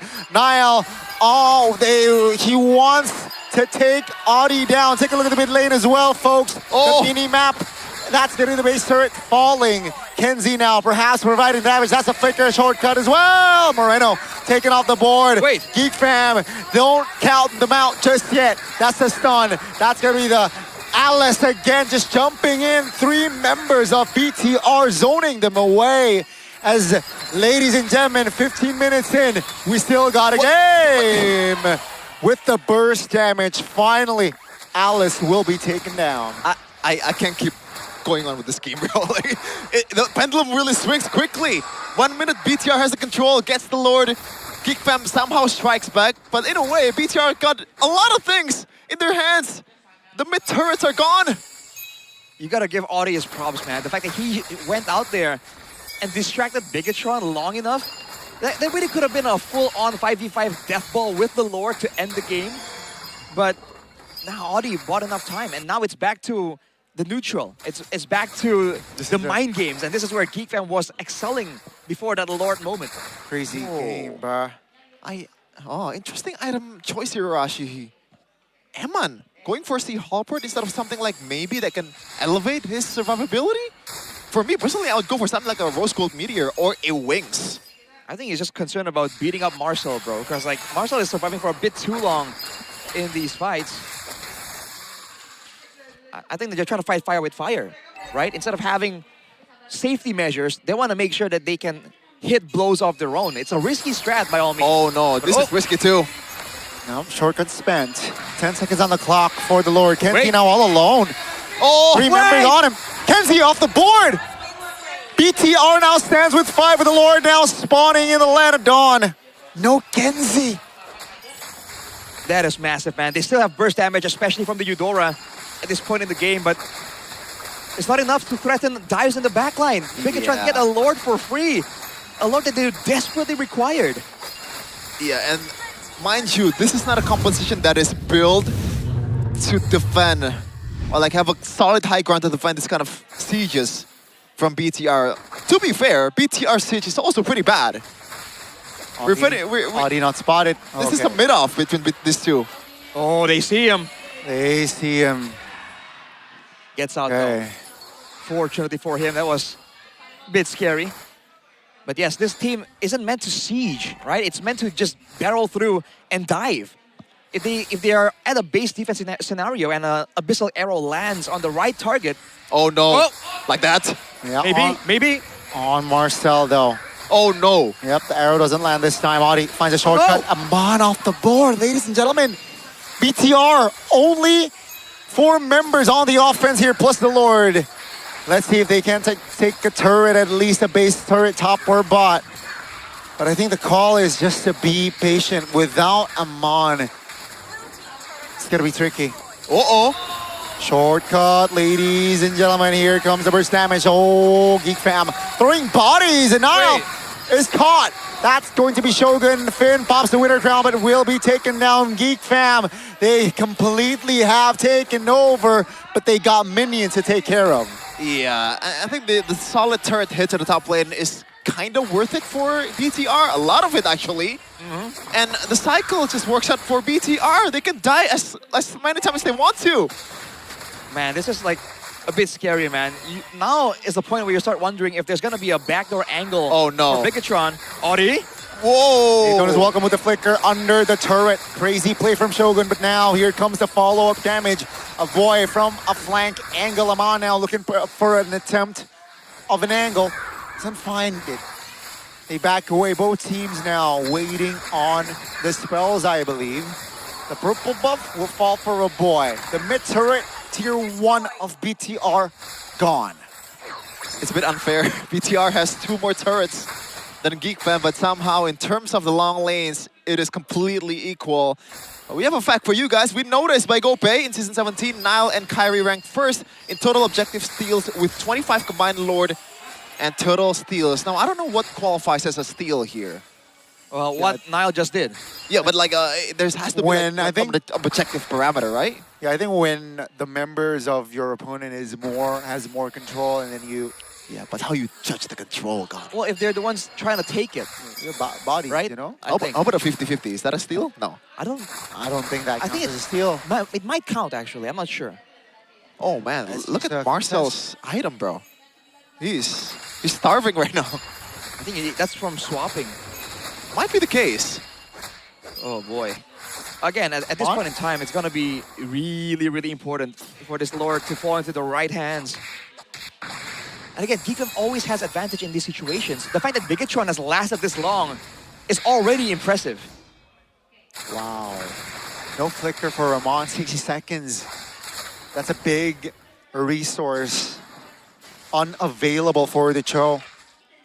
By the way, the last series in the playoffs that GeekFam won was through a backdoor chip play.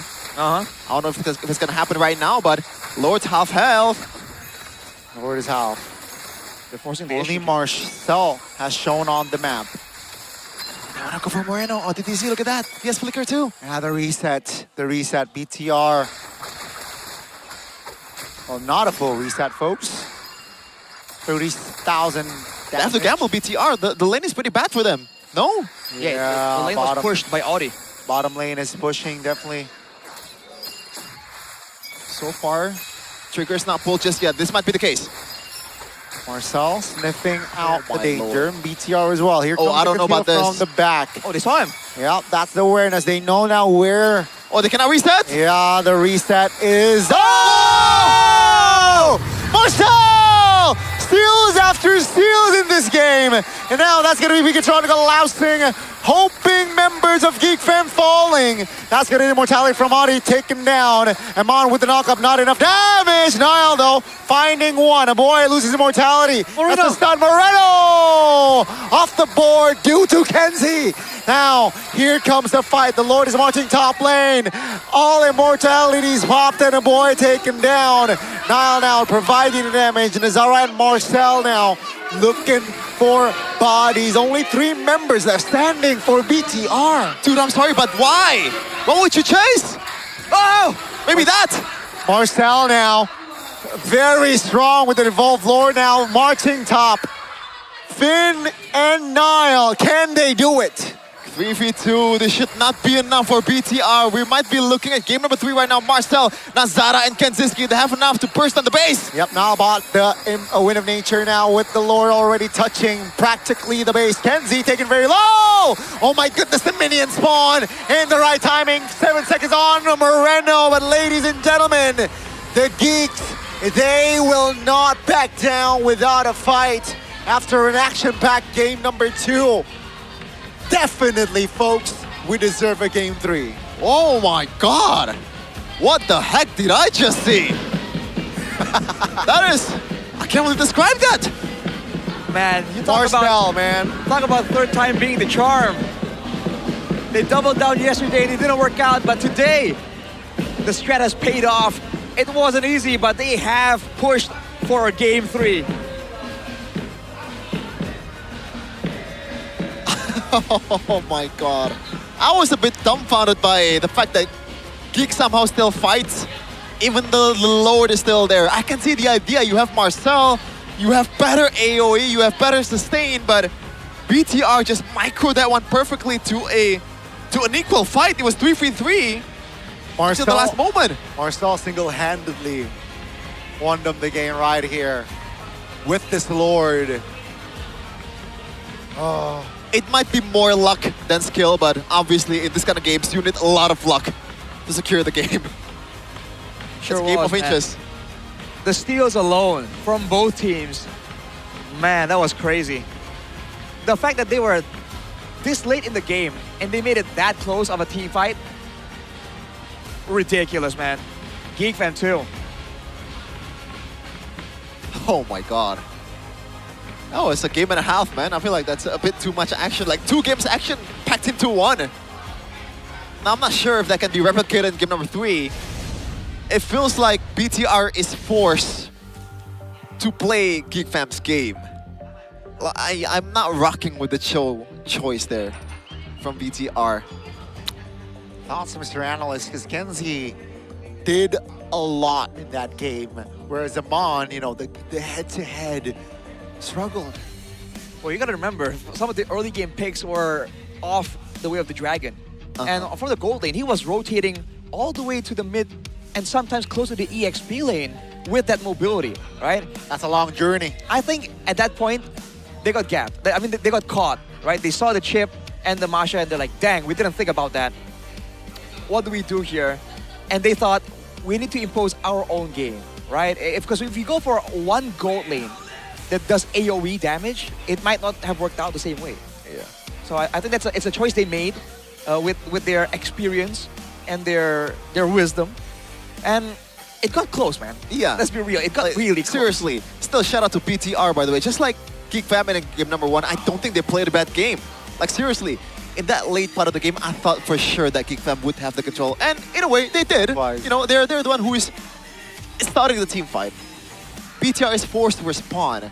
It's just that they played that composition way better than I thought it would be because there's a lot of single targets from BTR's side, right? Yeah. Geek Fam has AoE, has range for days. BTR has none of that.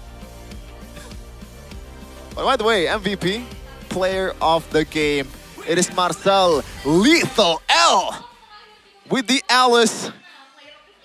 4 for 10. Look at the damage taken. That is a lot of damage. Still not fully topped up on the items, by the way. Yeah, I mean, halfway through, we did mention that he looked like he was struggling to get items. But all different the early game, right? He was supposed to be the front line. He was supposed to be the main initiator. And I think, honestly, in the early game, the positioning from Bigatron were so confusing that it really was easier said than done, right? With all the mobility tools, Marcel was definitely one of the bigger targets. They understand that if the front line gets going, gets items, he'll be tanky enough to withstand a lot of the initial collisions. Yeah. So they made sure that that was not the case, right? They ganked him several times. They want to make sure that Shogun could fight back properly, can be a real presence. But in the mid game, man, that's where the shortcuts start coming through. I don't know if they clean up their act better, if they learned from day 2, Geek Fam, but the shortcuts looked a lot more effective here, partially due to the composition as well. But it's just so confusing, man. Even for us watching as spectators, this game was all over the place, and that's exactly how Bigatron wanted it, right? And it's only until the late game where Geek Fam finally was able to get a bit more of a linear control to end out the game. Shout out to Moreno, man. He's hitting more arrows than anyone could have thought. This is just ridiculous. The amount of time that he bought. I want more of this. Despite it not being the cleanest game out there, but it is fun for some people. I don't know if some people is vomiting watching this game, but I'm not. Yeah, or for motion sickness. Yeah, motion sickness. That's what I'm talking about. Oh, man. I think it's really impressive, again, that they decided that, okay, we need to avoid, Bigatron decided we need to avoid the initiations, but the stun coming in from a boy, I think it's a bit underrated here. Because, you know, depending on the order of the spells, the Eudora's spells hits differently, right? Oh, this and is... the moment he gets the AoE stun is so important, but Niall says... That is so... That's all cool and all. Let me yoink this real quick. Not even getting the damage from the... I don't know what's the second skill called. Jab? Strong It's punch? Yeah, it's just a pure retribution from Niall. And he gets it. I thought with the Lord, Vacation were going to force a proper like collision with a numbers advantage, using the Lord as an extra member. But they decided against that, for better or worse. And from there, I think, man, it's just a brutal fight for survival. At this point, I don't think there's any real big chess match. You know, there's not a lot of calculated things. It's only a matter of will, right? Who can be more persistent in attempting to win this game? Persistent and also precision, as we're going to take a look at the items here. I don't think there's anything that's incredibly crazy from both parts. I like the choice of the tough boots always on Eudora, by the way. Just trying to deny the kill threat of Moreno as much as possible, so you can just flicker away before Moreno comes after the arrow lands. And it happened once. I think it exhausted a flicker from Moreno. He died at the end. Oh man. What else is there? Moreno, Eman though, man. I mean, Kenzie with the 12 kills. You gotta mention that, bro. I completely this Whoa, guy. What? And again, 3 deaths. 3 deaths, considering the way the game was going, I think is quite impressive. Because, he was one of the main damage dealers. He is the damage dealer. Well, yeah, it's Masha. And this is what we were talking about earlier, right? When you get 1-for-1 trades, equal trades, the comp that wants to scale really gets so much value. And you're seeing that previously when we saw this Masha chip combo, it's slow, right? You're like, oh man, when is this Masha going to do damage? In this game, it was pretty early. Yeah, incredibly early. And that Sea Halberd rush was also pretty good as well. And he didn't even have boots at the end. It's bare feet Mai Shiranui, which a lot of people like. Some people are very happy about that. Like you? Maybe? Like you, maybe. Be both. Yeah, let's take a look at the Game 2 draft though. Like, especially the bans here. It's... You don't... What change? From where? From generally. A lot. A lot, bro. It's like they almost like flipped compositions. No? Yeah. From both sides, actually. Like, they're not even playing... Oh, yeah, I get it now. But it's much more faster now, Geek Fam. They turn up the I guess like the gas to the maximum potential with how fast they're playing. Surprisingly, like it's just funny to see that the Hirara wasn't really a key player in this game. You know what I mean? Because we've been hyping up Hirara in the first 2 days. First day, not so much. Second day was really good. Almost, some people feel it's OP. But in this game, really, not so much big moments from the Hirara. It's everyone else. I think the Eudora in particular. Yeah, I gotta keep calling back to it. I think it's a bit of the unsung hero in this game, because like the point and click stun was definitely a big problem for Moreno, for Eman, for Niall too, right? These are heroes that you want to have mobility and outplays with, and point and click stuns really mess with that. I think it's just like the way to describe that is the Masha, the chip, and also the Eudora is the pizza, and what? The pizza? Yeah. Who's the guy again? The Zara is just the ranch. You know, a good ranch. So just... It's a good condiment. Just the sauce? Is this a reference that Asians would understand?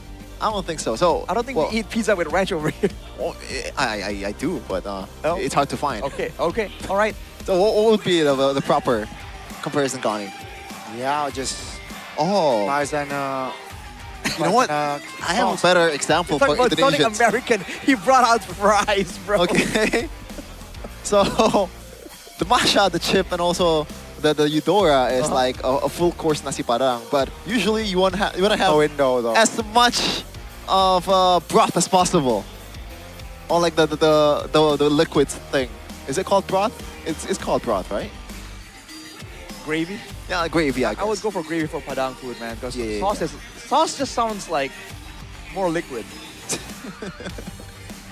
I don't know what I'm talking about, but yeah, we're losing the plot. What you should know though, it's GoPay Weekly Diamond Pass. It's free. Only on GoPay Games. Use the code GGWDP MPL to get WDP for just around 19K. So apparently it's not free. My bad. Don't forget to click use to claim the code before you proceed with the payment in the GoPay app. Get your WDP. right now. You're having a seizure. No, like, the stutter is fine. The accent change, I was like, go pie. I'm like, whoa. What happened there?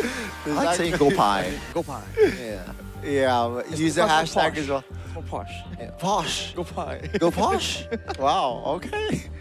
Hashtag Pasti GG. But here's the thing, all right? If you guys haven't downloaded the GoPay app, go. All right, download it. Then go to e-wallet for MPL with plenty of damage. Plenty of damage. Together with the MPL GG party. All in this. Everything is together. Pasti GG with the Pasti GoPay. GG. Just like last season, pretty much. You can vote your favorite team. What's so funny? In every MPL ID season 18 match, You can win throughout up to $1 million. Oh yeah, $1 million. Wait. You can be diamonds. Okay. You can get sued for that, brother. 1 million diamonds, all right? Oh and you can my get the God. fairy rings too, by the way, which is pretty priceless, right? Does the ring kit comes with a fairy? Technically. Oh, I got a free fairy? Yeah. Oh. You get up to 1.8 million GoPay coins as well, though, every day. Whoa. I love that. I'd get the ring and also a stinker bell. Well, just make sure you vote on the icon there. You can search for MPL GG Party in the search bar and click the MPL GG Party icon. And then check in daily and make sure you do the votes before the match. Not during. Before. Yeah, I think they lock it. Underline. It's Bold, italic, before. Buy MPL tickets. You don't have yet. Invite your friends. Play Ular Tangga. That means snakes and ladders. Snakes and ladders. Together and farm those rewards. Like me farming these awkward moments on desk where I don't know what to say. I love It's it. because you're not posh enough, Shevin. Anyways, game 3. Go watch Bridgerton, bro. What now? I mean, that's more of your cup of tea. Bridgerton? Yeah. It's a show. Ah, okay. Moving on, Shevin. Moving on. Moving on to game number 3. Yeah. The chip is still gonna be available, no? There's no way that BTR will ban it. I don't think they will. Yeah, I don't think they will It's too. for better or worse, I don't think they will. And it's such a niche strategy. Yes. Right? If Bigatron did not commit to such a pick-off, single target strat, right? If they went for a more well-rounded composition, I think that the chip could have failed, man. It really could have failed. But they saw the picks, they saw like, hey, this is like a all-in pick-off comp. Let's make that almost impossible to do normally. Yeah. It's impossible to do normally. Just like us in the casting desk, it's impossible for us to cast without Todak chair. That's true. When it comes to performance, it's not just what happens in game, Goni. It's also the chair, the comfortability that you have when you're casting the game and also playing the game. Yes, sir. Todak Throne is a gaming chair that doesn't just bring the style, but also delivers when it comes to performance. Currently offering a special MPL edition release, Goni. How much does that cost? And what are the features? Here's the thing, it's super affordable. The feature, everything from gaming chairs to fully exclusive adjustable apparel, which you can check out directly at the Todak booth. And if you're curious about the full collection, Arashi, make sure to visit their website, www.todak.id. All right, to check out a full catalog and ongoing promotions. Because Catalog. here, Chefin Arashi, maybe you're not cultured enough. But it's just not about performance. It's also about style. Becoming part of your identity. Culture by Todak. Culture. Great pitch. All around you. What? No, I said great pitch. It's all about that style, man. Hey, it's all about that style. It's the same way like skins get wins. I don't think so. You don't think so? You have good skins, but you're not winning. I'm winning. Are you? You don't know me, son. Okay. Do think you I know know you him? enough. Chefin, hey, do you know Arashi? Or do you know Bryden? Whoa, getting doxxed. That is Steve. No, we already said your name multiple times the first day. I know, Chahyo Bimegantoro. We also dissed your name. Why? I think it's you dissed her. Hey, do you want to name your kid Brian or Brandon? Oh, let's go Brandon. Oh, that's a good idea. That's what he said the first day. That's what he said. Sorry. My parents picked that name. I'm sorry. That's messed up. I'm sorry, Mr. and Miss Muslimta. That's my bad. That's my bad. Are I'm you sorry. really sorry? Do you accept Is my he apology? really sorry though? I am sorry. I'm sorry. Vote in chat. How sincere is this apology? I am always sorry, bro. Remember, like I've never. Wait, if you're always sorry, then you never are. That's true. That's true. If you think about it.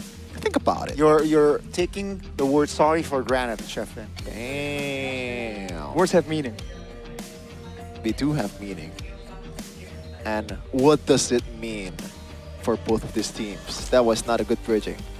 But I expected BTR to win 2-0 though, not gonna lie. So I guess the change, don't give Eman the show.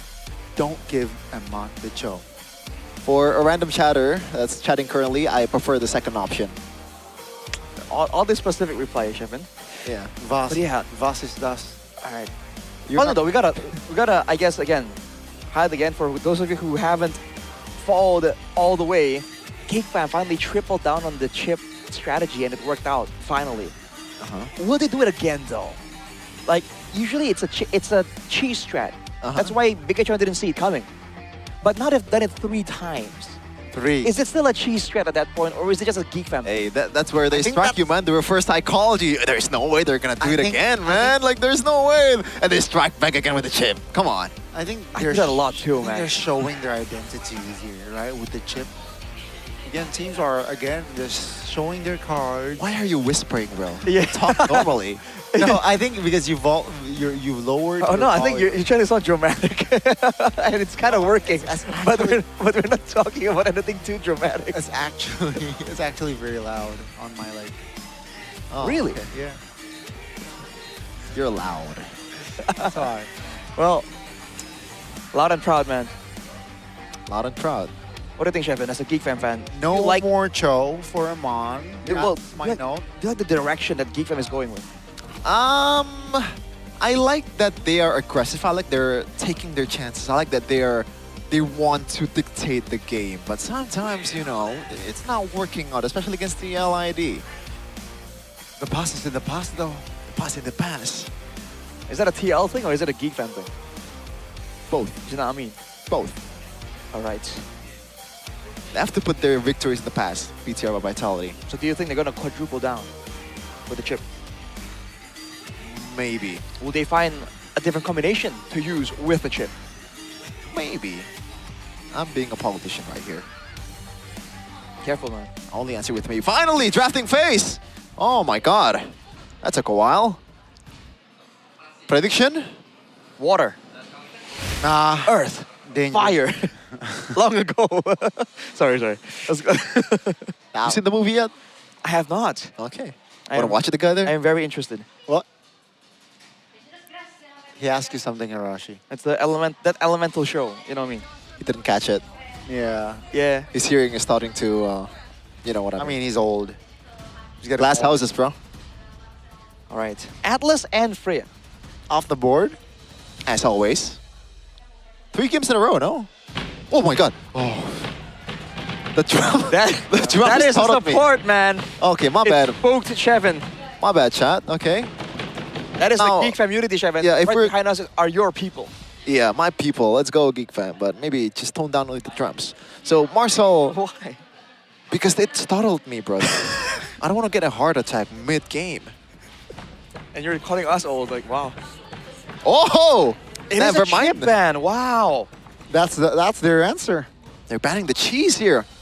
Seems like the instant respect towards Audi. I mean, yesterday they banned 5 heroes of Audi, right? Perhaps you might see that. Yeah, and one of the games. Right. Are they going to leave the Kaja open this time, right? Because I think the Kaja had a degree of respect from Bigatron before. But it was beatable, though. It's not like it's a huge problem. Same with the chip. It's actually beatable, but just the draft, I don't think it was working out for BTR. Might be a Marcel ban here for BTR, or do they want to pick it themselves? Keep the options, and Finn plays a nasty Marcel as well. Matilda? Might be. Might be in the picture. It's been used by Bigatron like twice, right? Dude, I really like this meta, man. Like, the bans, Ooh. in a way, it's kind kind of predictable, but there's a lot of ways that you can play this game, man. You can play the sustain like with a healer mid lane, like a Rafaela. You can play super like long range, kind of like mage. There's a lot of things they can do to be able to secure the victory here. Yep. Now Geek Fam, red 3, Paquito ban by BTR, Geek Fam. Okay. Marcel? So right now, the go-to like prio picks as Melissa, Hirara, Mathilda technically. Mathilda with BTR first, in this particular game, yeah. Those are the options Geek Fam are juggling right now. But do you really want to open the Marcel, man? I feel like that's a bigger problem. Airpunk has twice the heart rate of K-Dot, bro. Yeah. Oh, wow. Hirara. Okay. Okay. What's up? I think the usual go-to with Mathilda. Yeah. But in this situation, like the Melissa will be fine as well, right? If it ain't broke, don't fix it. They won with the Mathilda first pick. Should they go again here, replicate that style? Ixia again, if Mathilda gets locked in, Ixia.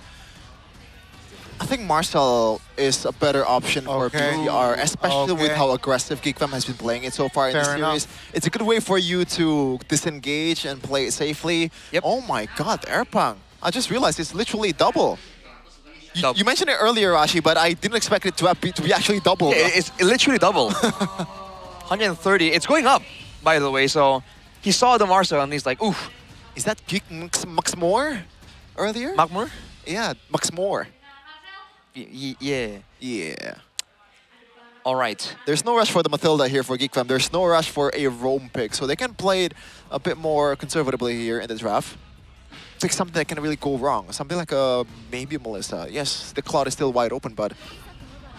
Yep, the Melissa and... Uranus? Oh. Yep. Okay. Call. Great call. Uranus again. Remember in that first game, Shogun was practically unkillable on the Uranus, or Ura, Uranus, so Geek Fam taking it away. Now BTR, do they secure? I don't mind a Nova pick here. Novaria. I like a Nova and a Marksman here, right? To secure that gold lane before. It's like Claude Nova? I don't mind the Claude. Because I think in a weird way, the Claude has more flexibility than the Brody, right? If you want to try and shut down the Melissa, I feel like you need way more before committing onto like a Brody, but they go for the Brody regardless. Okay. Brody Nova, a lot of burst built in here against the Uranus. There's some concerns there. What is gonna be... I feel like they need something that can deal a lot of damage and somehow dive too. Maybe something, I don't know if it's Harley angle for Nazara. I don't know if that's the right pick. K-Dot, look at the heart rate, it's starting to go up, Arashi. So he's feeling the pressure right now. So maybe he's also second guessing the picks here. Could be it. If they want to go for Assassins, by the way, we've seen both teams bring out Assassins that aren't exactly like the go-to, like just the Hiraras only, right? We've seen Hayabusas already earlier. If this is gonna indeed be the Mathilda though, Geek Fam, copycat. Hey. Taking a page out of Bigatron's book. It's not a copycat, it's called being smart. Being observant, Arashi. It's gotta be observant, more observant, Arashi. It's called being observant. It's gonna be Hayabusa though. So now they're trying to make sure that the Melissa can actually deal damage undeterred. Yeah. Will it be a Ling ban next? Ling? Oh, never mind. Game 1, they used Ling. Don't think that's gonna be necessary, man. No, yeah. Yeah, Niall's hero is a bit... There's not much here. For both sides, actually. So they're exhausting all the jungle, but unfortunately, though, Airpunk has a say on which hero will he pick first. It's true. I think they bet at Hayabusa because of the dive threat, yes. But I think it's also because of the invulnerability, right? The Hirara was also really good because of the damage and mobility, but also the invulnerability, right? I think that's what he's trying to deter here. He saw how effective the retry can be from Niall, so making sure that he feels the pressure time and time again will be beneficial if they want to play for a front-to-back or a neutral objective slow take for Geek Fam. Definitely slow. It's going to be the Nolan instead. So 2 assassins off the board here, just limiting the options for Nile, right? And now with the last ban, Guinevere off the board. Oh yeah, I just realized the Guinevere Mathilda combo was always there. It's a very cheesy combo, by the way, and Brody cannot rock a Purify, so it's almost guaranteed a knockup with the Circle Eagle Guiding Wind combo. I just realized that. So it's a way for you to go into the back line and get a 100% connected knockup CC chain. Well, it's not available right here. What alternative do they want, though? Utility hasn't really been all that good. Eudora. Getting rid of, like... Are they gonna...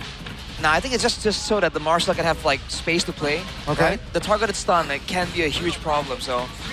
The pick, Harley it is, Shevin, you called it out earlier. Yeah, it's a way for you to not be punished easily. That's the only thing that's available. Now this is tough for Nael. Do you want to throw it back to like the Suyos? Oh. We didn't see it come through for Albert. Against Harley. Yeah, you need someone that is able to do it all. At least in my perspective, I think Suyo is not that bad of a answer here. You have some iframes as well to play with. That's always a good thing. I'm more concerned about the EXP lane though. The usual go-to for Uranus would be an Esmeralda to match the sustain. I'm not fully opposed to that. The Lapu Lapu can counter the Melissa. That was an option we saw as well. Oh, but I don't know in the grand scheme of things though. Lapu Lapu, oh my god! Whoa, Ruby and Suyo. It's more crowd control with the Don't Run Wolf King on top of the I'm Offended. But it's not really as... You can't really move that fast. He's going to be very flicker reliant, this Ruby. Yeah, I think the idea is to make sure that Nazara is not playing as freely as possible, because when you get caught up by the I'm Offended, then it's going to be chain CC with the Don't Run Wolf King, and he's dead. He's out. Definitely trying to break the momentum of that Melissa. Hovering around Tushin. A little bit of eeny, meeny, miny, mo there. Yeah. Tushin or Sutian. Yeah. I mean, Sitian worked wonders for the side of Bigatron in that first game. But it seems like Geek Fam, they will lock in the Zushin instead here for their final game of the day. Okay, it's kind of a not really fully deja vu of the first game, but it's now it's flipped back for each team, because I feel like for KDOT, for BTR, they have some sustain to work with. They can play it slow. They can play it like with some kites with Novaria. Against a Mathilda Uranus though, there's good sustain of their own for Geek Fam. I think there's such a big balancing act between like punishing your opponents and avoiding getting punished. I think that's why they went for the Tushin. It's a bit safer here. It's all about minimizing mistakes, because both teams can really start snowballing. Right? At any point, if Nazara or Nile picks up some 1 or 2 kills, it can get really out of control really fast. But the 4 purifies though, dang. Eat your greens, kid. Woo! Eat your greens. Feels like Geek Fam is going vegan right now in game number 3 right here. With the amount of purifies, the greens that they are consuming right now, as we're going to jump towards the Land of Dawn. Game 3, last game of this series. Leg 1 of Geek Fam versus BTR. Who will take the W this time? Yeah, this one plays out, ladies and gentlemen. The final game, indeed. Keep in mind, Geek Fam has yet to win the season. Will this be their first? BTR, after traveling abroad, will this debut on MPL ID Season 18 start with a positive journey? Looking at the emblems right here, Tenacities for the side of Geek Fam. Brief Smite as well for Marcel. All the sustain that he can get for sure. For Bigatron though, there's a bit more value in rotations, again with the Wilderness Blessing, right? Agility as well for Finn. Common emblems for the Marcel. But this means that Geek Fam have to be careful, especially in the early game, right? They have more sustainability, but early on, with good ganks and rotations, with a numbers advantage, the extra sustain won't really save you. 4 purifies though. for Geek Fam.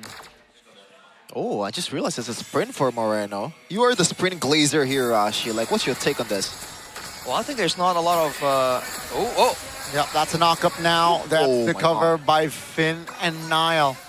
Nothing too crazy, but that flicker for Moreno might cost them. He cost him dearly. Amon just, if not on the Joe, man, he's a lane bully on this Brody. Here comes Audie Teasy. Here comes Niall under the turret. Amon takes the 200 gold neatly.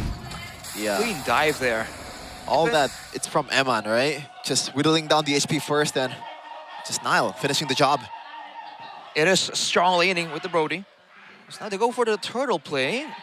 Wait a second though, Marcel. Yeah, that's a pull. I'm offended.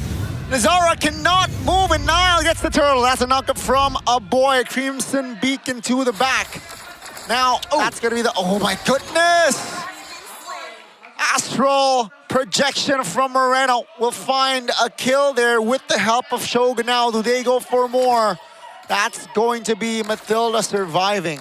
Oh man, this is a terrible, terrible early game for Geek Fam. There was some inkling of brilliance here in the mid lane with the possible pickoff. Oh boy. Hold on, Nazara. Eman has the force to use the flicker. It's all G for BTR. They're up 2K in 3 minutes. Bit too much. All right. Back to a bit of a standoff. The fans are going crazy here in the building, by the way. They know what's at stake. They want to make sure that their team knows the support is there. To answer your question, Chef, and the sprint's on a shorter cooldown, and right now there's not a lot of ways, like if the Nazara jumps on Moreno, with a sprint he can just cut the angle and avoid the bulk of the damage anyways, right? On top of that, on the Navaria in particular, when you send out the Astral Sphere to set up for the Star Shatter, the second skill, when you sprint, you can cover ground and increase the damage even more. That's the extra benefit of the sprint in this situation. 146 beats per minute from Shogun earlier on, shown top lane though. Hold on. That's gonna be the Astral. Oh! The echo and the recall lands. And down goes the roamer from Geek. Dude, Audie Dizzy didn't even get to do anything for himself. Just perfect execution with the Novaria here by Moreno and the crew. It's the power of the crowd control, man. It comes out so fast too. Moreno with a rush onto the lightning truncheon here. Not even a glowing wand. Not concerned about the regen possibility coming in from Marcel. He wants full damage on that Star Shatter. I expected more from Geek. Let's see the second turtle take 3K gold behind here. BTR now, Finn just scouting, providing information for the team as well. Now, Suyo is on the turtle. Uranus is actually also there, showing himself. Kenzie joins the fight. That's going to be the two-man caught by Ruby. That's the go away. That's a boy Crimson Beacon towards the front. Oh my goodness. The aggressiveness this guy has. Audie again. They're tilted. Somebody get these geeks out of here, said Finn, as he claims the double. Oh, it's a terrible calculation by Geek Fam. I don't know why they are so gung-ho on taking Eman or knocking Eman up. I don't think that was possible at all, the pickoff. I mean, Eman was pretty low. Audie really could have gotten the kill, but the stun was there, the kiss was still available, and the backup on the team was... Oh, wait. Man, almost. Almost. Oh, I thought he got it. Wow. All right. That was almost deja vu from earlier when Finn was able to get Kenzie on the Brody, right? I think there's a bit of like, a bit of ego there. We're gonna get you with the same thing you got us with. It didn't pay out though. Vikatron at 5 minutes are already 5K ahead. They're not stopping now. Ooh. Yeah, they're going for the siege in the mid lane. I don't think they can do anything at this point. 4,000 gold behind and almost 6 minutes in. Just 6 minutes of game time. Top lane already at half HP. Turret-wise, things are not looking good here for Geek Fam. There's no retaliation so far for Geek Fam, man. Dude, look at the gold difference between Kanziski and Eman, bro. Yeah, it's like almost 2,000. Not in day. Marcel. Oh!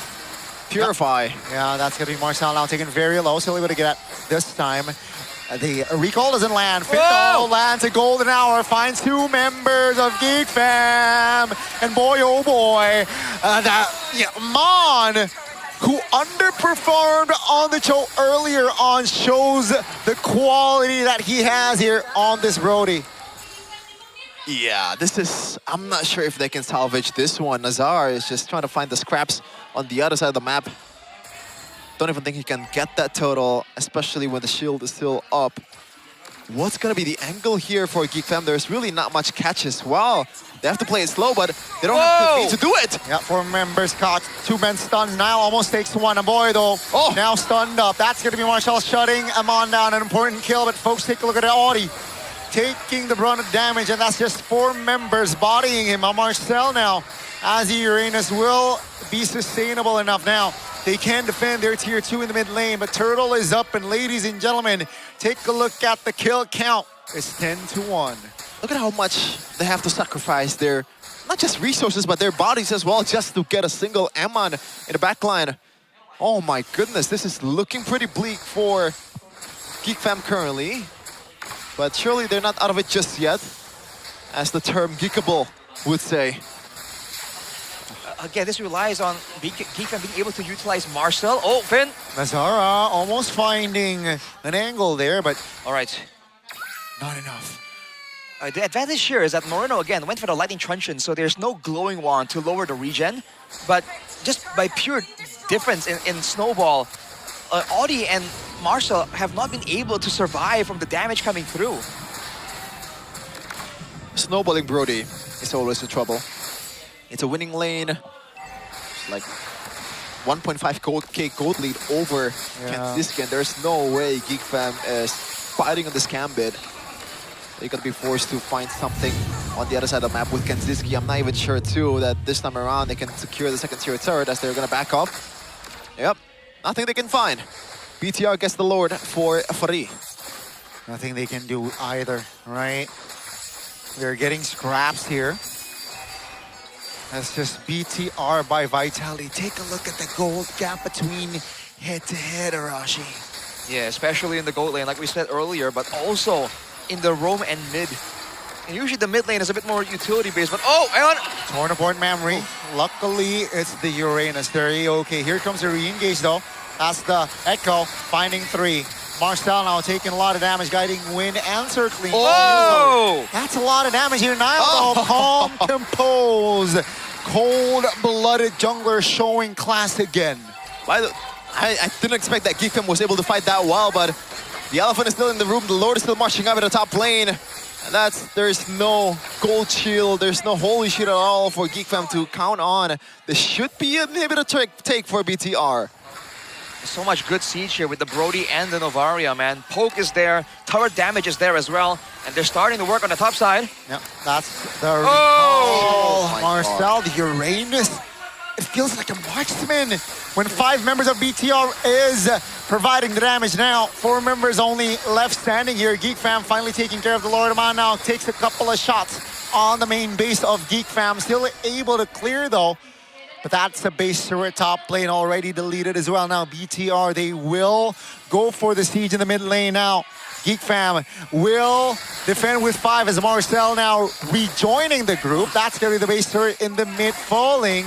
And boy, oh boy, nothing they can do. Now backs away. 2 base turrets off the board. Look at how methodical BTR is playing it right now. Just one by one, all the inhibitors are going down. I don't think they can secure this one here. Geek Fam did a good job defending this one. But all the resources from BTR is also exhausted, though, so they have to back away. Yeah. Now, thankfully, the only turret that's available in the inhibitor is on the far lane for Geek Fam. Despite the advantage is definitely still on BTR. It's not much, but it's on its work. Yeah, that's the ult from Novaria, finding all members. Take a look at the damage. No, finds 1. That's going to be a Harley off the board as Amon finds the last base turret. Geek Fam now trying to recompose. Amon from downtown takes the kill. Now 2 members left standing, and ladies and gentlemen, in a 2v1 fashion, the defending champions, the Red Robots, their homecoming will find victory as their main 5. Amon again the maestro, Finn the Human, Shogun, and a cold-blooded jungler Nile. Still reliable, still showing quality. And what a debut here, back on the stage for Season 18. As always, BTR dominating the scene currently, still keeping with their current form after the few internationals that they have participated in. That experience is poured out towards GeekFam. It's a bit tougher this time. Maybe tougher than they expected. But GeekFam unfortunately has to fall through to the 0-2 match rate. Man, that was an intense one, especially game number 2, man. But in game 3, they readjusted. They take away the weapons of GeekFam, and immediately they look just a little bit lost. That is enough.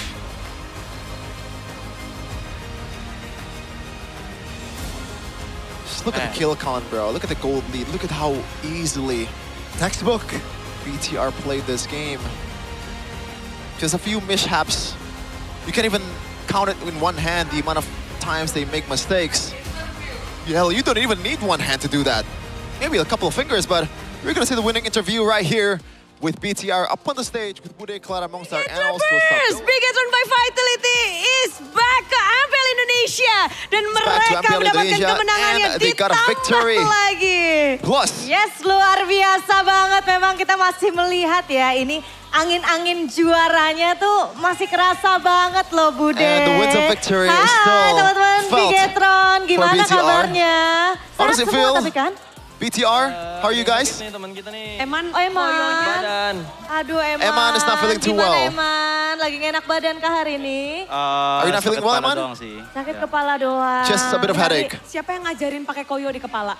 Who taught you to put some hot patch in your head? Nggak ada. No one? Aku. It's just me, myself. At this point, he's Indonesian, Bude. Nggak bisa tahan, sakit banget. Oh, sakit kepala. It felt so bad. It hurt so bad. Sekarang GeekFam dengan formula baru, how do you feel fighting against GeekFam? But now GeekFam with the new formula, how do you feel fighting against GeekFam? Agak susah sih soalnya mereka ada cheese-pick-kan gitu. It's a bit harder with the cheese picks, gitu kan. with the mashas. Tadi, ya apalagi kepala gua sakit juga kan ya. And also my head is hurting. Nambah pusing, nambah sakit. Tapi akhirnya setelah dari season lalu kan kalian belum pernah menang lawan GeekFam. But finally, after last season, you've never won against GeekFam. Kalau misalnya dari Eman atau Moreno. But now you won again. Moreno? How does it feel, Moreno? Kan tadi udah interview juga kan sebelumnya kayak. Before this, we got an interview. Walaupun realitanya emang kita kalah season lalu. Although the reality is we lost sekarang kita mulai last season, the regular season. Karena di but now it's a new start. Mereka kan kita bantai 4-1 jadi. Because in the playoffs we absolutely demolished them 4-1. Yang lalu biarlah berlalu. Benar. So let the past be the past. Yang jadi realitanya sekarang ya udah. The reality is now. Geek yang belum pernah menang lawan kita di season 18 kan. Geek has never won against us in season 18. Asik, luar biasa. Tapi mungkin nih Bude ya. Karena Eman kan tadi udah bilang katanya kepalanya lagi sakit Bude. Mending kita kasih aja kali ya Eman ke teman-teman dari English casters. Karena nanti Eman akan because Eman is having a headache. Now we let them interview or like we let him go towards the English test for an interview. So we got an interview with Eman after this. So stay tuned. Udah gak sabar buat ngobrol-ngobrol nih. Tapi di sini kita akan tetap ngobrol-ngobrol lagi Bude. But here we're still gonna talk. Banget ya bagaimana ini yang sudah memegang banyak banget kesibukan internasional terbang ke sana kemari. They got a lot of things going on, international tournaments. Untuk prepare season 18 ini sebenarnya? How do you guys prepare for the season? Sehari kemarin doang. Karena kan kita ada media day dari MPL juga kan. We got media day from MPL. Kita full latihannya baru hari Sabtu kemarin. So it's only in Saturday we got to practice a full day. Apa? Belum ada libur sama sekali dari kalian. So you guys got no day off? Latihannya kita udah mulai dari yang di Kazakhstan itu. We itu, ya latihan kita start juga. practice when we were in Kazakhstan. Bawa piala, sekarang pulang dan makin ganas. We got a trophy after Kazakhstan. Kok Yenya lebih semangat dong. Yenya gimana Moreno? Kasihan Eman soalnya lagi semangat nggak boleh berisik-berisik. Lagi sakit jadi nggak boleh berisik-berisik banget. We're pretty kita senangnya ya we feel pity towards Eman because karena ini juga we're not allowed to be super loud because he's feeling pretty bad. Teman-teman Bigatron by Vitality ya. Ya nervous lah kita, nervous banget.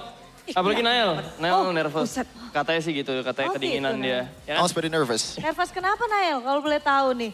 Why Nael? Karena lawannya Coach Erpang.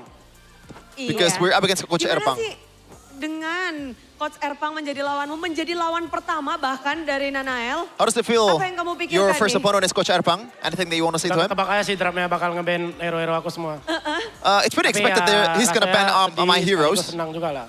Ya akhirnya dia tetap di MPL, sedihnya MPL-nya nggak sama aku. I'm happy that he's still in Harus MPL, but berpisah it's dengan pretty sad that Iya. he's Dan not with us sekarang kamu anymore. bisa menjawab walaupun hero-heromu di ban. Seems Ada like yang you were mau able to kamu answer tanyain nggak sih despite ke Coach all the Erpang? bans.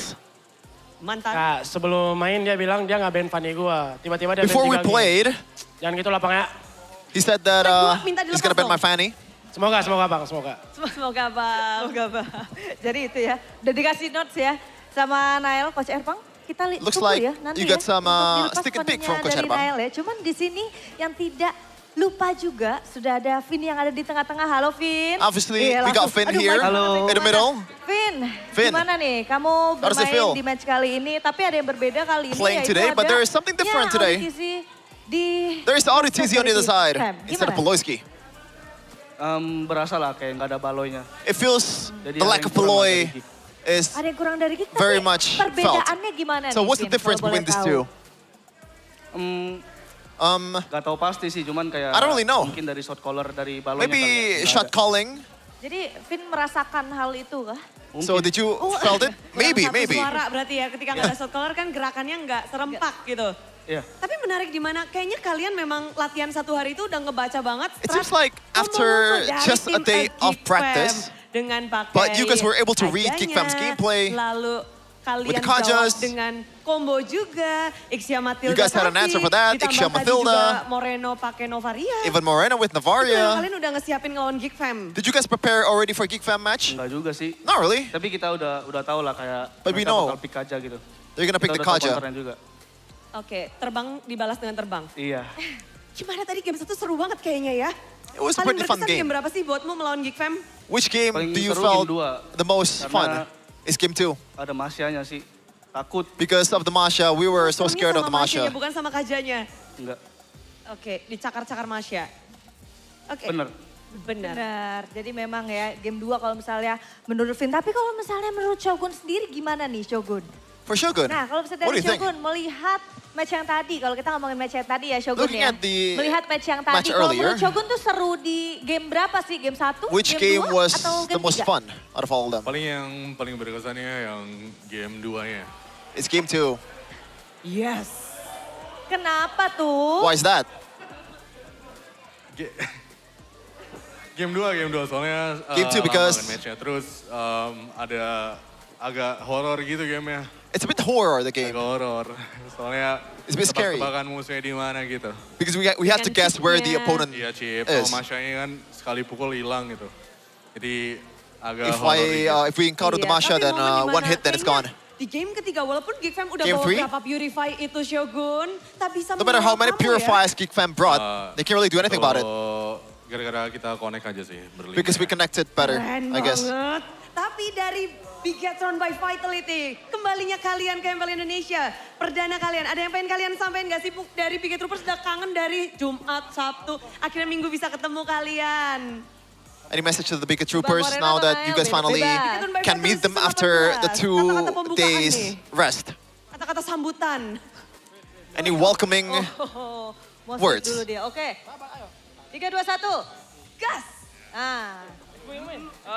Halo semuanya. Hello teman-teman. everyone. Ini ngomong ke siapa, Bude? What are we talking to? Oh, ke Bigger Troopers. Bigger troopers. Halo semuanya. Oh, bigger troopers. Hello, all of you bigger troopers.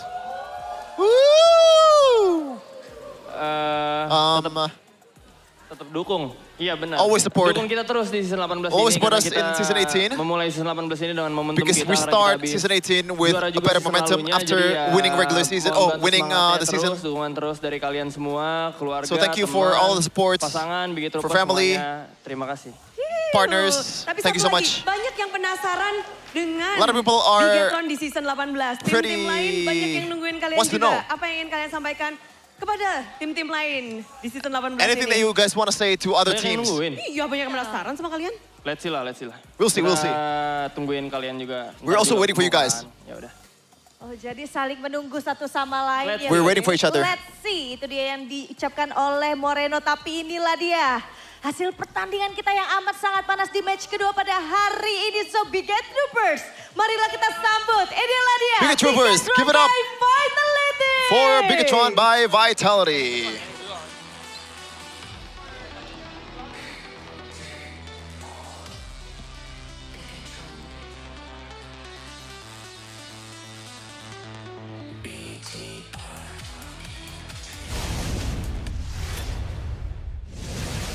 That's the winning interview up on the stage, but we also got our own winning interview here in the English desk with the Red Raider, Eman.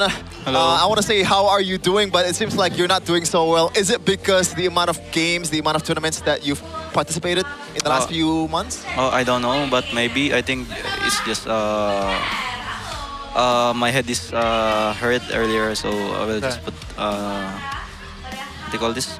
Koyo. So I don't know how to heat patches. Actually, I mean, get well soon, Aman, and congratulations on your first win here on the season 18 stage. It's a 2-1 fashion, not a 2-0. What happened game number 2? Maybe we heard already like a sneak peek from your teammates, but I want to hear from you. What happened to your Cho there? How was your experience playing Cho in that game? My experience in early game, I just felt like it's very good in early game, so we want to punish them in the early game, but we have a lot of mistakes, so I think Cho is playable there, but in terms of late game, it's hard for us to catch up on them because Chip is all around, Yeah. Yeah, we need to think where he position is, like that. And then if someone will check there, someone actually they can burst easily. Yeah, was there a Ruby angle instead of the Cho there, or? I'm thinking Cho because I can dodge the enemy skills like Alice, Eudora, but if I use Ruby there, so I think it's hard for me because they have a lot of Crowd control. Yeah. So in game number 1, Eman, you were taken out twice on the Ixia. What was your first thought? Like, oh, I died twice, I'm behind now. What is the first thought of Eman, when that happens? Maybe I just need the Matilda on me, and then I can double in so I can catch up on gold. Yeah. And you did that. Yeah. Right. Again, the combination of Matilda and Ixia, first time season 18. Will we see more of that duo? Matilda, Finn, Ixia, Eman. Can we see more of that this season? If there's a chance, I think maybe yes. Yeah. Okay, I want to talk about the Ixia just a little bit, okay? It was a Brody pick first for Geek Fam. Was the Ixia because you guys have a Matilda, or is it because you were up against the Brody, or is it a combination of both? I think it's just I don't have any hero to use there because there's a Kaja, right? So it's hard for me to think like they already banned the other hero like Melissa, Claude, Yeah, I felt like I can use each other because I have Matilda on me, yeah. So what are your thoughts on the matchup? Because there's a lot of talks about the Brody-Melissa matchup. Do you think it's a Brody winning matchup? You think it's a Melissa matchup, skill matchup, or equal? I think it's depends on the user, I think. So skill matchup? Yeah. But you were able to completely dominate Kandinsky though in game number 3, so what's up with that? What? You were able to dominate Kandinsky in game number 3 though, so what's up with that? Maybe he doesn't know really well how to use the capable skill of Melissa, I think. Yeah. That's very interesting. Now, this is the start. It's technically your day 1. Gotta ask, are you guys going for the back-to-back? How confident are you yourself? Right now, 100% I think we can do back-to-back. But Mirko sends his regards, by the way. Yeah. But we're trying our best every game so we can get the trophy again. Okay, so I want to ask you about the competition here in season 18. Aside from Onyx, which team do you think has the biggest chance to compete against you guys? I think Liquid because I saw their game style yesterday and then earlier, right? Earlier, yeah. I think they're the one is I'm looking forward to fight against. Yeah. Well, what do you think about the current meta, by the way? Because a lot of people say it's a bit too weird, it's too crazy. Yeah. As a gold lane, we saw how hard it is sometimes to be a gold lane in the current meta that's so aggressive. What do you think about the current meta? I think the meta right now, you can use any hero right now because in terms of playstyle, I think kayak apa ya? Kayak ada cocok-cocokannya gitu lah. Kayak hero-heronya. Hero sama orangnya? Yeah. Oh, so it Auto depends. translated. Yeah. There's like Play style. affinity between the player and the hero. Mix and match, I guess. Yeah, you have to pick the right hero for you, kind of. Yeah, okay. Now, so you guys, do you think you guys have an advantage in terms of like, you guys already watched GeekFam played a match earlier or like last day before this, so do you guys in a way have an advantage of scouting on how they play or? Yeah, in terms of drafting, yeah, we already know how they draft and then we expect earlier also they can play Masha chip, but they ban Melissa and Claude, so I think that they're ready also. Yeah. Oh, okay. So I want to follow it up with GeekFam's potential. Like based on what happened earlier, do you guys think that GeekFam already, showed all of their potential? Like, was it a decent game still for GeekFam, or were they playing bad earlier? I think they play good, but at the same time, I don't think they can fight other team like if they play like a normal hero because they win earlier and then yesterday like they only use Chistra hero, but I think they can catch up later on. Do you think that's partially because we know Beloyski is no longer with them, right? Yeah. How different is it? After this match, do you feel like, what is GeekFam right now without Beloyski? I don't know. Maybe the comms and then the decision making also in early game. I think when in our game 3, I think that's the big factor. I think the shot call of Baloy. Yeah. Okay. I think that's going to be enough for the questions because we know that you're still feeling pretty bad. So Yeah, thank you so much for taking the time to talk with us. Hopefully we can see you guys in the future here a lot of times with better health, I guess. So yeah, thank you so much, man. Thank you. Again, congratulations, Aman. Get well soon. See you, brother. Thank you. Yeah. Mirko sends his regards, by the way. So awkward. Mirko must, Man, Mirko must be so bummed, man. Like the one time his goat is actually on the desk. Mirko's goal. No, he's casting Ian's. I think he's still doing pretty fine. His goat though. Yeah. Imagine we had Beloy, but you weren't here. Okay, fun fact about Eman. Do you guys know that Eman, he's a Filipino, right? So you would assume that he is slightly decent at basketball and completely ignores our national sport that is football. Eman is the complete opposite. Eman traveled to Italy to play for Philippines. I think he's almost a national team member of the football team in Philippines. Aman? Instead of basketball. Really? Yes. Are you, wow.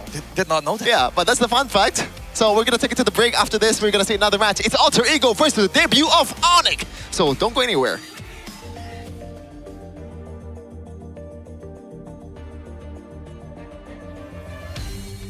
Aku kan berdiri dan terus berlari, terus ke arah puncak tertinggi.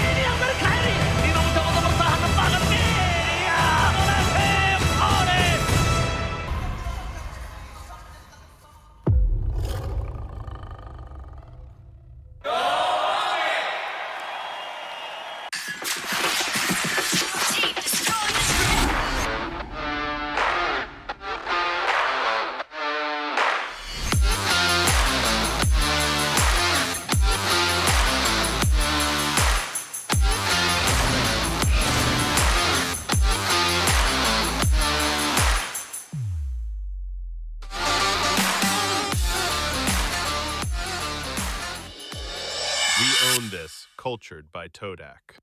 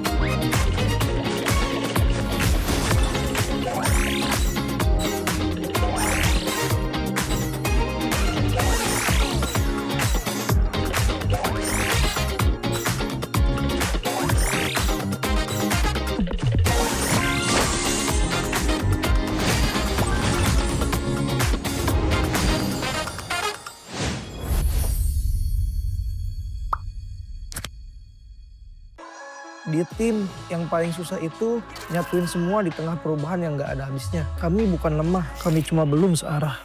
Menang atau kalah itu biasa, tapi ingat satu hal, kita itu keluarga. Waktunya konsisten saling percaya.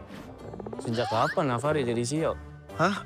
Lalu diam, Ming. Mending lihat ini. Yang ini murahnya beneran. Bantu kita naik level barengan.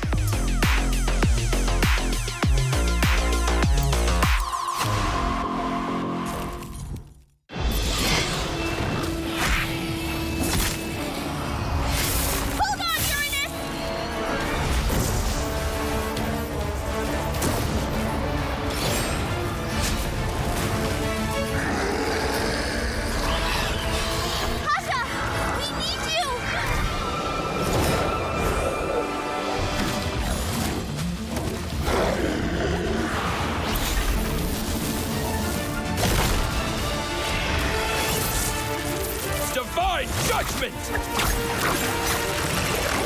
Witness the power of pure lightning!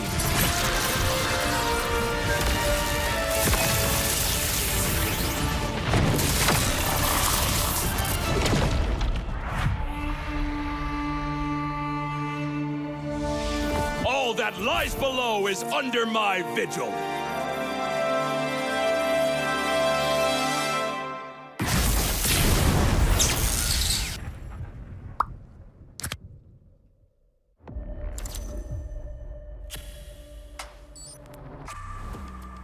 Semua perjalanan mempunyai cerita. Dan semua orang ingin menjadi pahlawan dalam cerita itu. Menjadi seorang pahlawan bukan hanya sekedar menang perang, namun mampu mencari modal untuk berperang. Oke. Hanya modal gold. Patch sekarang modal gold gampang kena comeback. Pahlawan itu butuh pengalaman. Pengalaman berseason-season adalah hal paling berharga. Alah, pemain tua, mekanik tua, masih main raja-rajaan. Orang bilang gue jadi pahlawan cuma karena hoki. Gak gitu, bro. Masihkah hoki? Hoki, faktanya gimana? Untuk menjadi pahlawan, harus bermental baja biar bisa menghadapi segala kondisi. Mental baja? Berarti gue udah bisa jadi pahlawannya dong. Gue baru masuk aja, udah dapat Rookie of the Season. Sebagai anak baru, gue udah cukup hebat kan? Hebat kata lu, dalam hal apa? Kill banyak. Untuk bisa memberikan itu, perlu sosok pahlawan. Kalau sosok itu nggak ada, tim lu nggak bisa apa-apa. Hah? Cut. Lani doang, hanya bikin mati konyol. Masa pahlawan kayak gitu? Kita juga harus bisa menjaga tempo agar semua bisa berjalan dengan lancar. Lah, talent gue kemana? Kak, cukup kak? Oke, thank you. Gagal lagi jadi pahlawan di MSC. Ah, iya ya. Keburu pensi nih. Tapi, setidaknya gue masih di atas lo.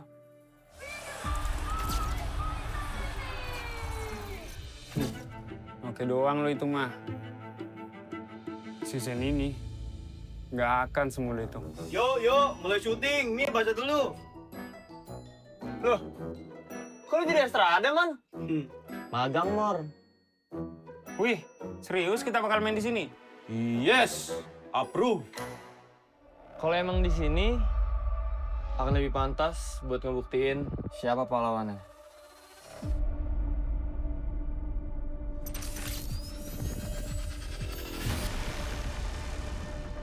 Persiapan kita cukup.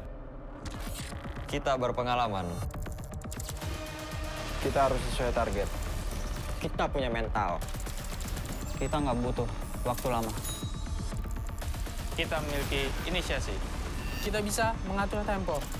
Kita punya banyak cara. Kita yang ngatur permainannya. Mari kita lihat siapa yang pantas.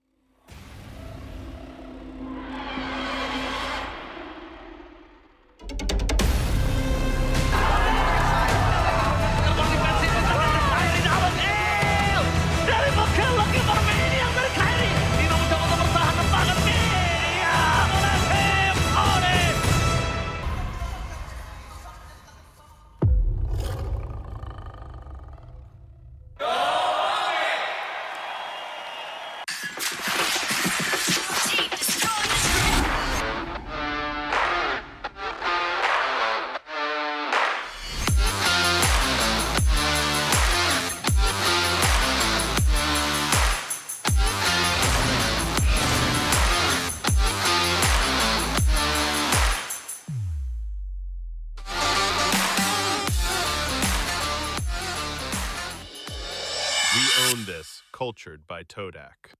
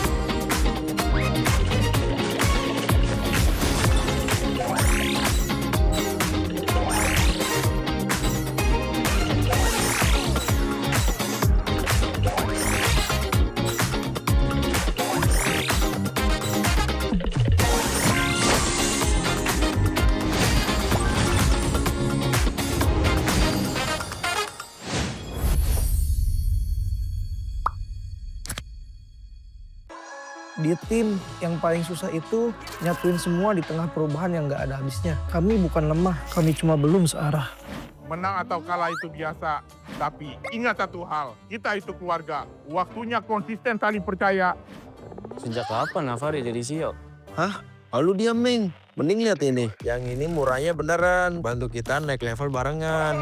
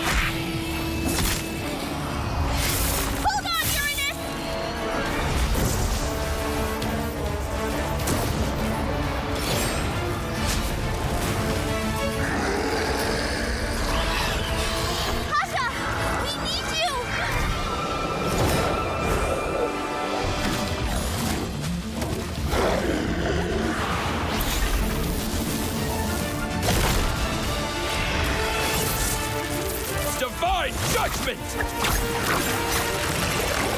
Witness the power of pure lightning!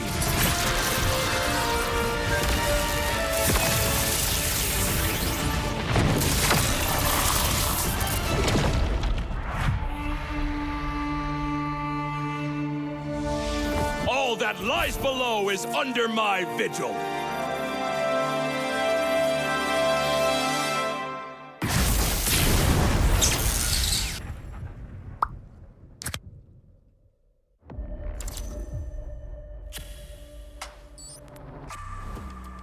Semua perjalanan mempunyai cerita. Dan semua orang ingin menjadi pahlawan dalam cerita itu.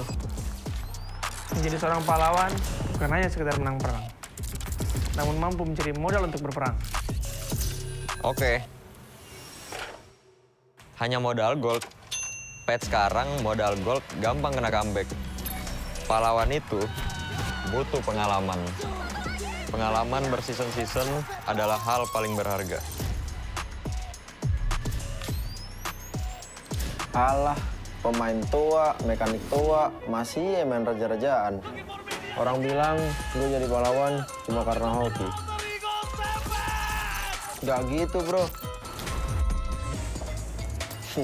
Masihkah hoki? Hoki, faktanya gimana? Untuk menjadi pahlawan, harus bermental baja biar bisa menghadapi segala kondisi. Mental baja? Berarti gue udah bisa jadi pahlawannya dong. Gue baru masuk aja, udah dapat Rookie of the Season. Sebagai anak baru, gue udah cukup hebat kan? Hebat kata lu, dalam hal apa? Kill banyak. Untuk bisa memberikan itu, perlu sosok pahlawan. Kalau sosok itu nggak ada, tim lu nggak bisa apa-apa. Hah? Cut. Lani doang, hanya bikin mati konyol. Masa pahlawan kayak gitu? Kita juga harus bisa menjaga tempo agar semua bisa berjalan dengan lancar. Lah, talent gue kemana? Kak, cukup, Kak? Oke, thank you. Gagal lagi jadi pahlawan di MSC. Ah, iya ya. Keburu pensi nih. Tapi, setidaknya gue masih di atas lo.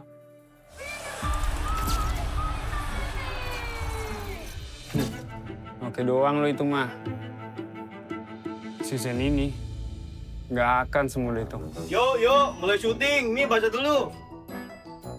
Loh, kok lu jadi Estrada, Man? Magang, Mor. Wih, serius kita bakal main di sini? Yes, approve. Kalau emang di sini, akan lebih pantas buat ngebuktiin siapa pahlawannya.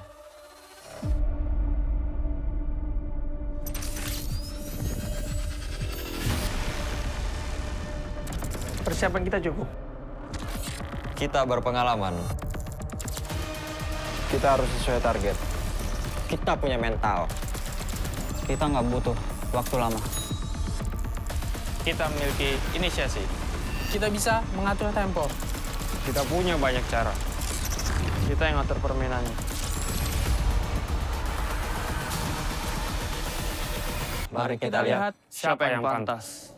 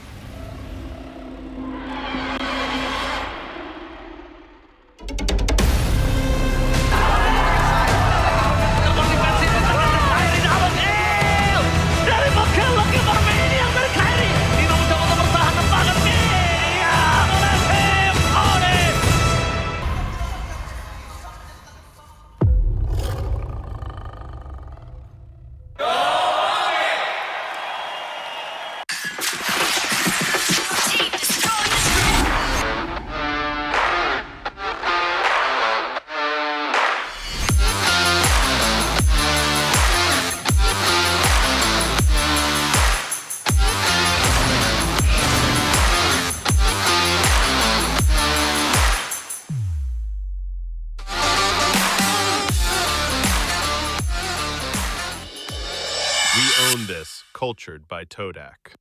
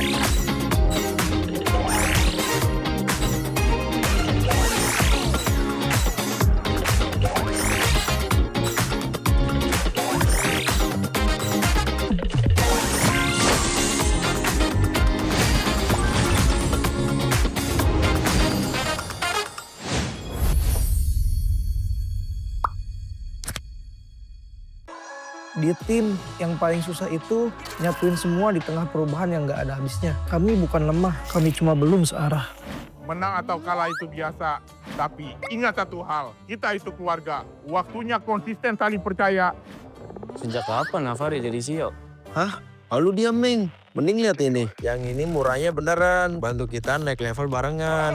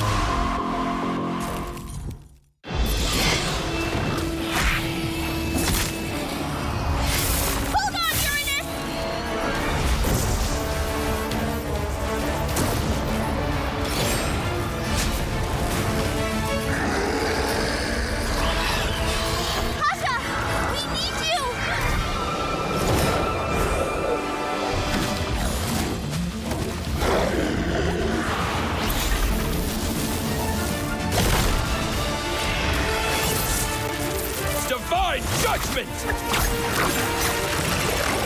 Witness the power of pure lightning!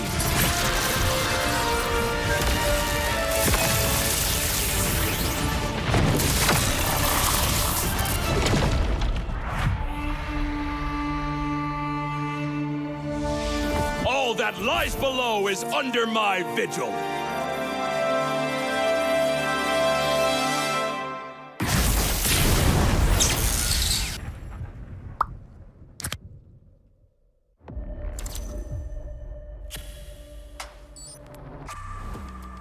Semua perjalanan mempunyai cerita.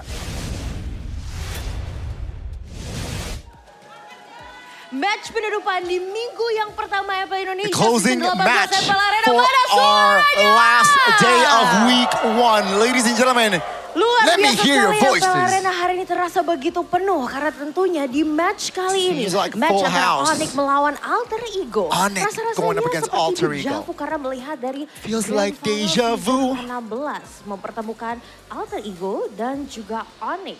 Namun tentunya banyak sekali yang berubah, banyak sekali yang A berbeda. lot of changes Jadi di season in the 18 past. ini tentunya penuh Season kejutan, 18 siapakah full of yang surprises. sekiranya nanti akan keluar sebagai juara. Who Namun, will tentunya get seperti yang out kita tahu as a winner? bahwa MPL Come out as a Arena winner. Dan MPL Indonesia sendiri memiliki official gaming phone yang selalu MPL menemani kita. Indonesia Jadi has kayaknya our Alsa pengen official bagi-bagi hadiah gaming terlebih dahulu phone. nih. Now, Soal Infinix, kira-kira di sini ada yang tertarik gak ya buat dapat hadiah? Oh, we are oke. going Boleh to gabung bersama give Alisa away nih. Kita kasih mic dulu nih, kenalan dulu namanya siapa nih Kak? Perkenalkan, nama saya Haris. our official sponsor, Haris, Kak Haris Infinix. dari mana? Saya dari Batam. Dari Batam, wah Haris, jauh Batam. banget ya. Ini He's spesial from datang Batam. ke MPL Arena, Iya benar. nonton langsung. Iya nonton langsung. Ini pertama kalinya atau seperti apa nih? Is it the Pertama first kalinya time sih. visiting Pertama kalinya. MPL Gimana Arena atmosfernya off-site? nih? Yes, his first Atmosfernya time. seru banget sih. Seru banget. Iya seru banget. Lebih So seru lagi exciting. kalau kamu bisa dapat hadiah gak sih dari aku? Hadiahnya apa? It's gonna be more Oh, exciting pastinya spesial if nih dari Indonesia. I, Jawab dulu Alyssa, pertanyaan can dari aku give ya. Boleh. Udah siap? Siap banget. Answers. Langsung aja kalau gitu. Kalau MPL adalah panggungnya dan pro player adalah pemainnya. If MPL Dear is the stage, pro player is the players. MPL adalah Infinix Official GT gaming 50, phone is Infinix GT 50 Pro. Infinix banget, lagi lengkap banget. GT50 Pro. Oke, untuk pertanyaan pertama udah benar ya. Kita langsung That's ke the pertanyaan first kedua ya question. kalau gitu ya. Boleh. Kalau ngomongin soal smartphone gaming flagshipnya Infinix, Flagship kalian pasti udah nggak Infinix asing dong. Seri phone. apa sih yang What jadi series andalan Infinix buat is the dipakai most bertanding reliable di MPL Indonesia season 18? series to be Infinix played GT on? series. Infinix GT series, GT bener banget. Lagi boleh kasih tepuk tangan dulu nggak sih That's MPL the Arena? answer. Ini last question Two ya, correct sebelum akhirnya kita answers. akan kasih Number hadiah 3 dari now. Infinix. Udah siap? Siap banget. Oke, Third kalau and gitu, final answer.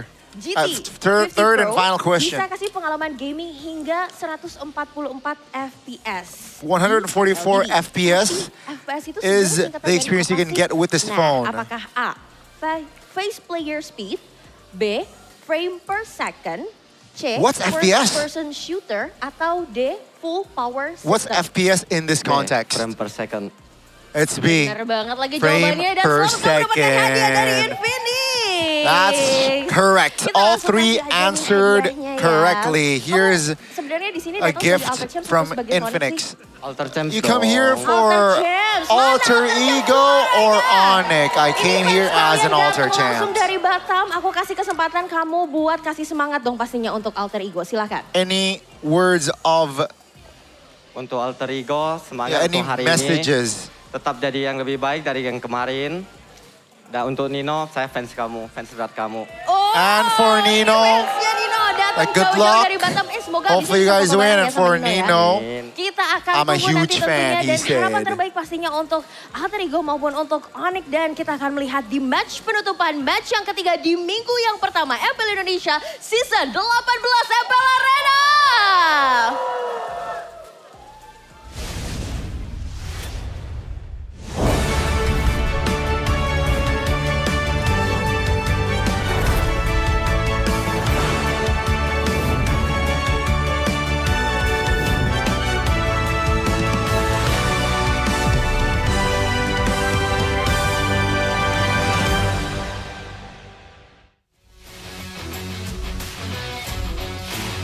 Live from MPL Arena, Jakarta.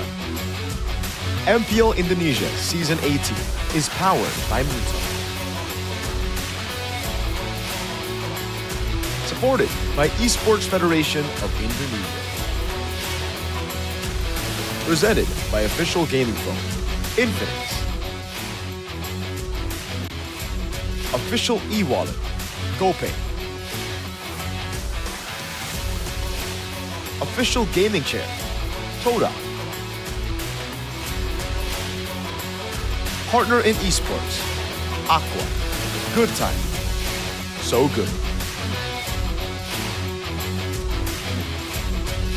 We own this.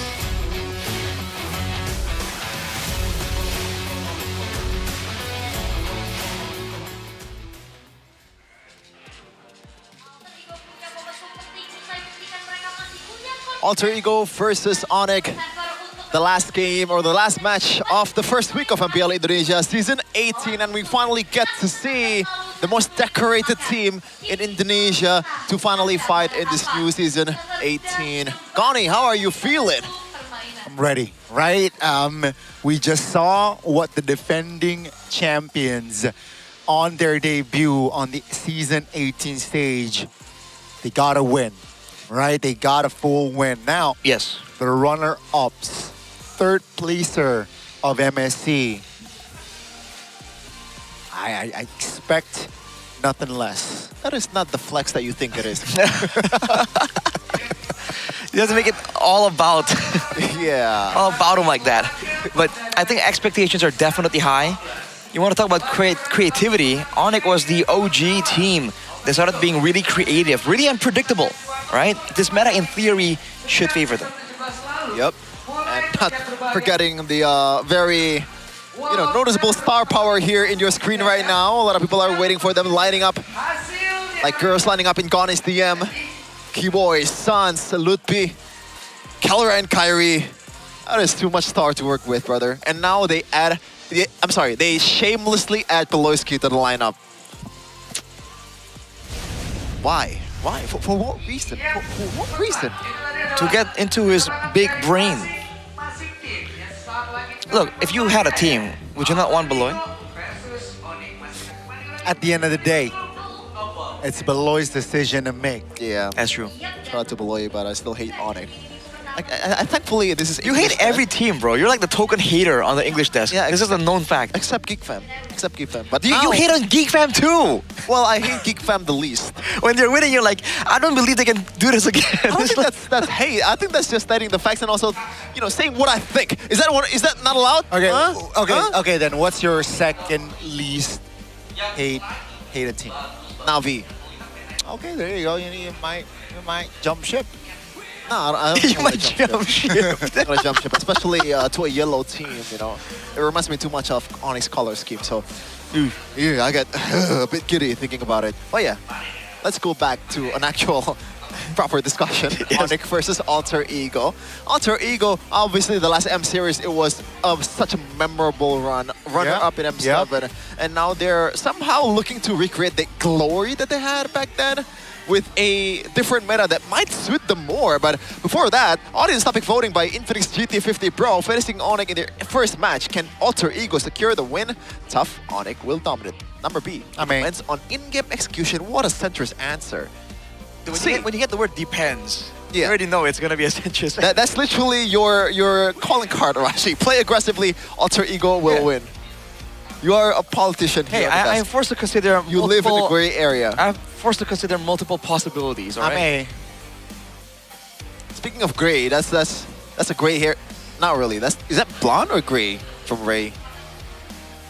No, that's blonde-ish. That's blonde, bro. Ah, okay. There is a chance that he will play though with Ivan the Goat. Right. Yeah. On the other hand, though, Gani, I know you're confident, but again, this team, they're the ones who pioneered the Uranus Gold, right? They did crazy things when the meta allowed for it, particularly in the gold lane. Right now in the gold lane, the Paquito is back in the picture. For instance, right? Who's to say that other things like the Lapu, like all these other fighters that made Alter Ego such a powerhouse can't make a recurrence? Yeah, that is definitely a possibility though. It's a versatility showdown though in the jungle. Yeah. Between Afan, or better known back then as Yazuke. Yazukers. If you're not keeping up with the scene right now. Almost looks the same too. They're both pretty charming. I mean, I can't disagree, right? And we saw what Afan did day one of this week. His defense. crazy, right? So again, the quality is definitely there here. And again, it's just an interesting matchup. You're right, a real versatility, total unique heroes. It's actually, Afan has an edge. Total unique heroes. Unique heroes. Okay, yes. but the win rate is literally 100 bong versus Coughing Baby. But maybe the sample size is really not enough, and we don't dictate by the statistics here. No. In MPL, as Mirko That's said, Arashi's job. It's either it happens or it doesn't. Right, everything is a 50-50. Yeah. Although, it's also a 50-50 if that's actually Kyrie. He looks different. Yeah. Right? Are you saying he looks like you in that picture, Arashi? I don't know how you got that. How you got that from what I said. That's but Kiara. looking at some of the moments here, oh boy, where do we even begin, right? All the praise we sang for Bigatron just earlier technically has already been said for Onyx throughout the years, right? They've been on top for a long, long time before they were toppled over. Toppled. Yeah. Speaking of top, though, right now Onyx, Boloisky. It's not really in the greatest of conditions. Despite them winning it out against Aurora Turkey, I feel like there is some doubts or whether they're still the clear-cut S-tier team in Indonesia. They are still an S-tier team, but I feel like BTR toppled them in terms of power ranking. So I want to ask the Onyx Glazer right over here, like, what do you think? Is this Onyx, the current Onyx, the best version of Onyx there is? Or like the better version of Onyx compared to last season? Well, we're about to find out, right? We have Wow, dude. Really? That's what you answered. Dog, where was the confidence? What was that? Answer. We have yet to see their performance, is what I'm trying to say. Perhaps after a match. This is a blind prediction. Okay, That's the whole point. That's the of whole course, point. I'm confident they're gonna improve. There you right? go. There you Same roster, same addition of Boloisky, right? In the coaching staff, I want to see instant impact. You're gonna let him rub salt on Positive the wound impact. like that, Shevin? Huh? You're gonna let him rub salt on the wound like that? Nah, at this point, Talking about Boloisky. I mean, the wound is already dry. healed? It's already healed. Let me cut it open. Ew. Let me cut it back. How? I don't know. By Onyx winning. Oh no, Onyx has been winning for a longest time. But I don't think it's gonna Let's cope. cut more wounds, man. It's just the normalcy. Let's cope, Shevin. Let's cope, and you know it. You cannot hurt me, brother. Oh. I'm hurt enough. That was pretty cringe. But yeah, Onyx versus Alter Ego. There's still a lot of good matchup that we're gonna see though in this game, especially in that roaming area. Now, Keyboy has been. Do you agree that he's been a bit shaky compared to the prime Keyboy that we usually see? Yeah, definitely has been out of form, right? Perhaps even from last season playoffs, the duo I think stands. Yeah. And E-Boy, we always seen them as on this level. Yeah. On this level. So Which level is that? that's very high. Okay. That is very high, Arashi. And suddenly, there's a dip. And then it's so evident. It's clear. That's why maybe, the expectations so high. They underperform a bit. Okay, it looks worse than it actually is what you're trying to say. I think they or Stans and Keyboy can come back to that same level of expectation. I think that's a reasonable assumption. Yeah. Why are you disagreeing? Or are you... I said it's a reasonable assumption. No. I'm looking at okay. No, Kevin is like, oh. I didn't disagree. I was just about to say something. I feel like you could also apply the same thing as well. Sans individually, not just synergy-wise with Keyboy. Sans, I think EWC was not a tournament to remember. Would you agree with that? Yeah. Not a tournament to remember? Yeah, in terms of like individual performance, he could have been a lot better. I think a lot of people feel like that's the case for like the team overall, right? I think the expectations were really high, I mean... Not just for them, by the way. Still they got third, by the way. Thank you for pointing that out. Who's asking? Like, but I think generally... Where's the person asking about third place? Like, is he in the room with us right now? Like, where is this guy? No one is asking, but I got some insider info that one of the coaches in EWC really believes that the two best team in terms of scrim performance and also overall in that tournament was Aurora Turkey and also by BTR by Vitality. So it's such a shocker that both of them did not make it to the finals. Below Onyx but as well. before that, Onyx will take the stage here in Season 18 for the first time with their main 5 right here. No Samuel in the roaming area. Most probably still gonna be Keyboy, Sans, and Kyrie. The trio mid combined with Kelra, the gold standard, and Lutfi in the EXP lane. They are looking to reclaim what's theirs over BTR by Vitality last season. And today is going to be their first day on the job. Season 18! We welcomed BTR earlier and they got the dub. Will Onyx, the runner-ups of the previous season, be able to follow that trend? This is Team Onyx! For the longest time, Might has been right in this server. The tyrants of MPL ID, Onyx, ruled for a long, long time. Now that they're on the bottom, it's a whole different perspective on the other side, though. Alter Ego's never said this meta is theirs. It's fully suited up for their personnel. Can they actually use that to the utmost potential? The three-faced mask, the ceiling is higher than ever. It's going to be Nino Yazuke, or I'm sorry, Afan Dolphin, Alexander, and Dingarai, starring for Alter Ego.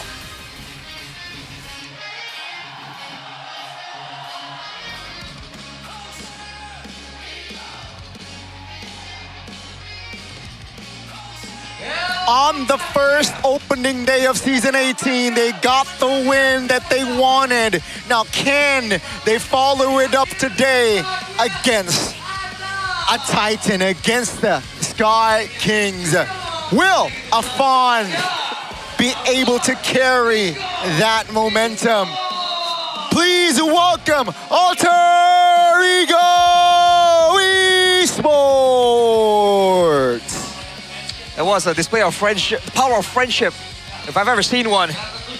They're here to show that in the chaos of the current meta, they have what it takes to shine. Up against the tyrants, the infamous team in ID. They're gonna attempt to be even crazier.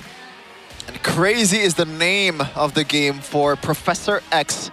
CW is gonna be solo coaching this time. Baloyski is not available just yet. Maybe he will be in the week number 2, so please be patient for his debut.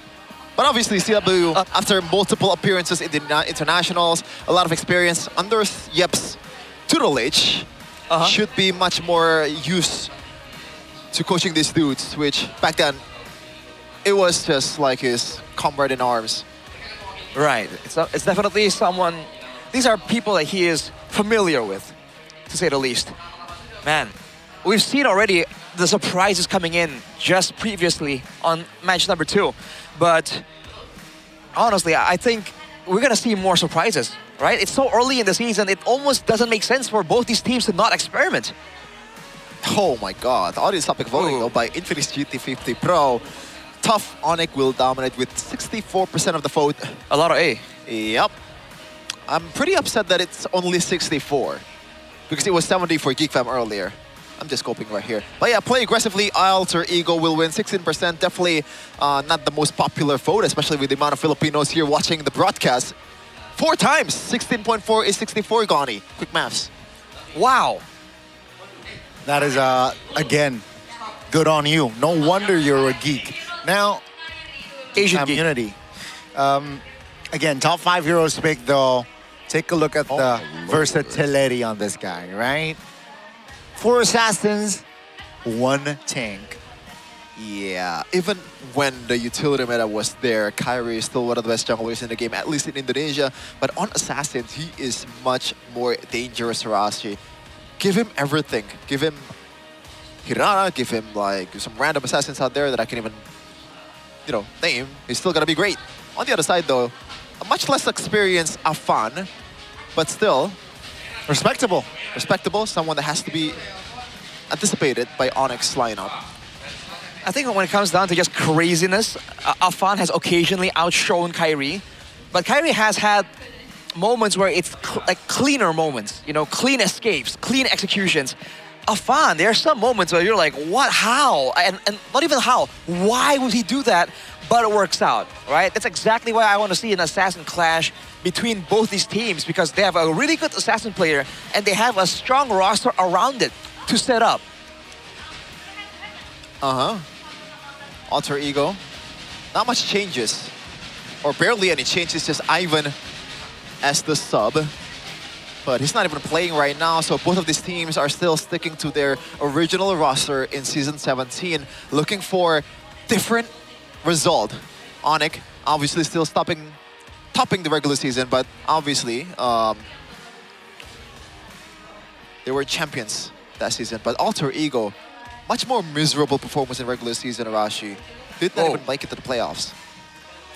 That was a tough situation, man. We heard afterwards, right? In hindsight, they even felt like, oh, we took it easy, right? We had success, and then we felt that we accomplished a lot already. We took it easy just a little bit, and that was enough to really make the performance dip quite significantly. So I think now, after that painful experience of making it to the playoffs, when they were hyped up to be the team that was going to do it all, I think they're going to come back a lot stronger, man. Onyx might be in for a surprise. Yeah, I mean, the highest of highs, the lowest of lows, they have experienced it all.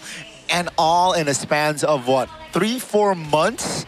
That's crazy. I still believe in Coach Zephyr, though. So yes, I do agree. I think this team still has that direction moving forward positively. Now, again, to double their standings, their win standings, is the Sky Kings. And in the Sky Kingdom, there's Kelra. Will there be flying clouds, though? Yep. I think so. I don't think so, Rashi. I got a hunch that's gonna be broken walls, bro. BW, let's go. Damn. There'll be a lot of aggression coming in the current meta. The broken walls, it's a fitting stage for game number 1. Yeah. Looks like the bans are still mostly going to be the same, just like the previous match. This time around, Paquito will be priored by CW on the banning phase.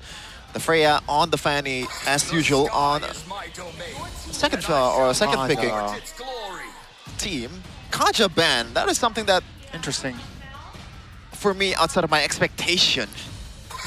If it's Geek Fam, then it makes sense for Kaja ban, but we haven't seen Alter Ego playing the Kaja, I believe. Likewise, I agree. I think I did not expect the Kaja, of course. The Melissa being open. Zephyr, he must have realized that, you know, the CW, being an ex-Melissa player himself, will definitely draft the Melissa priority. That's going to be the Hirara, though, traded off. Yep. The Barat's is still open. Like Uranus. Oh, Sushin. Signature. One of the signatures of Dalvin as well. All right, then. So they want to go for the brawly approach. They want safety in the mid lane. And so far, this is looking more like a divey type of situation.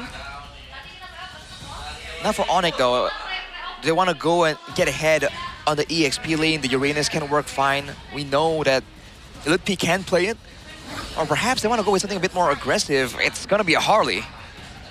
Oh, okay. So it feels like they're trying to play through Kyrie here with the amount of safetiness that he has. And obviously, the ceiling of this hero is pretty high. And Uranus, as expected. Now, Alter Ego on the other side. Esmeralda is still open. But do you want to go for something like a Brody? Someone that can win the lane against Melissa? Man, again, like Eman mentioned, it's a bit of a skill matchup, man. It doesn't guarantee a win, but they want to go for it. They think they have what it takes. I believe Coach Sever also told us in the English desk that for him, it's a bit of a good matchup for Brody. It's like 70-30 for the Brody. Afterwards, he did confirm, though, it depends on the user, by all means, right? Again, both gold laners are really good right here, though, so we're going to really see that matchup tested. But aside from that, now, going into the banning phase, EXP lanes are definitely going to be targeted just a little bit by Onyx. I wonder again if the Lapu is going to show up anywhere here, or whether it's going to be picked or banned away. Oh, Lapu. Lapu, huh? Could be the case, but the Valentina ban seems to signify that maybe Alter Ego wants to go for the Bellaric here for the Red 4. I think it's a decent pick. against a Melissa, you deal some mirror damage towards the Melissa as well if you build that blade armor too, but we'll see. Mathilda's gonna be the ban. One of the highest commodity hero, Bomer, so far, currently in the metagame. Yeah, the back and forth is the last thing that Onyx want to allow Altrigo to be able to do. They're no strangers to the pull and push game. Valentina, though, is quite interesting. I wonder what else. Are they concerned about mid laners that can fight, that have survivability? Do they want to get Onyx on a mid lane that's a bit more vulnerable? They also ban away the Hylas, though. I think the Hylos ban is mostly because they're on a Brody, so you don't want to get run down into the ground with the glorious pathway and exhaust the flicker every time the Hylos pops the ultimate. So I guess that brings you a bit of safeness, but I don't know if that's... Minotaur instead for the ban.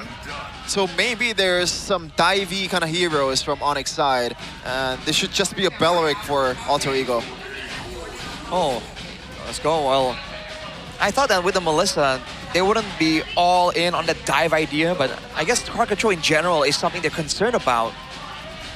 So I think more mobile heroes with some outplay potential that can be deterred by the card control is coming soon. It's crazy that they're stepping up the mid and roam for the last two picks here. This could be something that synergizes well with each other, knowing it's gonna be Sansa and Keyboy, the one that's using it. Is there a Novaria or Farsa angle, someone that can deal damage from I like long, the long Novaria, but I like the Lilia pick. Oh, Rafaela mid lane. I'm not fully opposed to that. They got magic damage already. Yeah, and two tanky, beefy boys in front of the pack as well. Uranus and Gatot Kacha. Well, it's crazy.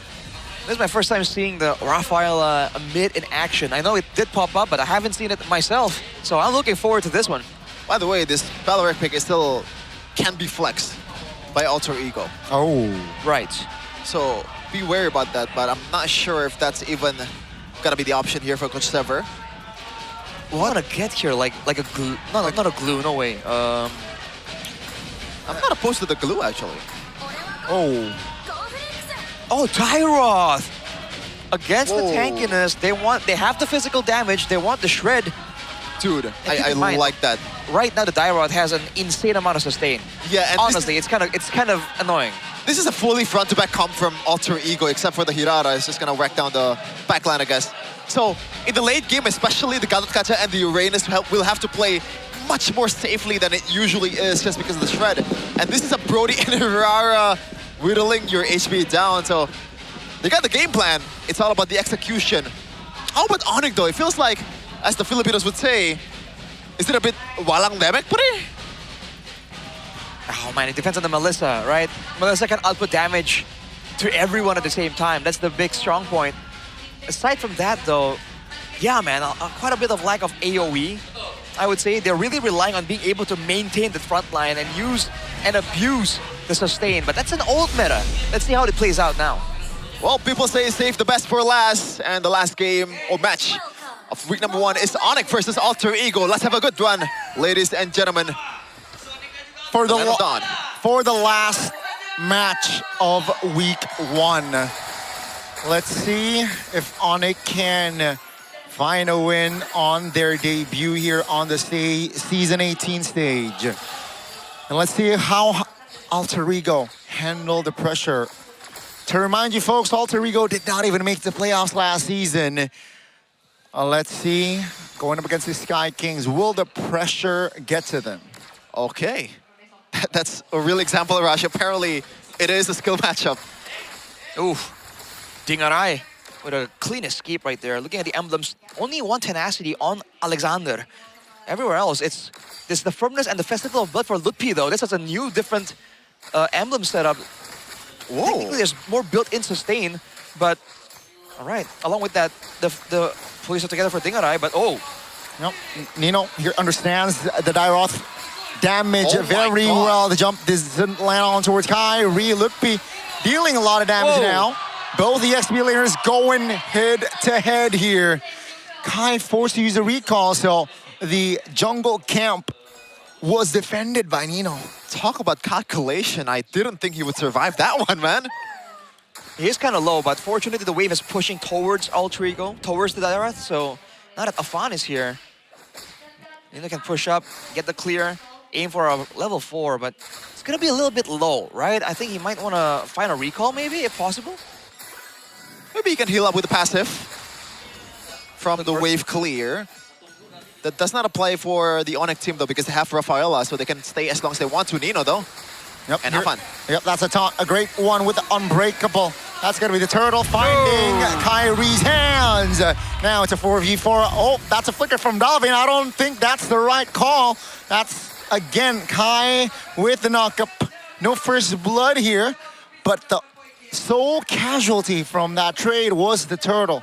Doesn't look like it's Walang Demek. No. So far, So not far. so much. Ooh, Dingarai winning the gold buff battle. Looking at the votes here, only Omwawa and Papulong going for Alter Ego. We'll see how that one plays out. And only Papulong went for a 2-0. Do you think it's possible, Gani? The score? Yes. See how it goes. Right now for Alter Ego, they have threat for sure. Yep. Uh-oh. Sounds like very low there. Still holding on towards that flicker, so he calculates that he will survive. Oh my god, Kellerai is actually winning the lane against Dingarai. I like the early laning phase though. Kellerai is staying. Oh, hold on a second. That's a jump on towards Lutfi. Trying to hold on, trying to buy time here. I don't think he can survive with 3 members jumping him. Finally, the first kill on the board, and it will fall to Afan.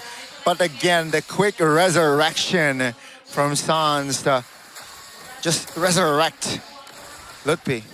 3 guys on Uranus, that's a bit too much even for Lutfi right now. The gold lead is not really too crazy just yet for Onyx despite the objective take because Alter Ego has secured a kill for themselves, but it looks like so far, in the grand scheme of things, Onyx has a bit more control than Alter Ego. They have more ways to scout out and get into areas because they have 2 really strong frontliners, right? For Alter Ego, they have more damage, but again, they need the right setup in order to use that damage efficiently. And particularly Afan on the Hirara hasn't really been shining so far, but this might be it. Nope, Keyboy gets away from the lift. Dude, the mobility boost is so underrated. Nino though jumps in on towards Keyboy. On towards Keyboy. Melissa is coming towards the turtle, towards the mid lane at least. Oh, That's the miss from Alexander. Wrath of Dryad doesn't land on anyone. That's a knock up on towards Keyboy. Though Nino finds a kill. Take a look at the damage from Melissa. Kyrie finishes Nino. Here comes Dingarai from the flanks. Now Afan looking for an angle. Dingarai finds the turtle, and Alter Ego re-engages down with the flicker and a knock-up, finding Sans. That's gonna be the go-away pop by Kelra. Pops the Purify as well. Dingarai taken very low. Kyrie escapes, but Lutfi still on 2 members of Alter Ego. Now Alexander forced to use the flicker there as he was threatened by the presence of Kelra, but the fight there is so long.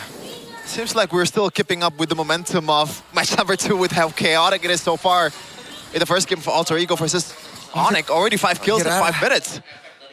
Afan with a sneaky steal right there, but Onyx rotating. Won't get to punish him, but how did Dingarai get the turtle there? It was a basic attack, no? I believe think so. It was just like that, so we're still dead even. Nino trying to get something more, but the backup is always there, man. With the crowd control tools available, Afan! That's a solo kill from Kai! He's a level ahead and he shows who's boss here. Afan, the versatility poster earlier on. It seems like Kai still has the final say, at least so far. That's the experience talking, Arashi. Yeah, man. You would think that with the invulnerability tools, it would be difficult, but Kyrie found the window right there. Crazy. I think Afan definitely did not see that one coming. There's a quick clear attempt from Dingarai. There's a lot of emphasis here on ganks, if you notice, right? There's not a lot of solo kills. It's always maneuvers around the map so far. Kyrie gets the steal, man. That's value. Especially with the next neutral objective coming up soon. Onyx can look to try and find something with that. Oh, this is tough for Alter Ego, man. The supposedly winning lane was kind of losing. Even on the XP lane, it's not really utilized to the utmost perfection. Yes, Lutfi got taken down once, but that's about it. Yep. Onyx is even owning the mid trio here with how mobile, how dynamic Kyrie is playing right now, and Sans being the healer that he is, Keyboy just holding the ground so far for Onyx. And right now, Afan is a level up below. That's going to be Lutpi getting jumped on 4 members, still able to get out with the consecration. Take a look at the turtle now, already touched by Kelra.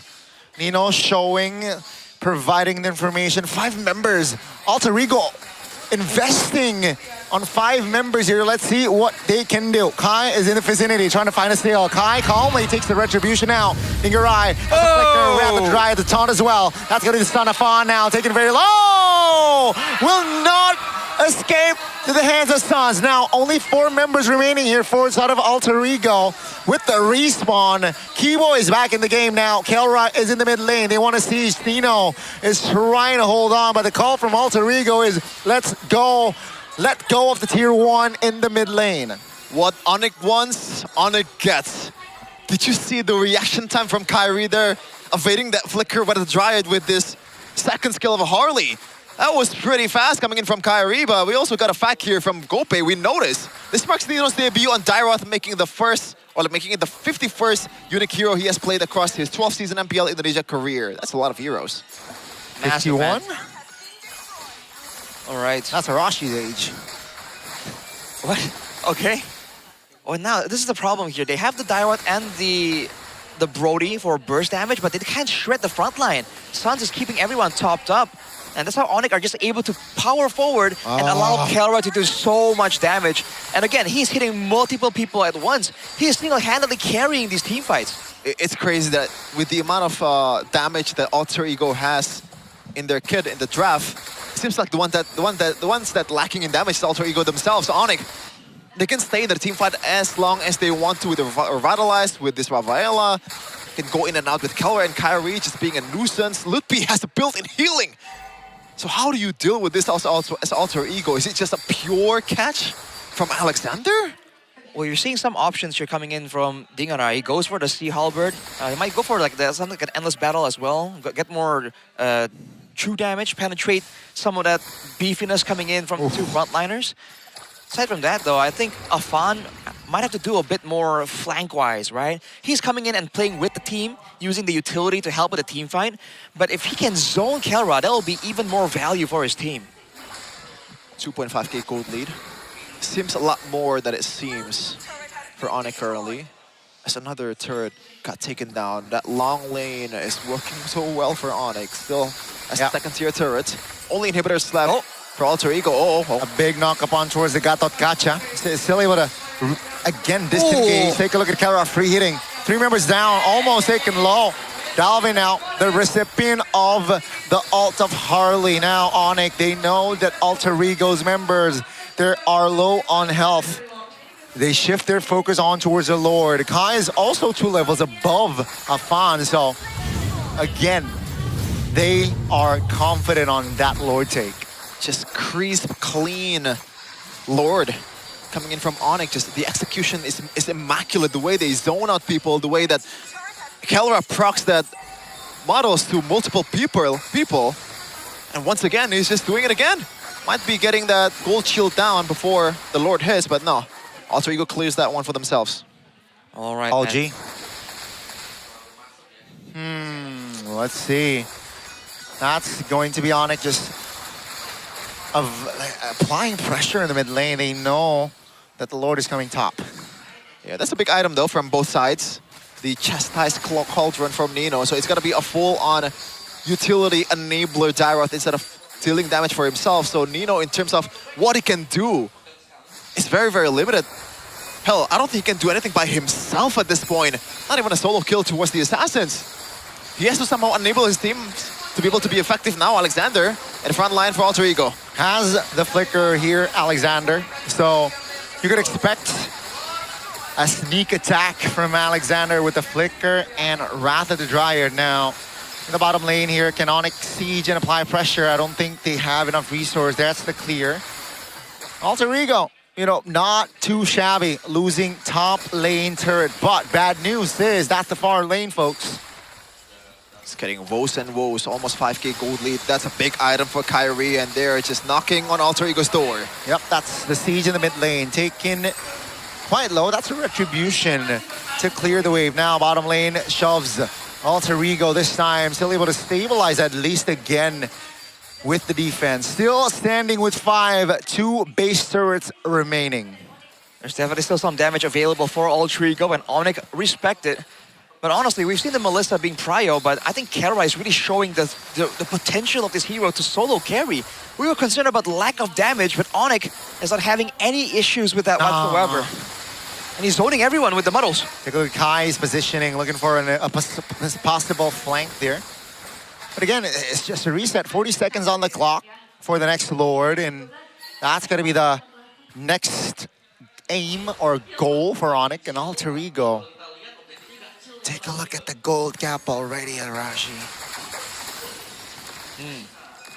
Honestly, the big difference in the jungle gold is what's really sticking out here. We were looking forward to Afan on a hero like this, Hirara, possibly looking at some crazy outplays, but with Calm Cool slowing down of the teamfight tempo, Onyx is able to just deny any kind of benefit. Afan is stuck trying to help the front line stave off the Uranus and the Gatot. Yeah. Kerala is just taking everything for himself. I think one of the reasons why Keller has been so effective in placing the muddles is this is a front-to-back comp for Alter Ego, so they, like it or not, they have to clump up for themselves to be able to be effective, and that's working out for Keller like this. Yep, Keller, as long as he keeps the spacing, keeps the positioning. If I'm looking for a jump there, that's a knock upon towards just the Gatot Gadgets, just towards Keyboy. That's a flicker from Nino, a valuable resource now spent. Alter Ego hovering around. They know that the top lane is shoving on it, playing the Lord dance intelligently. Yeah. Didn't even force anything. No risk taken for Onyx. They played super slow. It's a 4-4 now after a chaotic first minute of the game. The kill count hasn't gone out by much. That's the Magician's Trinity finish for Kyrie as well. Look forward to some assassinations coming through from him. The other side, I think Alter Ego, they're just trying to go for burst, right? They need the Dairoth and the Brody delete someone, but look at this damage. Yep, that's just Kelra and on towards Alexander, the Valeric. Now, bottom siege actually successful for Onyx. They want the mid lane turret as the Lord was marching top. Alter Ego still defending with 5, but for how long is the question? All base turrets now down, and Onyx, they're not too hasty. I like it, right? They're waiting. They're so patient now. Afan below 50% HP. That's a flicker. That's a great reaction time from Stars! Once they pull the trigger, Onyx won't stop. And that's going to be the base taken down. The Yellow Porcupines, their debut here on the Season 18 stage is immaculate. And they got game 1. Wow. That is too clean, even for Onyx standard. We were doubting the draft, but they showed the potential. Alter Ego got nothing. There's no answer that they can bring to the table to the question that Onyx has posed to themselves. Professor X has to cook up something else to face off against these 5 giants. In day 3 of the first week, when the chaos and the pendulum swings are all over the place, back and forth again and again, dare to be like Onyx that goes for this calm, cool, methodical play style. There was no risk. It doesn't seem that there's any risk, any big moment. No one was quote-unquote making a play. It was just calm, cool, collected. You can't get any cleaner than that. How do you deal with this? It's just like, there's no angle whatsoever once you get to the late game. Even then, Alexander tried multiple times with a flicker and a Wrath's Ride combo. Reacted in time by Sansa and Kyrie with their own flickers. These are some micro monsters, and their macro is not a slouch as well. There's a reason why they are the most decorated team here in Indonesia.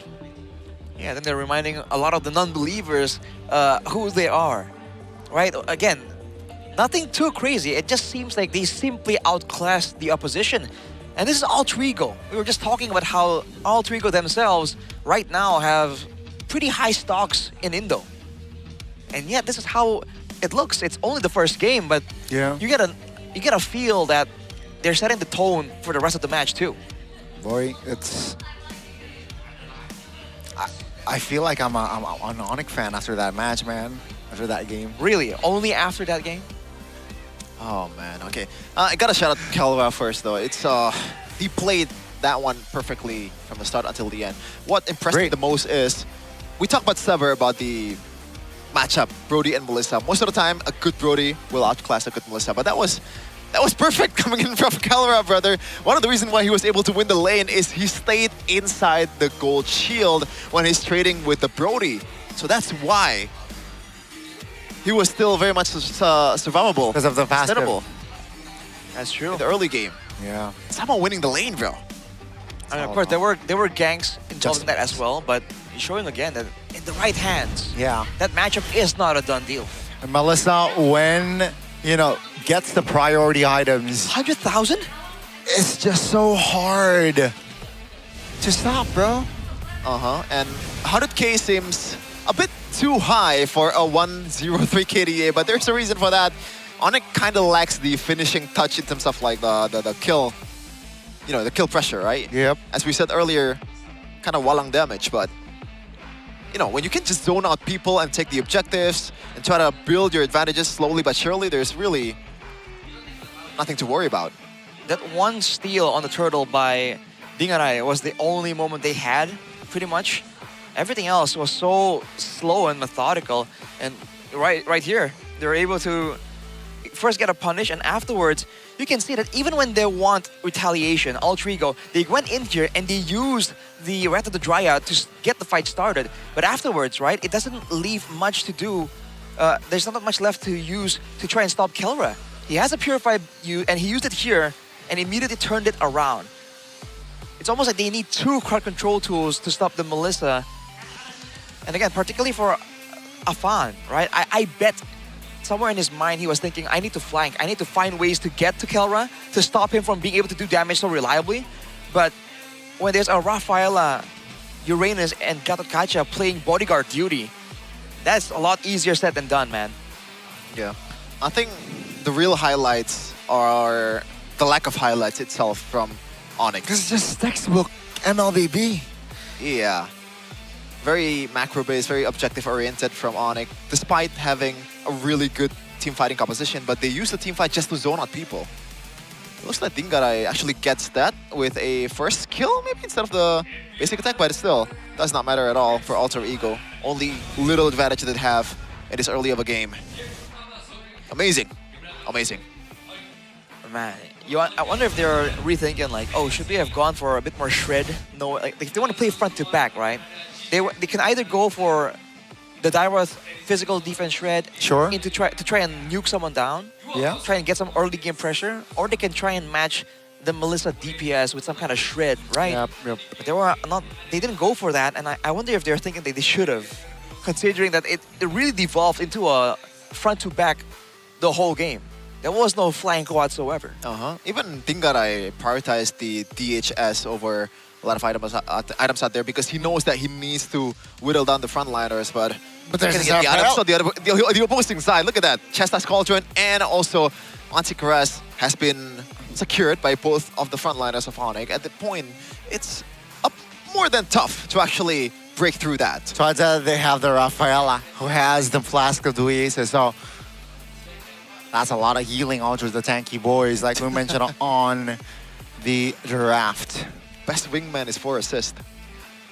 It's pretty crazy. Doesn't sound like a good wingman, but that's a title. There's only 11 kills in the game. Yeah, right? I know. I'm just making a joke. 4 is almost half of that. Okay, I'm just making a joke. I'm just saying too, like, that's probably why, man. This is a low tempo game. And yet, usually we see slow games and it's just slow. But it wasn't like there was no action in this game. Alter Ego, I would say, did a great job avoiding, mitigating a lot of the deaths to Onyx. considering the circumstances, right? Yep. Time and time again, they try to contest the neutral objective against a comp that does it better, and they were able to escape with minimal losses. That in itself it's weird to say that they deserve credit for that, but I think that's why the game felt really, really slow. If they were a bit more impatient and they gave off more kills, I think the game would have looked a lot more snowballing. Like the previous for Onyx. match? Somewhat. With the chip, all the TZ, with the Somewhat, yeah. Masha? Sort of. Yeah. Wait, didn't they win the game, Geek Fam, in that game? Yeah, but like tempo-wise, you know? It's just more, Oh, okay. Yeah, more- I don't know if more we'll get to chaotic. that point, but it's definitely will be a bit more chaotic. But yeah, we're gonna see the gold graph here though for, I believe, Onyx overall, and it's just they're going up and up and up. Wow, it's just blue. Hiking up the mountain like Arashi. Whoa. Arashi would stop here though. FYI, since you like talking about this so much, it's more like here, bro. Okay. FYI. There you go. Chefin, check. These are big words. These are big words for someone who wasn't up the mountain with us. Check Hey, your I tried to facts. go with you Okay. guys, but unfortunately I was not invited, okay? I'm not part of the crew. Gotta I'm check not your part of the facts. circle. Sure. Apparently. We invite you to hang out all the time and you never come anyways. Maybe we can hang out after this. Okay, Oh, no? for this topic, I think it's because Chefin lives out of city, bro. You gotta. All I hear are excuses. I'm in the sticks, bro. We were heading to the sticks too, so like, what's your excuse? Okay, let's go back to Let's just dial it back down here. Let's actually go back to the game though, because But it's Onyx, bro. I feel like also Alter Ego in the game, they were trying to force a lot of fights, right? But Onyx backed off in the perfect time and also dealing damage at the same time. Yeah. Their kiting potential is ridiculous, bro. Multiple times. They have movement speed boost. Yeah, I think that's probably the most underrated part about Rafaela overall. And they got range for days. Kyrie can go in and out and never got caught in the red hot dried flicker, which is kind of ridiculous, by the way. You shouldn't be able to react that fastly. Yes. Man, I mean, I feel like that direct pick was just so like difficult. It's like a forced hand almost. Yeah. Apparently, we're forced to throw it to Alyssa. Oh. So, what is up with Alyssa? I don't like to be forced. Who we got bro. here? Mana suaranya? Ih, masa nggak ada suaranya begitu? MPL Arena sekali lagi, mana suaranya?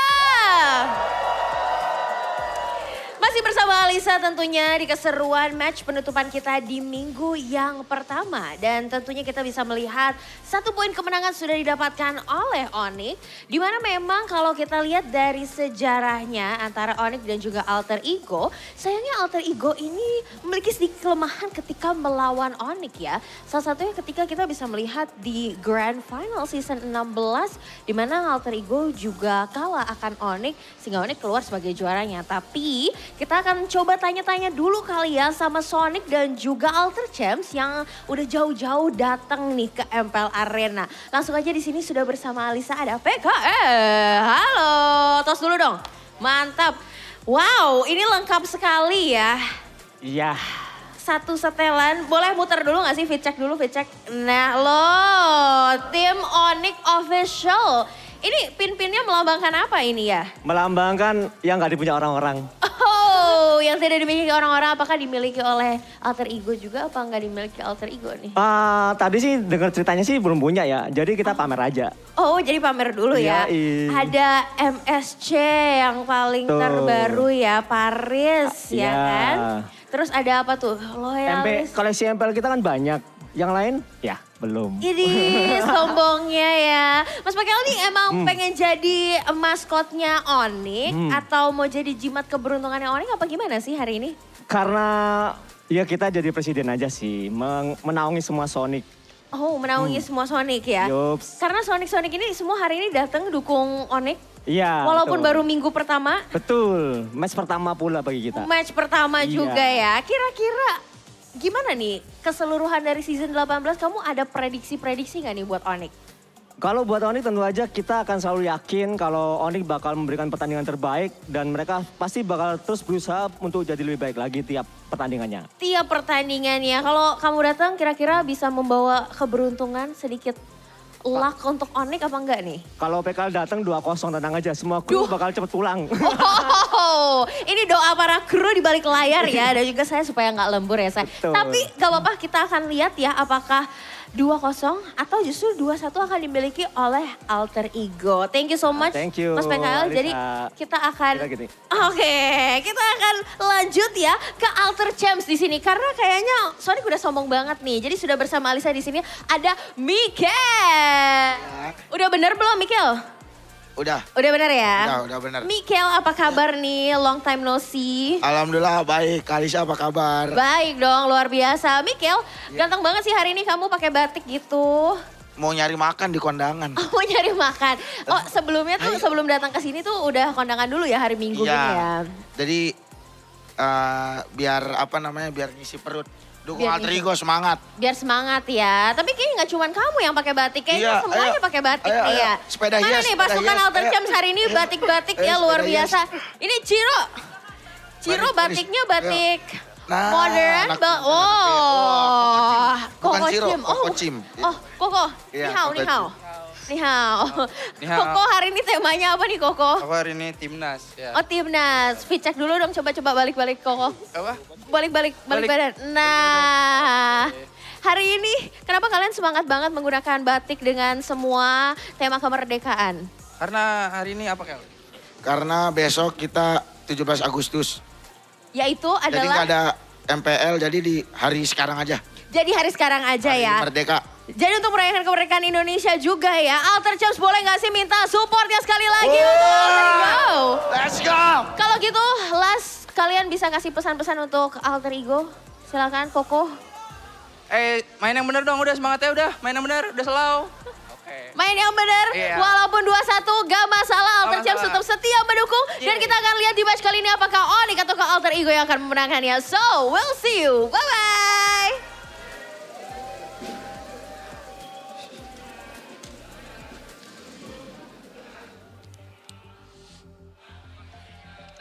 That's Alyssa for you. Thank you so much for that interview. And we are going back to a camera that's showing CW. CW. And Professor X. Do you know why it's called CW? Calvin Winata. No, because he's seeing the W in front of his eyes. Dang, okay, that's reading a lot into his name. By the way, that was pretty cool earlier. There was a guy in like uniform with like Onyx pins. That's pretty cool, honestly. The pins remind me of what's the kid name in Up? I do not know his name. Wow. Yeah, the chubby, The cute Boy little Scout kid. Yeah. Yeah. The Got a lot of bags. pins, you know, and you're looking for the last pin. Maybe the last pin is M series, because Onyx hasn't got that. Oof. Don't remind them, Shevin. I mean, they're still in a pretty good place, brother. Some Like of they them can won take it. MSCs. Some of them can take it, man. I hate people that's you know, a fan of a really good team, you know, and they're complaining about, oh my God, we're not able to get this international. Brother, you qualify for the international. Be grateful for a second, okay? Some teams only qualifies for that a single time. Some teams has not even qualified at all. I mean, to quote the wise, some men drown while others suffer. Yeah, it's all about perspective, man. Gotta enjoy the little things, but when things go south, don't be too saddened. All right then. Going back here immediately. This is a whole different look in the batting phase, no? Kaja Barats. Maybe they're want to go for something like a Eudora in the mid lane here, but there's still a lot of heroes that benefits from the lack of Kajas and the lack of Barats. And it should be a Fanny ban here for Alter Ego, unless they want to bite on the Fanny Gambit here. I don't know if that's the a good strategy against Kyrie and Onyx overall. Yeah, I don't think that would be a wise idea. Right here for Alter Ego though, again, I'm guessing the front-to-back approach from Onyx was fresh in their minds. Did they want to try and find a way to face it and let Onyx go with the same thing? Or are they predicting, because of the bans here, that Onyx are doing something completely different? That's the Melissa ban. Hold on a second. They're still trying to feel it out. Maybe Fanny can be let go. Whoa. In the minds of Professor X. Just maybe. It's on a different team though. Because Fanny. Because maybe. Because maybe. You think you're funny? Oh yeah, Atlas. I Chat, completely who's forgot about funnier, Rashi or Sheffin? All right, just type it on the chat. How about the Marcel, bro? Yeah, there's a lot of viewers that can still be picked Bromers, here. right? Marcel, you know, the Hirata is still open too. And the Okay. Fanny obviously is still wide open. The thing is, Fanny is a purple buff for Lion, right? So if, you know, Zephyr can draft themselves that can invade the purple buff easily and neutralize the Fanny. Unfortunately, invades in the first few minutes is out of the question because you are debuffed mid-game then. by the game.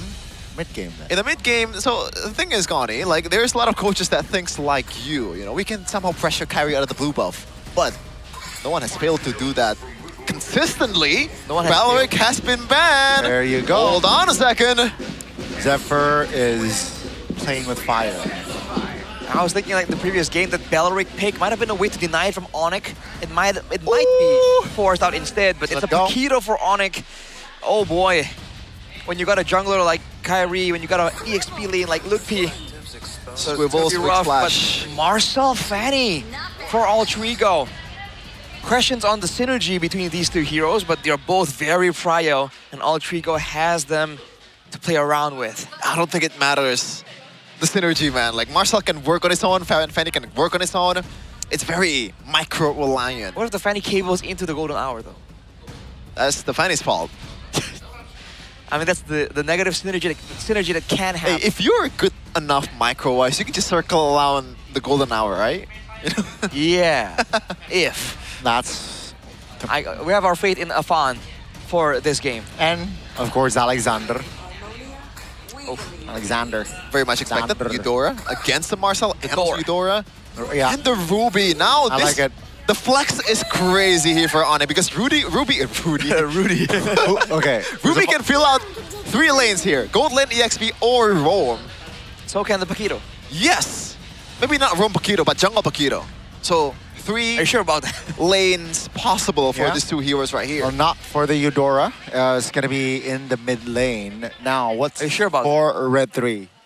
What's for Red 3 here? Alter Ego. Oh boy. Got the roam, they got the jungle. Gold lane, no? I think gold lane. Or... Yeah, but if they pick up a gold laner here, I guess I can assume it's going to be a tough matchup already. Right. Paquito, but Novaria, not bad, right? Yeah, so far I'm really liking Alter Ego's draft. It's Varia. It's a lot more flexible because you can pick. You have more mobility to pick and choose, right? The Novaria, again, it's not just the damage, it's the slow, it's the reveal. And against a Paquito Eudora Ruby, it can hook you in and like burst you down. That extra vision is gonna be important for Alter Ego. Yep.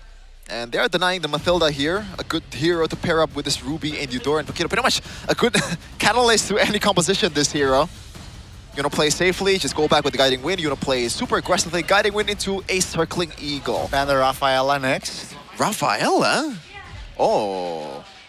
Could be the case. There's 2 ways for you to counter the Fanny, which is either to beef up yourself to the point where Fanny can really burst you down. Rafaela fits the table, or just lock down the Fanny. I feel like Onyx's approach has been to just shut down the Fanny, like crowd control. Can you still go for Kalea in this day and age? Oh, good call. Definitely on the table, that Kalea. Interesting. Now with the Phobias banned out though, are they hinting that this is gonna be a Paquito in the EXP lane? Regardless, with the Ruby in the picture, that's a lot of dashes that they probably don't wanna allow Alter Ego to take advantage of. So they're still thinking about the flex here. And Harley's a decent matchup against the Novaria or the Marcel. And can get away from the Fanny as well over the walls with a second skill. For Kyrie, someone that surprised is maybe Brent like Brody. mobile enough. Can something like a Suyo work here? Or a Ling maybe? Nah, Ling is too much. Against the Novaria, I can see that, but in the grand scheme of things, I don't think so. I would prefer the Suyo. You go Alice though. Oh, wait a minute, Hirara is still open. I completely forgot about that. Hirara is still open.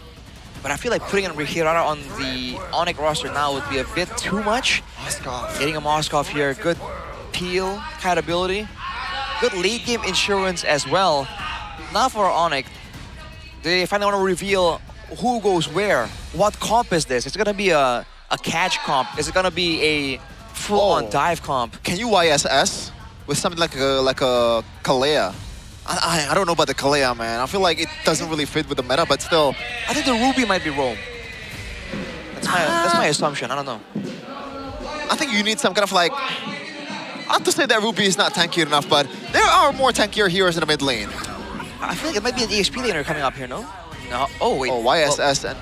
the Badang is actually pretty good. I like that. So Badang... Where?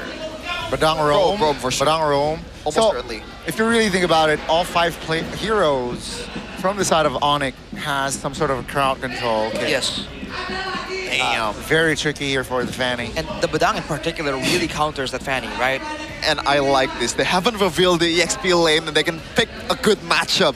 Do you want the Ruby in the XP or the Paquito in the XP? It's flex till the end. This might just be like a boring hero like Uranus here. That's also boring hero, right around in the same area. They need the front line, man. If they want to have... And they want the crowd control too, so not a bad option by all means, but when they're both trying to make the opposing team make mistakes, the crowd control from Onyx is gonna swing the balance so much more. With the golden hour though, they should be able to really make it difficult for Onyx to engage easily. Yeah. That's a big should. The map control statistic says that Onyx will have a say on that. They'll be dominating the river and the jungle, the bushes much more. And that's not really a good thing as a Marcel user. Alexander has to be somehow aggressive enough to make a difference, but at the same time not really getting punished by the amount of CCs and early game damage that Onyx has. Quick thoughts, Rashi, what do you think? I was about to ask. I think especially because it's expanding river, it's gonna be a lot more dangerous for Altrigo in the early game, right? I think Onyx has the say in the early game. All right, game 2. Alter Ego is looking for a W to prolong the series to 3 games. Yep. And this might just be the last match or the last game of the week. Week 1 in Season 18. Well, boys, it's going to be a fun on the Fanny now. Will he be able to cook or get cooked? Let's see and find out as we are witnessing the Lana Dawn. And Gold Lane matchup as well. Gold Lane Paquito. We haven't seen it too much. Finally, we're seeing it here against a Moskov. They're self-peeled decently, but it's going to be a bit tough for Dingarai in the early stages. The pokes are going to favor Kelvar for sure. I don't think he showed an incredibly solid Paquito in EWC, but one thing for sure, he knows the Moskov in and out. So that is something that he can use to his advantage. But Emblems, though, not a lot of thought defensively, right? No tenacities. It's all about movement speed. It's all about cooldown. Especially in the mid lane with the Inspires. I bet both laners have different boots in mind. They don't really want to get bogged down trying to get regeneration of mana from all the other items as well. Yep, nothing too crazy. Alter Ego and Onyx so far, nothing much happening. And Nino is looking for a cheeky little stun maybe towards Sun. Set up by Alexander, but they didn't get that. Sans played that quite well. Afan, though, is going to go in. Yep, that's a flicker from Keyboy. Valuable resource spent before the first turtle. Astral Recall doesn't land, and here it is, the first turtle in this game. Look at Afan just baiting out the CCs coming from Onyx, but now this is where Kyrie shines, or the Onyx compositions shine. I don't think Fanny can contest this one. You know? Okay. Nah. Bit too much. It's okay if Altrigo lets go some of the early objectives. They're up against this comp that's super aggressive from Onyx after all. Alexander? Wait. He's taking very low. Throne of Ruin used. That's the pull. I'm offended. And that's first blood for Onyx. Down goes Nino. That is weird to say the least. Yeah, what happened there? It's unfortunate. Oh my god. Was it a miscommunication there? It was so sudden, the play from Alexander. Even more sudden, the attempt to follow up from Nino. What was the there was the big AoE tools for Altrigo, so even landing the Throne of Ruin, what exactly was the plan there? Yeah, was Afan even there to follow up? I don't think so. Because that's the only thing that can kill them in the early game, probably. because Dalvin does not have any items to actually be a threat just yet. Some questions left unanswered right here. Kara, they're doing a great job zoning. This wave is pushing towards him. Dingarai is going to be stuck without gold or EXP if this continues. He needs a gank to really break the freeze. Yeah. Uh-oh. Mid lane, there you go. E-Boy will be the casualty now. That's a cable towards the mid lane. Sounds good. Jukes still holding on, still hold on towards that flicker as well. Kelra! Almost a solo there in the bottom side of the map now. The recall, Astral recall doesn't land. And Kelra is A-OK, forcing Dingarai to recall himself. Dude, you know what's crazy? Like after the kill towards Keyboy, it was like 1K gold lead. All of a sudden, it was 1.9K. What was the turnaround for Onyx? They got the turtle though. Keep in mind.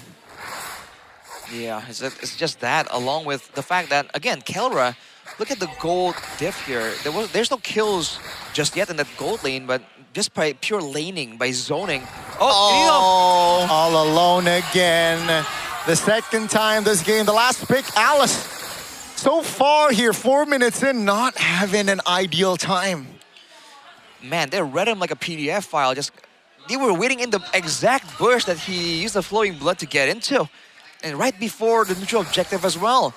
Because of the pressure, there was no real information available for Altrigo, and that's how they're able to set up traps like that. Kelra is quite low right here though, but I don't think Altrigo dare to try and contest for the neutral objective. Yeah, it's also surprising that Alter Ego dares to open the Fanny and play the Fanny against the team that utilizes the Fanny the best in Indonesia. Crazy. I mean, it's Afan's Fanny, you know, it's pretty good too. Like, oh! Now that's the mobilization on towards Lutpi. The cables though on towards Sans. Now Sans forced to use a flicker in the mid lane, but still able to survive. Now the turtle is going to be the focus of Kai and Lutpi. Can Alter Ego delay? It seems like Kai is fine, composed enough to take the turtle, no problem. Man.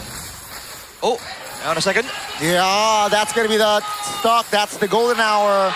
Buying time for Afan to get away with the cables. Clutch by Alexander, top lane. Oh! Hello, hello, says Keyboy. And Dingarai taken out. Keyboy going from the back now. Afan looking to secure that one. It's a 2 versus 4 now. Lutfi forced to use a flicker. Kelroy quite low as well. Take a look at the mid lane now. The recall just to give damage towards the minions. That's the stun on towards Nino. Now that's stun in the mid lane, but nothing else. They are outclassed. I mean, so in every aspect of the game. Right now, it's just like the approach from Onyx is so staggered, right? They don't go in with like 5 ultimates, 3 battle spells. They go in one by one and look for moments like this that leave Altrigo vulnerable for someone to show up, like this exact way they got Dingarai earlier. Dalvin forced to back away as well. That's gonna be a mid-tower take. Kyrie threat. It's too much for him to handle without backup. Yep, that's a fan out looking for it. Boy. Crazy. Almost with the read there, but the read actually happens in the mid lane where Dalvin, who spent his flicker earlier on, caught Keyboy! Almost finds the right tempo there to lock a fan into place, but still has cables to get away. Dude, Dalvin, like I know that he does not have vision, but that was way too overextending, man. Gave that guy a map. Where are you going? It's crazy to think that even with all the information gathered using Novaria, like Onyx are still able to find moments like that. It really should be a lot more difficult. Wow. But then again, when the whole team is always in danger, always forced to move back, this is what Onyx can do. You want to talk about a early game where you need to snowball and your opponents are not letting you. This is how it's supposed to be done, right? You deny everything and make Altrigo, well, your opponents, work for every single thing that they can get. The buff, the minion wave, the turrets. It's all just denied, contested by Onyx. In the mid-game, in the first game, it was 4-4 in a kill count, but the gold lead favors Onyx by a bit. A bit as in like 2K or something. But now Onyx winning it out in the kill count, and they are 7K gold lead ahead. Yeah. And there's no way Afan is getting all his buffs. No purple buff as well for Afan here, so Again, that's the spot. That's Kelra looking for the solo. Still able to get out again. Man. No deaths on Afan, but zero impact here so far. That is ridiculous, man. And now, again, in a team fight, there is an angle where Onyx can still win, right? If they get the fist crack with a full rotational combo from Sans Eudora, there's still a lot of AoE damage. But otherwise, even in a split push battle, Kelra is so aware.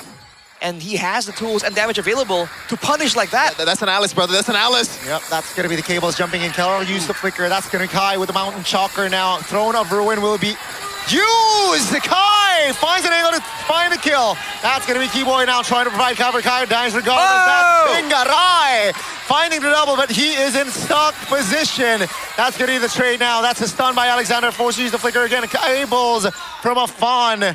It's actually 2-4-2. An even trade. Alter Ego striking back.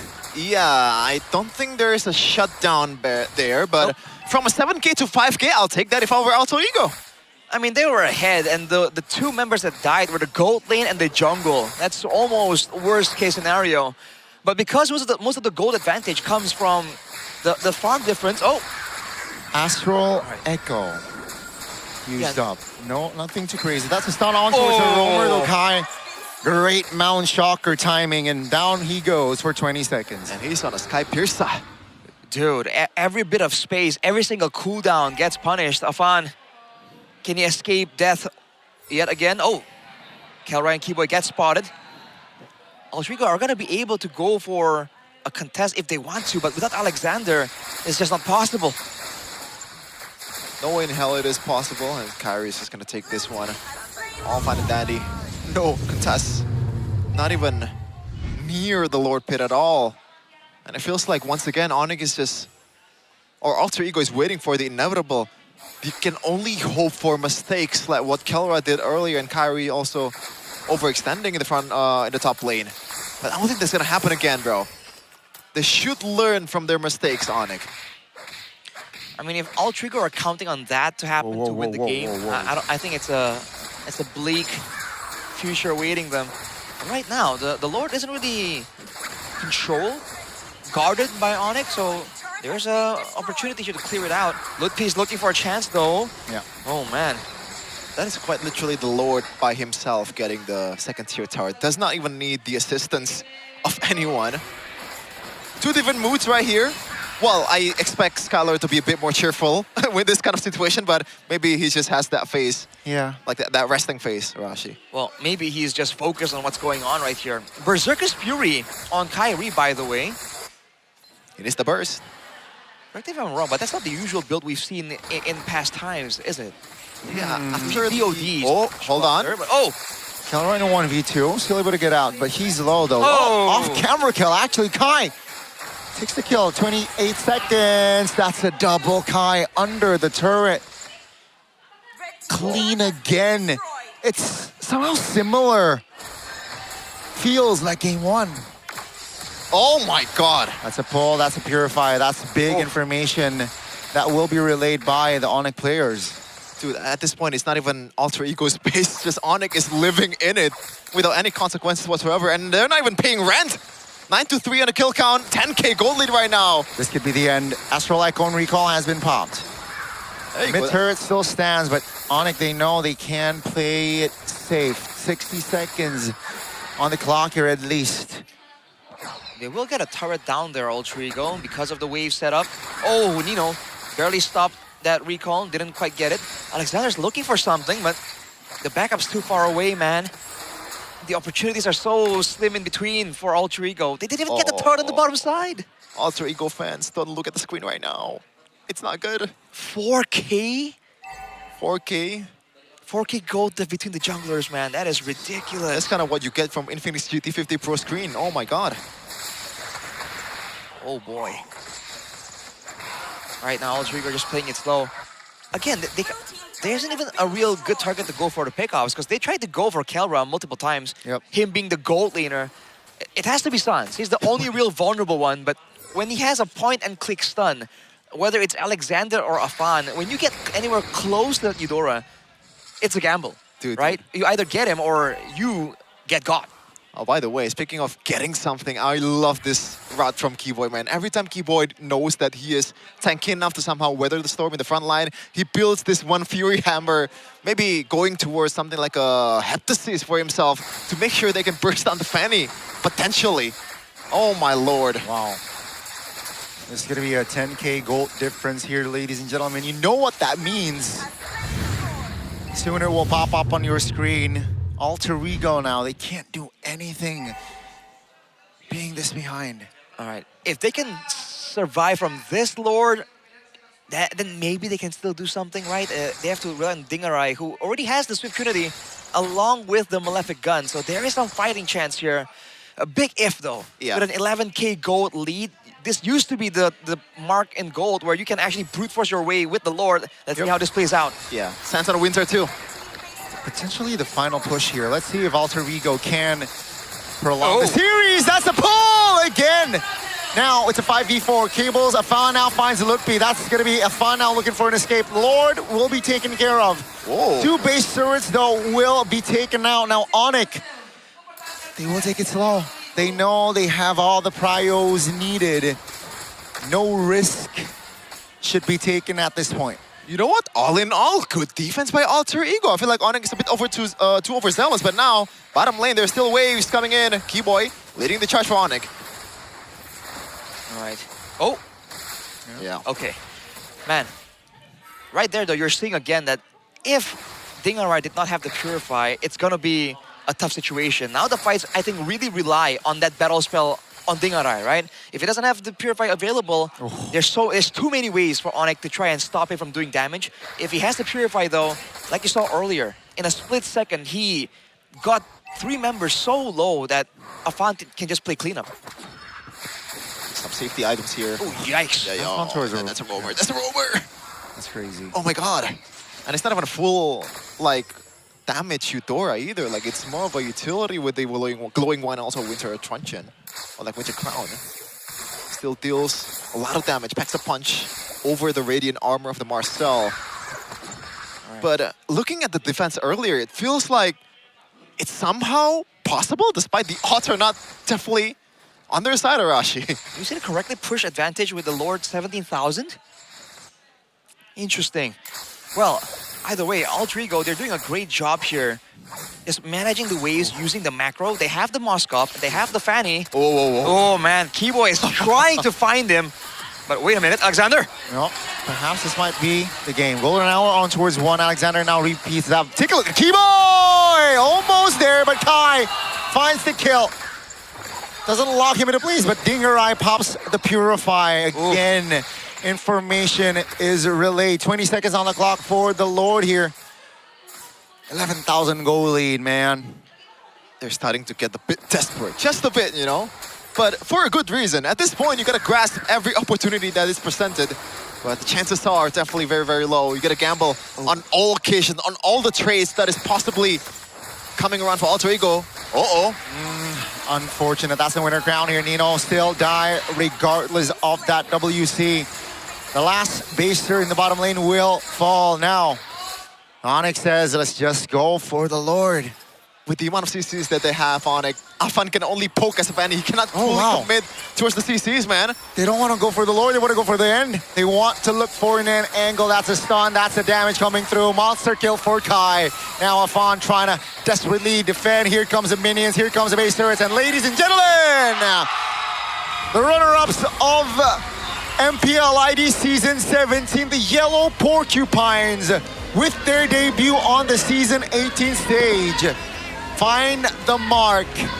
It's convincing. It's solid. It is Onyx 2-0 fashion. Crazy stuff. A little too easy for the Yellow Porcupines, and that is why they are once again the most decorated team in ID of all time. Showing their class. It is not even close. We thought after seeing Alter Ego's potential in the first game, they have a slight chance against Onyx. But the Sky Kings said, nada, nuh-uh. Sky is still way above you. They had moments there, and it's not like they just sat around twiddling their thumbs. They actually tried a lot of different maneuvers, but Onyx slowly and surely, again, in the same fashion that they did in game 1, just found a solution. Towards the end there, even with the late game Moskov, they burned the Purify, and then they just denied him from moving forward for the last fight. Look at that, man. The flanks, the backdoors, the engages, the calculations, everything is just perfectly placed, perfectly played by Onyx. It really feels like it is not the same version of Onyx that we are seeing in their worst part of last season's playoffs, in the worst part of GOTF or EWC. But we'll see them once again. As always, as per usual, your Onyx up in the stage, interviewing with Bude, Clara Mongstar, and Sabila. Sonic! Sonic! Inilah dia Onyx yang langsung memporak-porandakan MPL Indonesia 2-0 mereka dapatkan di match 2-0 perdana you guys mereka. gain in this Congratulations, debut a good season start for you 18. guys. Ini sebagus apa sih menurut kalian starting match untuk tim Onyx, Kairi? Kai, do you think this starting point is good? Let Kylra answer, Kylra? said Kai. Gimana Kelra? Baik. Baik. Good, Sesuai standar he Onyx. said. As Onyx standards, yes. Betul. Tapi lawanmu baru loh, Avan. Afan, going up against Afan, Kai. Gimana Kairi melawan Avan dari Alter Ego di How season ini? do you feel going up against Afan? Mirip ya? He's good. He actually looks like Izuki, Beda orang ya? said Kai. Different person? Is he a different person? Itu adalah kunci rahasia dari Would Alter have said Ego. it's a secret. Oke, tapi membuka match kalian menjadi tim terakhir yang bermain di MPL Indonesia. For you Kairi, how does it feels like menjadi tim terakhir yang bermain?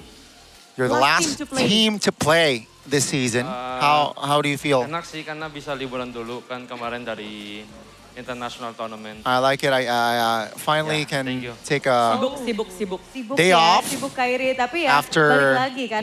Tadi udah bilang juga. going sempat abroad liburan dulu. for Tapi Kairi, international tournament. But Kai, silakan untuk melaju ke teman-teman casters Inggris karena Please, Kai. terima kasih udah mau ngobrol-ngobrol Go sama kita for- karena di sana sudah banyak yang menunggu Kairi juga untuk bisa ngobrol-ngobrol. Go towards the Silakan, English Kairi, desk. bisa So, langsung saja guys, spoilers. bisa We dipegang will have ya teman-teman. Kyrie Tapi on untuk the kasih English sibuk desk. ya Kairi. Iya, kita kasih Kairi sibuk banget Bude pokoknya. Tapi kita masih akan tetap ngobrol-ngobrol sama kalian teman-teman Onyx di sini dan udah ada Upi. Aku pengen nanya sama Upi langsung di sini. Hai Upi, Lutfi. gimana rasanya Hi. bermain kembali di How do you MPL feel Indonesia season back 18 kali season ini? 18 Kangen here? sih sebenarnya lama kan. I Kita miss 1,5 bulan ya. nggak The main vibe. I think one Kurang lebih month and a 1,5 half. bulan gak main kesini udah rindu ya. finally Udah rindu sama coming Sonic back juga. here. Bener sekali. You miss Rindu Sonic? Rindu Lutfi said banget. yes. Tapi kalau saya dari Upi sendiri pastinya udah ngeliat dong tim-tim lain yang udah bertanding dari hari yang pertama You have sampai seen other dengan di hari teams yang terakhir untuk compete. minggu yang pertama nih. Gimana Upi ngeliatin tim How- lain? What's your apa ya, point of view? Seru sih, banyak yang kayak Quite ada exciting. yang menang, ada yang kalah. Maksudnya kayak rata semua gitu. It's quite Cukup even. seru. Jadi cukup sengit So ya far, menurut at Upi? least Ya, week sengit. one, it's quite even, said Lutfi. Iya, cukup sengit season ini. It's very even this Siapapun season, yang menang said bisa Lutfi. jadi kalah di esok harinya. Dan sekarang dari tim Onyx dengan match pembukaan. Sans, Sans. match pembukaan ngelawan Alter Ego. Biasanya Alter Ego kan mainnya barbar. Alter Ego is usually very aggressive, very chaotic. Combo kalian combo maut banget Your kayaknya dari combination game this satu. today Pakai healer-healer dari is Sans. very different. Ya, You got itu healers. Kalau dari hero sebenarnya dari coach cewek sih semua. Yeah, I mean, Ya, if we're talking about kita drafts, bisa it's all from CW. atasin permainan alter ego yang lumayan We're able to barbar kan. at least Terus kita problem hero-nya solve juga lumayan bagus untuk hari ini. the Jadi ya bisa menang. vibe here, right? Hey, tapi kalau misalnya dari Sans sendiri nih, Ya. jadwal kalian kan benar-benar padat Sans. banget ya. You have a tight schedule. Cara kalian preparationnya tuh gimana? How do you guys lama prep? persiapannya buat season Like ini? how long? Persiapannya untuk MPL ini sebenarnya kita dikasih libur 2 hari sama cewek, terus ya kita latihannya cuma dari Sabtu kemarin sehari, Ya, terus ya emang terlalu turnamennya emang dekat banget kan. Yeah, the Jadi tournament ya is kita very cuma bisa packed, latihan untuk minggu ini very sekali doang, jammed. Dan alhamdulillah hasilnya nggak Thankfully, sia-sia gitu the untuk result latihan is kita not satu hari really doang. disappointing. Memuaskan ya. Ya, betul. Memuaskan dan juga awal yang baik untuk teman-teman Onyx Esports, Bude. Iya, berarti sama kayak Bigatron, ini internasional, kalian sibuk banget, padat banget jadwalnya. Same as Untuk Bigatron. memulai 18 ini, The schedule is very tight. Now, energy-wise, udah tinggi, udah cukup. Pas start pasti season dong. 18, Kita is it bakal high? Is it energinya bakal tambah intense? terus, api Yes, kita bakal that sounds. selalu menyala untuk di setiap Our turnamennya. fire Jadi, is ya, selalu will excited always kalau be ada there. match di minggu selanjutnya sih. Wow. Cannot wait Selalu for excited the kalau misalnya upcoming match di minggu-minggu matches. berikutnya. Dan kita akan menanti, akan ada kejutan-kejutan nggak, Sans? Di Any minggu-minggu berikutnya. surprises perhaps? Harusnya ada karena kita latihannya udah bisa Of lumayan, course, because we lumayan banyak dibanding minggu ini. Have a Jadi lot ya, of kita tunggu aja preparations, untuk minggu depan so nanti. let's just wait Lebih till fokus. next Kemarin week. dikasih libur 2 hari, kayaknya minggu ini nggak dikasih libur. Tapi langsung kita lanjut ke arah Kelra. Kelra, Are you happy to be back here? Because you smile a lot, senyum terus dari Kelra. you smile a lot, Kelra. It's good to be back, as he said. Dong, Sonic yang dari tadi udah teriakin nama Kelra, disapa-sapa dulu. Say hi to Say hi. fellow fans. Halo Sonic. Masih banyak buat support kalian. Ya. Memang rame, tapi hari ini Today, match or pembukaan tonight, minggu pertama first week first against Alter Ego. week. What is your plan? Apa planmu? Apa rencanamu lawan Alter Ego? What was your plan? Pengen menang aja. We just want to win. Dan terbukti ya, Bude ya. Terbukti. They Tapi proved kalau it. misalnya dari Kelra sendiri, terlihat Kelra. kan nih, oh happy sekali. Bener Bude, karena Kelra hari ini tuh beda banget, happy banget. Tapi semua sehat kan, Kelra sehat? Sehat. Are you healthy, Kelra? Dan Yes. kalau misalnya melihat match yang tadi dari Kelra, Kelra. udah cukup puas belum sama Are you hasilnya? satisfied with the result? Udah cukup satisfied sama hasilnya, happy? Are you happy with the result? Kalau hasilnya pasti senang, tapi belum ini. Outcome is ekspektasi. satisfied, but Belum you sesuai know, ekspektasi. Ekspektasinya not gimana emang? What's your just expectation? yet. I'm happy that we won, but My expectation gue pasti menang terus. his Still, expectation harus menang is terus ekspektasinya we memang gotta tinggi win it all. sekali ya. Sekarang udah menang terus, tapi Kelra masih bersama Onyx di sini akan bertarung lagi untuk minggu kedua, tapi minggu pertama berakhir dengan 2-0 Keyboy melawan Alter Keyboy Ego. 2-0 Kita lagi against game Alter 1, Ego. Kayaknya kalian Game main rapi, one, di game kedua juga very, awan-awan asal very pelakon. neat, very Point kill juga textbook. gak begitu banyak, gak brutal. Point kill wise, not Malah game really Onyx di season action 18 packed, ini not really. berbeda atau gimana sih far. Boy? Is it Bekal dari different? internasional kemarin kah? Is it because karena of the international matches? Oke. Keyboy said because of Diajarin Coach apa? Beloy. What did he taught you? Banyak lah diajarin A kita. lot. Terus ya kita And nggak mau main di temponya AE lah. we don't want to play in Tapi gimana Alter mengontrol Ego's tempo AE yang tempo. biasanya kan gerasa-gerusu. Ya kita mainnya lebih pintar aja lah. Yeah, we played Mainnya lebih pintar aja, smarter mainnya than lebih them sabar. Tapi today. Keyboy, di Keyboy, next match kalian itu kalian Next akan match? bertemu dengan tim RRQ. Y'all will Gimana dari face tim RRQ. ini bisa dibilang banyak banget yang bilang kalau tim RRQ katanya udah bangkit. Gimana nih Keyboy? RRQ is Persiapannya on the dan apa yang rise, bisa Keyboy. buat tim RRQ? Any Ya words kalau RRQ pasti for gue udah RRQ? expect lah karena ada Adi kan. Keyboy said, I mean, Iya, I pasti expect bangkit lah it mereka. because Adi Terus is paling- in the dari Gilang lineup. sih paling. Oke, silakan, Oh, silakan. perhaps Silakan, words silakan, from silakan. Sans. Kenapa? Silakan. Next match kan kalian bakal ketemu sama RRQ. Nah, gimana nih? Apa yang pengen disampaikan buat tim RRQ? Ya nggak ada sih, pasti Nothing. matchnya bakal super seru banget. Jadi ya It's gonna be very exciting. kita tunggu aja nanti di minggu depan. We'll just wait Tunggu di minggu till depan. next Ada week. salam-salam mungkin buat Adi atau yang Any lain. special message towards Adi or, you know, specific players? Waduh. Sans said, it's nah, Fokus ke it's tim dangerous. sendiri aja. I'm just gonna focus on Jadi nggak mau salam-salam buat Adi. my kayak salam team. kangen, That is salam on it. rindu. Nggak ada. No, nothing, no words? Nah, Sans said. Oke, itu dia Bude. Jadi salam-salam juga udah diberikan ya. Dan kita semakin penasaran bagaimana berjalannya next match Onyx ya. Karena banyak banget yang bilang pengen ketemu Onyx season ini. Gimana pendapat kalian? A lot of Banyak banget teams, tim yang bilang katanya they "Aku pengen want ketemu to Onyx." face Onyx. Any Input? Saya kurang tahu juga sih. Yeah, I don't really know. Sunset. Ya, nggak tahu sih kenapa pengen ketemu. Yeah, I don't know why they want to bakal meet ketemu us, juga sih. and we Karena will meet kita them. bakal ketemu 2 kali juga. Jadi And we ya, will kita meet them harus twice this siap aja regular sih season. untuk yang mau So ketemu kita. yeah, I mean, Gimana, just get Boy? ready. Keyboy? Ditungguin banyak tim nih, Boy.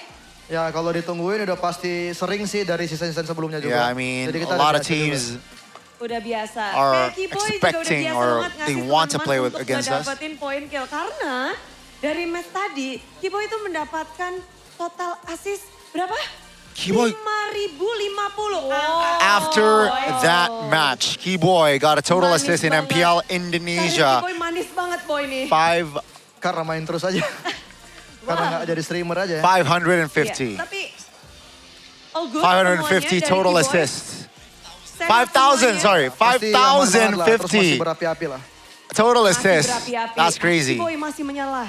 Yes, api Keyboy masih menyala, tapi api yang lain The sama fire seperti api teman-teman of Sonic Keyboy juga is tidak still kalah fire. menyala karena match hari ini ditutup dengan Let's go. kemenangan yang didapatkan oleh tim Onyx Esports. So Sonic, marilah kita sambut, ini dia Onyx.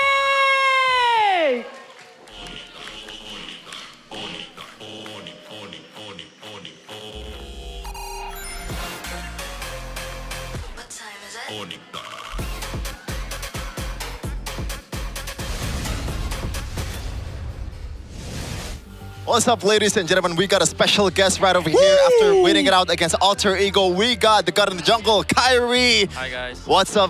What's up, Kyrie? How do you feel after the win? Yeah, Congratulations. What's up, Kai? Feels good to win our first match here in Spain. Yeah. This is the Onyx fan, by the way. This is the Onyx fan. You And know, I want to he tell you knows. before anything else, I am a Geek Fam fan, okay? Okay. So I have a bit of beef with you because you stole Beloy from me. What do you have to say? Yeah, that's fine. That's fair. Okay, let's actually get to the questions though, because that was a really good victory. Do you guys think that, you know, what do you think when the Fanny was let go in the second game? We actually didn't want to prior pick the Funny since the way Alter Ego plays, they know how to counter Funny. So that's why we just opened it for them. Okay, so you were surprised that they picked Fanny themselves? Yeah, Okay. actually. Interesting, interesting. Right. So that was all part of CW's coaching plan.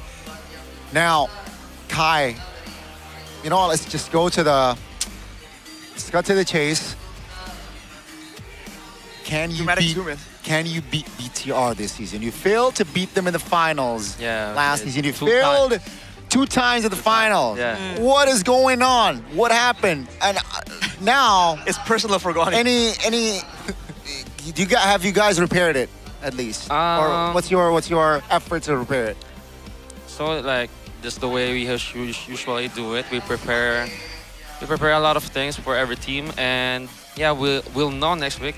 We're gonna be facing RQ and BTRs, and yeah, they've beaten us 2 times in the grand finals. I mean, they are a very strong team, so props to them. Okay. Well, as a follow-up question, what do you think about the current meta? Because a lot of people think Bigatron are going to be really strong because they have a really big hero pool. Yeah. Right? The same thing can be said about Onyx. So, considering that's the case, what do you think about the current meta that allows so many more creative strategies? Sorry, what? I didn't hear. So many more creative strategies, right? How do you like the meta?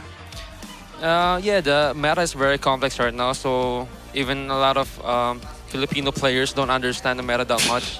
I mean, they do, but not like how the Indonesian players or the Europe players understand it. Ooh. I think Aurora Gaming and BTR and us, Onyx showed it in the recent 2 tournaments, recent national tournaments. That's interesting. So I think the PH teams are still figuring out with the current meta. Too much chaos? Too much. I think too much variables. Now, okay. Yeah. Specific Rafa Uranus Gatot combo. Whose idea was it? I mean, all of us, I guess. Oh, with wow. CW as well. The brainstorming. Okay. Yeah. Now we're gonna shift towards the player of the match though. That was Kelra, player of the match, presented by Infinix GT50 Pro. I want to talk about the versatility of Kelra because a lot of people seem to think that he is only good, or like he's especially good on marksman, but on fighters he might be struggling. Do you think that that's not true, or is he as good on fighters as he is in marksman? I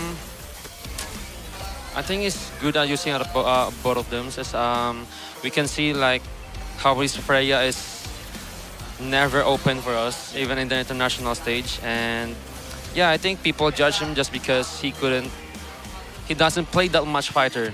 So people doesn't know how really good he is in using them. Okay, about Kelra as well.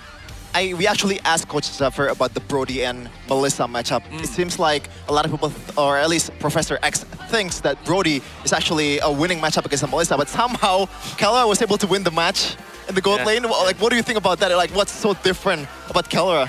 I'm not even surprised because whenever both of us talk, two of us, I always ask him like, which goal lane counter this goal lane, and he doesn't know it really. Because he knows how to play every hero. I mean, he does know, but he just knows how to counter. It's just I'm not even surprised anymore because ever since he can, own the lane in every hero. Exactly. The lane. Exactly. So okay, Baloy has it's already in the lineup. Yeah. What type of impact does he already bring early on, at least from so far? I think that you can share, of course. What, sorry? Yeah, well, everything that you can share, of course. Yeah. I think one of the few things that he fixed first was our macro. Yeah, our map movement and the way we, move in the map. Operate. Yeah. That's the first thing that he fixed when he came in Onyx. Interesting. All right. Well, when you first got here, you seemed pretty surprised at the whole setup. What do you think about this whole segment and having a player to come in and address the stream directly, or even the casters? Yeah. If you've heard something about us, you can be like, "Yo, I heard you said this. What do you think about this segment?" Yeah, it's really surprising since it's the first time since I came in Indonesia, and true. It is also my first time seeing this big TVs in front of the casters. Oh, you didn't know? I didn't know. I see. This is new as well, by the way. So we can actually pause and play like the highlights. This one, but That's cool. That's cool. I actually imagined myself being an English caster. Way here before. You go. Always welcome. How far back? Before you were pro, like when you were semi-pro? When I was just curious about how it feels, But I think I would do it, but just for fun, not my normal job. Right. So let's say during playoffs, you had time. If we invited you as a guest caster, would you be interested? I think I he's would, playing in the but finals, bro. Yeah, I don't think. Or panelist, yeah. I don't think Onyx would let me though. Yeah, I mean he's Okay. playing. Yeah, I mean if I'm not. It's an if he had the time and the chance. Okay, I want to ask you a question that might be a bit too personal, or it's outside of the game. Whoa. Did you imagine the little you back then? You would imagine this kind of future where you have your own movie. You are literally a superstar in Indonesia, No. one of the biggest ambassador of the game. Like, did you imagine this kind of scenario playing out in your life? Not even 1% of my life I imagined. Not even 1%. Not even That's what of crazy. 1% I have right now. I never thought that I would have. That's when I was a crazy. kid. I thought I would just be a normal guy, like working forever. Right. Right. Okay. Be humble, Arashi. Be more humble like Kai. Okay. I mean, he just said that he doesn't technically have to work. No, I mean my work right now. I mean I'm a very busy guy, but I get it. I love my work, so I'm very grateful for that. Okay. Man, it's pretty cool to see. Because we share the same sentiment. We also like gaming, and this is like a job, but not really. No, it's Okay. Joe. Yeah. It's been a really good time, Kyrie. Thank you so much for Thank you so gracing much. Thank you your so presence much. here in Thank the you so English desk. Hopefully, we can see you guys more in the future. You know? Hopefully, yeah. Kai. Thank you. Good Yeah. luck for your. Thank you. I mean, this is just the first day. Good luck for next week. Thank you. On preparing. Cool. All right. So I just go? This guy likes RQ, by the way, so beat RQ. Stay healthy. Stay healthy. See you, man. Just leave it here. We're still figuring things out. That is Kyrie. Man. That's my twin right there. Excuse me. Wow. I'm the Japanese Kyrie, brother. A lot of Bro. almost as bold as Onyx. The way they play today is so good. There's nothing that you can nitpick. That it feels like it's almost perfect the way they play today, at least. Yeah. And that was a scary statement by Kyrie, man. I talked to him about what lane beats what lane. And for the most part, that concept doesn't apply to Kelra, he said, because Kelra understands the lane so well that counter matchups don't mean anything. That's an insane statement, bro. That's crazy. And he's not surprised, Kai said, with the mechanics of Kelra. So I think the answer boils down to, it's just instinct, and he's also different. How unfair it is to have that kind of player, bro. Hey, do you know the matchup? No, not really, but I'm gonna play my best and gonna win the lane anyway. What the hell? Pretty unreal. And you get that player after you win multiple MPL IDs in a row? How is that fair? And somehow you lose the finals. Yes. Oh man, I'm missing Onyx after Kyrie left. Say it to his face, man. No, it's not a diss. It is not a diss. It is not a diss indeed, but 17 minutes was all it took for game number 2, man. After this, okay, game 1, I was a fan of Onyx, right? After that game, after this match, dude, shut the hell up, man. I know that you were trying to rage bait, but I'm baited anyway. I just want to see like how long will it take. It's so annoying.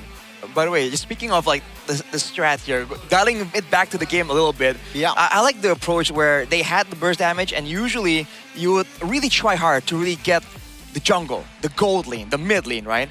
But they figured that, hey, with a Marcel out there, he is also very squishy anyways. If we keep jumping on Nino, he just gets removed from the game completely. Look at the damage numbers. And if you saw the gold earlier, he had like, what, 7,000 gold, where everyone else was at 9?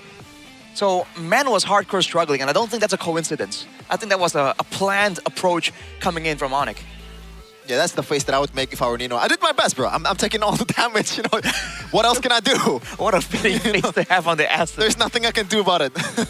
That's right. Nino always has the best photos, I don't know, every year. He's got personality, man. Yeah. He guys got the jokes. Yeah, something that Onyx players do not. Just kidding. Whoa. Say to his face, he was here. What the heck, bro? You too, Rashi. I have an interesting thought to say to Kyrie, hey, this guy right here on your left, he said that you're overrated. Just for straight up lying to you.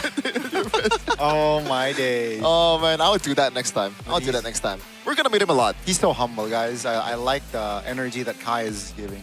He's very like humble. Very chill, very friendly too. Very honestly. Yeah. Very humble, very chill. That's probably the first real conversation that I had with Kyrie. Really? Yeah. You had a conversation first time he came here to Indonesia, right? Yeah, so way back when he first got here with Coach. Yeah, Mirko and I were in this, like we were like, oh, let's take him out for food, you know, as a gesture. Welcome to Indonesia, and that was it. I don't actually get to talk to him all that much, so that was pretty nice. That was a letdown. That's interesting. What? Okay. What do you mean? So that was your first real conversation with Kai? Before you were just imagining? I'm not imagining, what? I'm not a fangirl, I'm not on a block. No. I'm not like whoa. No, that's why I was asking for clarification, you know? I don't think confirm that needs a clarification, whether. Because you said that was your first real conversation with Kai. What do you think about the guy after this first convo? Was he as expected? Because he didn't look. He always looks like a nice guy, anyways. Yeah, but it's like when you are that big, it's kind of like, do I want to approach him or not? You make it weird, okay? No, I didn't say With anything. that look? I didn't say anything. Do I want to approach him? Like I'm just a bother to him. Like I'm just this small speck of dust in this galaxy, and he is the star, you know, in the universe. I can relate to that feeling though. I don't want to bother the players, so I don't usually reach out. How about you, Gon? Yeah. What was the question? How do you feel when you maybe have to approach and talk to someone? Oh, it depends on the context, right? If it's really organic. Yeah, I can definitely make a conversation. But if they're locked in, you know, before match, I would like to. Yeah, you gotta respect the hustle. Oh, look at that! Upper bracket same as last season, at least. You know, not the standings, but two of them are same. Team Bukit ID and Onyx in the upper brackets. Look away, Geek Fam and Dewa United fans. Holy moly. 0-2. Yeah. At week 1, not a great start there. That's like Man City right now. You're right. And the defending champions after today's win will sit 3rd. Meanwhile, 4 teams will sit on a record of 1-1. 1 win and 1 match loss. Yeah, still very close. but the one ahead of the pack is TLID. I think a lot of people have been singing praise about TLID, not just with the highlights, but also how they play in general, right? And I think it's definitely deserved, man. Yeah. And I think Eman also said that Team Liquid is one of the top dogs, you know? Oh, speaking of. Uh-oh. Rookie of the week. It's Kevin. Oh, I don't know if you want to show my quote though. Like this feels like a backhanded compliment. A decent showing, especially for debuting. Only where it's up. So wow, there's still a lot of things that he can improve. All right? I'm just being observant. This is an observation, Connie, an honest observation. I mean, if you pair him with Kevin, you know, if Kevin alone, maybe decent, but paired with Kevin, yeah. And we're gonna pair him up right now. Player of the week is Kevin the Jote. Woo! And we saw a bit of a spoiler earlier, by the way. But yes, it is Kevin and Kevin. That's crazy though. Wow. Like that's just how good they've been. The GOAT back on the Assassins. I didn't even realize that's my quote. The GOAT back on... It's not GOAT, it's Jote, man. I typed in Jote. Okay. But yes, back on the Assassins. Because when he first showed up, everyone was talking about how his fanning was going to be crazy. His Yisun Shin is going to be crazy. Mechanics is what we were expecting. And now we're finally seeing it, right? After he was playing a lot of Fredwins for a while. Yeah, that was the worry that I have coming into the season. Like, can he actually match up to all these junglers that's mechanically really sound? But it was not a problem, especially on Hirara, Goni. That is... And the Paquito. What was the quote, by the way?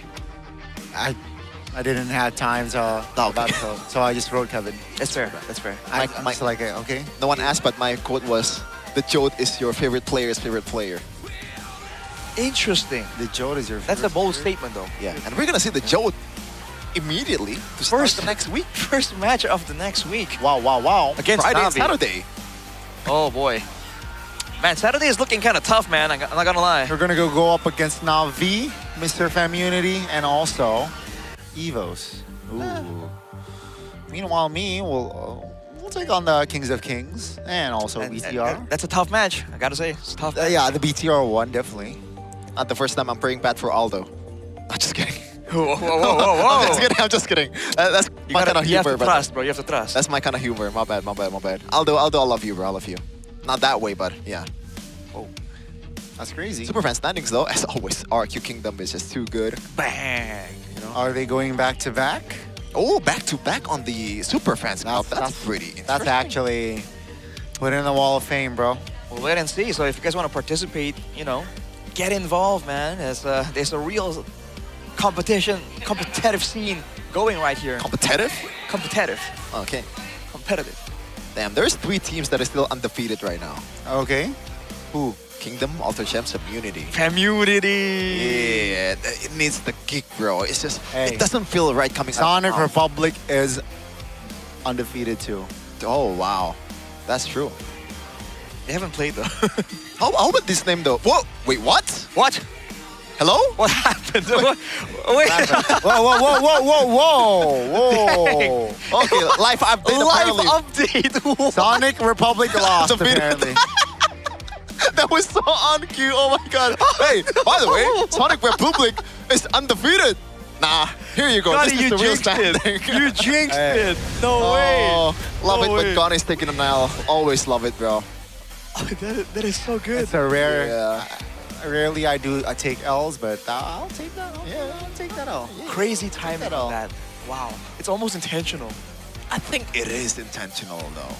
You know. Now, after that whole switcheroo, you might be having a bad time, Connie. And I suggest. How do I reverse it though? I suggest you take some good time. Take some good time? It's the OG cookies. When you're watching MPL like this, you ever find yourself distracted by the skins of pro players that are using? You probably want to have the same skins but don't have enough diamonds. Well, there is a way for you to fill out your bellies, you know, not until you're obese, but like, you know, fill your bellies enough and also get some recreational flavor in your mouth. That sweetness of the chocolate, a bit of bitterness in the cookie, and also you get some diamonds from Good Time. For just 2K, for the low price of 2K Mula, you get a chance to win millions of MLBB diamonds. It's easy. Just scan the QR code that's gonna be showing or like already showed on the screen. aside from that, Connie, Yeah. we had good time. What else is good? You know what? I know you finished yours, but Arashi and... It's a spoiler, brother. Exactly, right? I finished. I mean, bro, it's so good. I gotta take mine, bro. Sorry, Arashi. Take the... I'm saving mine for later, bro. Oh, okay. Gonna be... You wanna eat it where no one can see? Interesting. No, well, look at his zoom in though. Zooming into the zoomer. I don't know what a zoomer actually, but yeah, so good. You know, all of you ranked warriors, not warriors in ranked. Remember, fuel up first with so good sausage. It's in the name. It's so good because it is so good. Packed with plenty of meat, you know? Before you go for those stars, it's perfect to snack before war, so you can stay focused while grinding ranked and chasing immortal. By the way, fun fact, the only caster that is immortal currently is Realize. Props to him, man. Yeah, but that's a bit unexpected, brother. I thought he sucks at the game. Well, he's been playing a lot. Let's put it that way. Yeah, but it's a respectable win rate. Yes, you know? yes. He's been grinding. Of course. Gotta shout out Realize, and he said it to my face. I am in love with Mobile Legends. That is passion. Almost as passionate as this guy right here, gobbling on the glizzy. The glizzy globber. This is the glizzy gobbler. Globber. What's your favorite flavor? I like this smoked cheese. Smoked cheese? I like the spicy one. Yeah, the hot sauce one is pretty good. Spicy one's pretty solid, man. Well, we're gonna give some time for Arashi to enjoy his sausage, but you know, it's been a really fun week right here with Shefin, Arashi, and Gani to close out the week number 1. There's still 8 more weeks of MPL Indonesia Season 18. So don't go anywhere because MPL Indonesia Season 18, we own this! Bye-bye. Ciao. Sayonara. Goodbye. Dadah. Dadah. Happy Independence Day, by the way. Woo! It's coming. Tomorrow. Bye-bye. Arsenal won!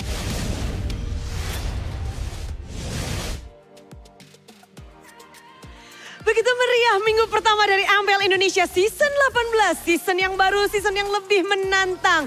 Dan 9 tim, mereka sudah bermain di panggung ini. Yes, betul sekali. Banyak sekali yang kita saksikan mulai dari hari yang pertama sampai dengan hari yang ketiga. Di mana banyak sekali plot twist yang terjadi. Tim yang kalah bahkan bisa menang di hari esok. Tim yang menang bisa jadi kalah di match selanjutnya. Saling balas-membalas, saling tak tahu apa yang akan menjadi hasil akhir bagi mereka. Ini baru awal, masih akan ada minggu-minggu selanjutnya dan juga match-match berikutnya. Semuanya harus berjuang untuk 1 titik terakhir di babak playoff.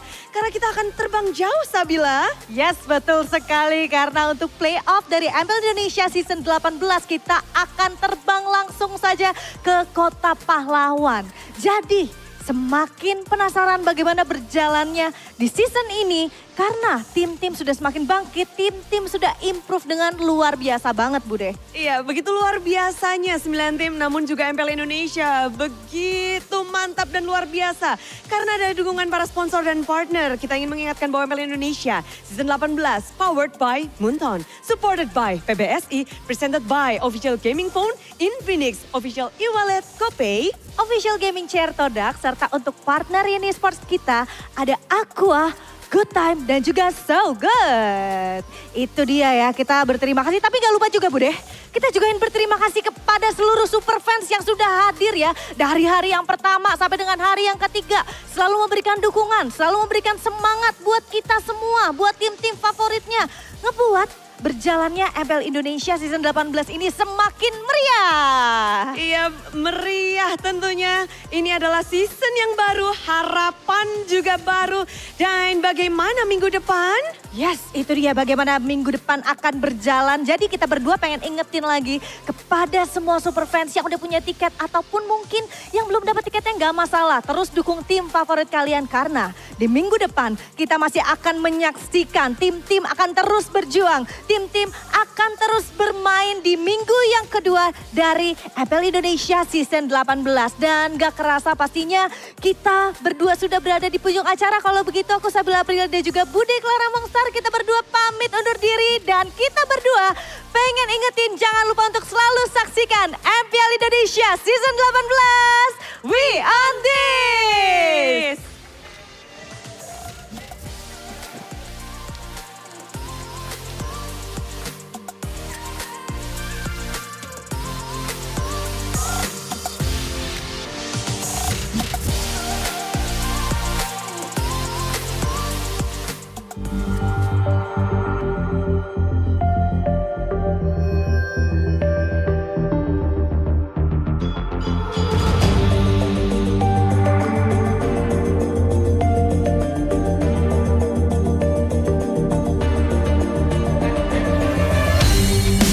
Kan berdiri dan terus berlari, terus ke arah puncak tertinggi.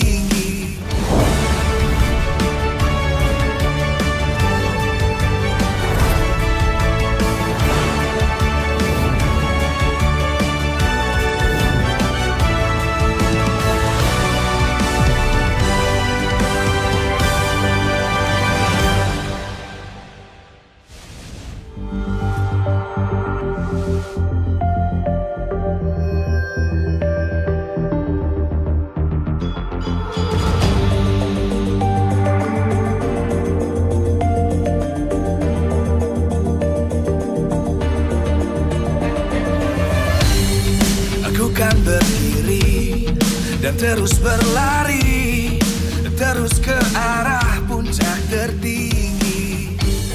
Ku takkan berhenti hanya sampai di sini. Kemenangan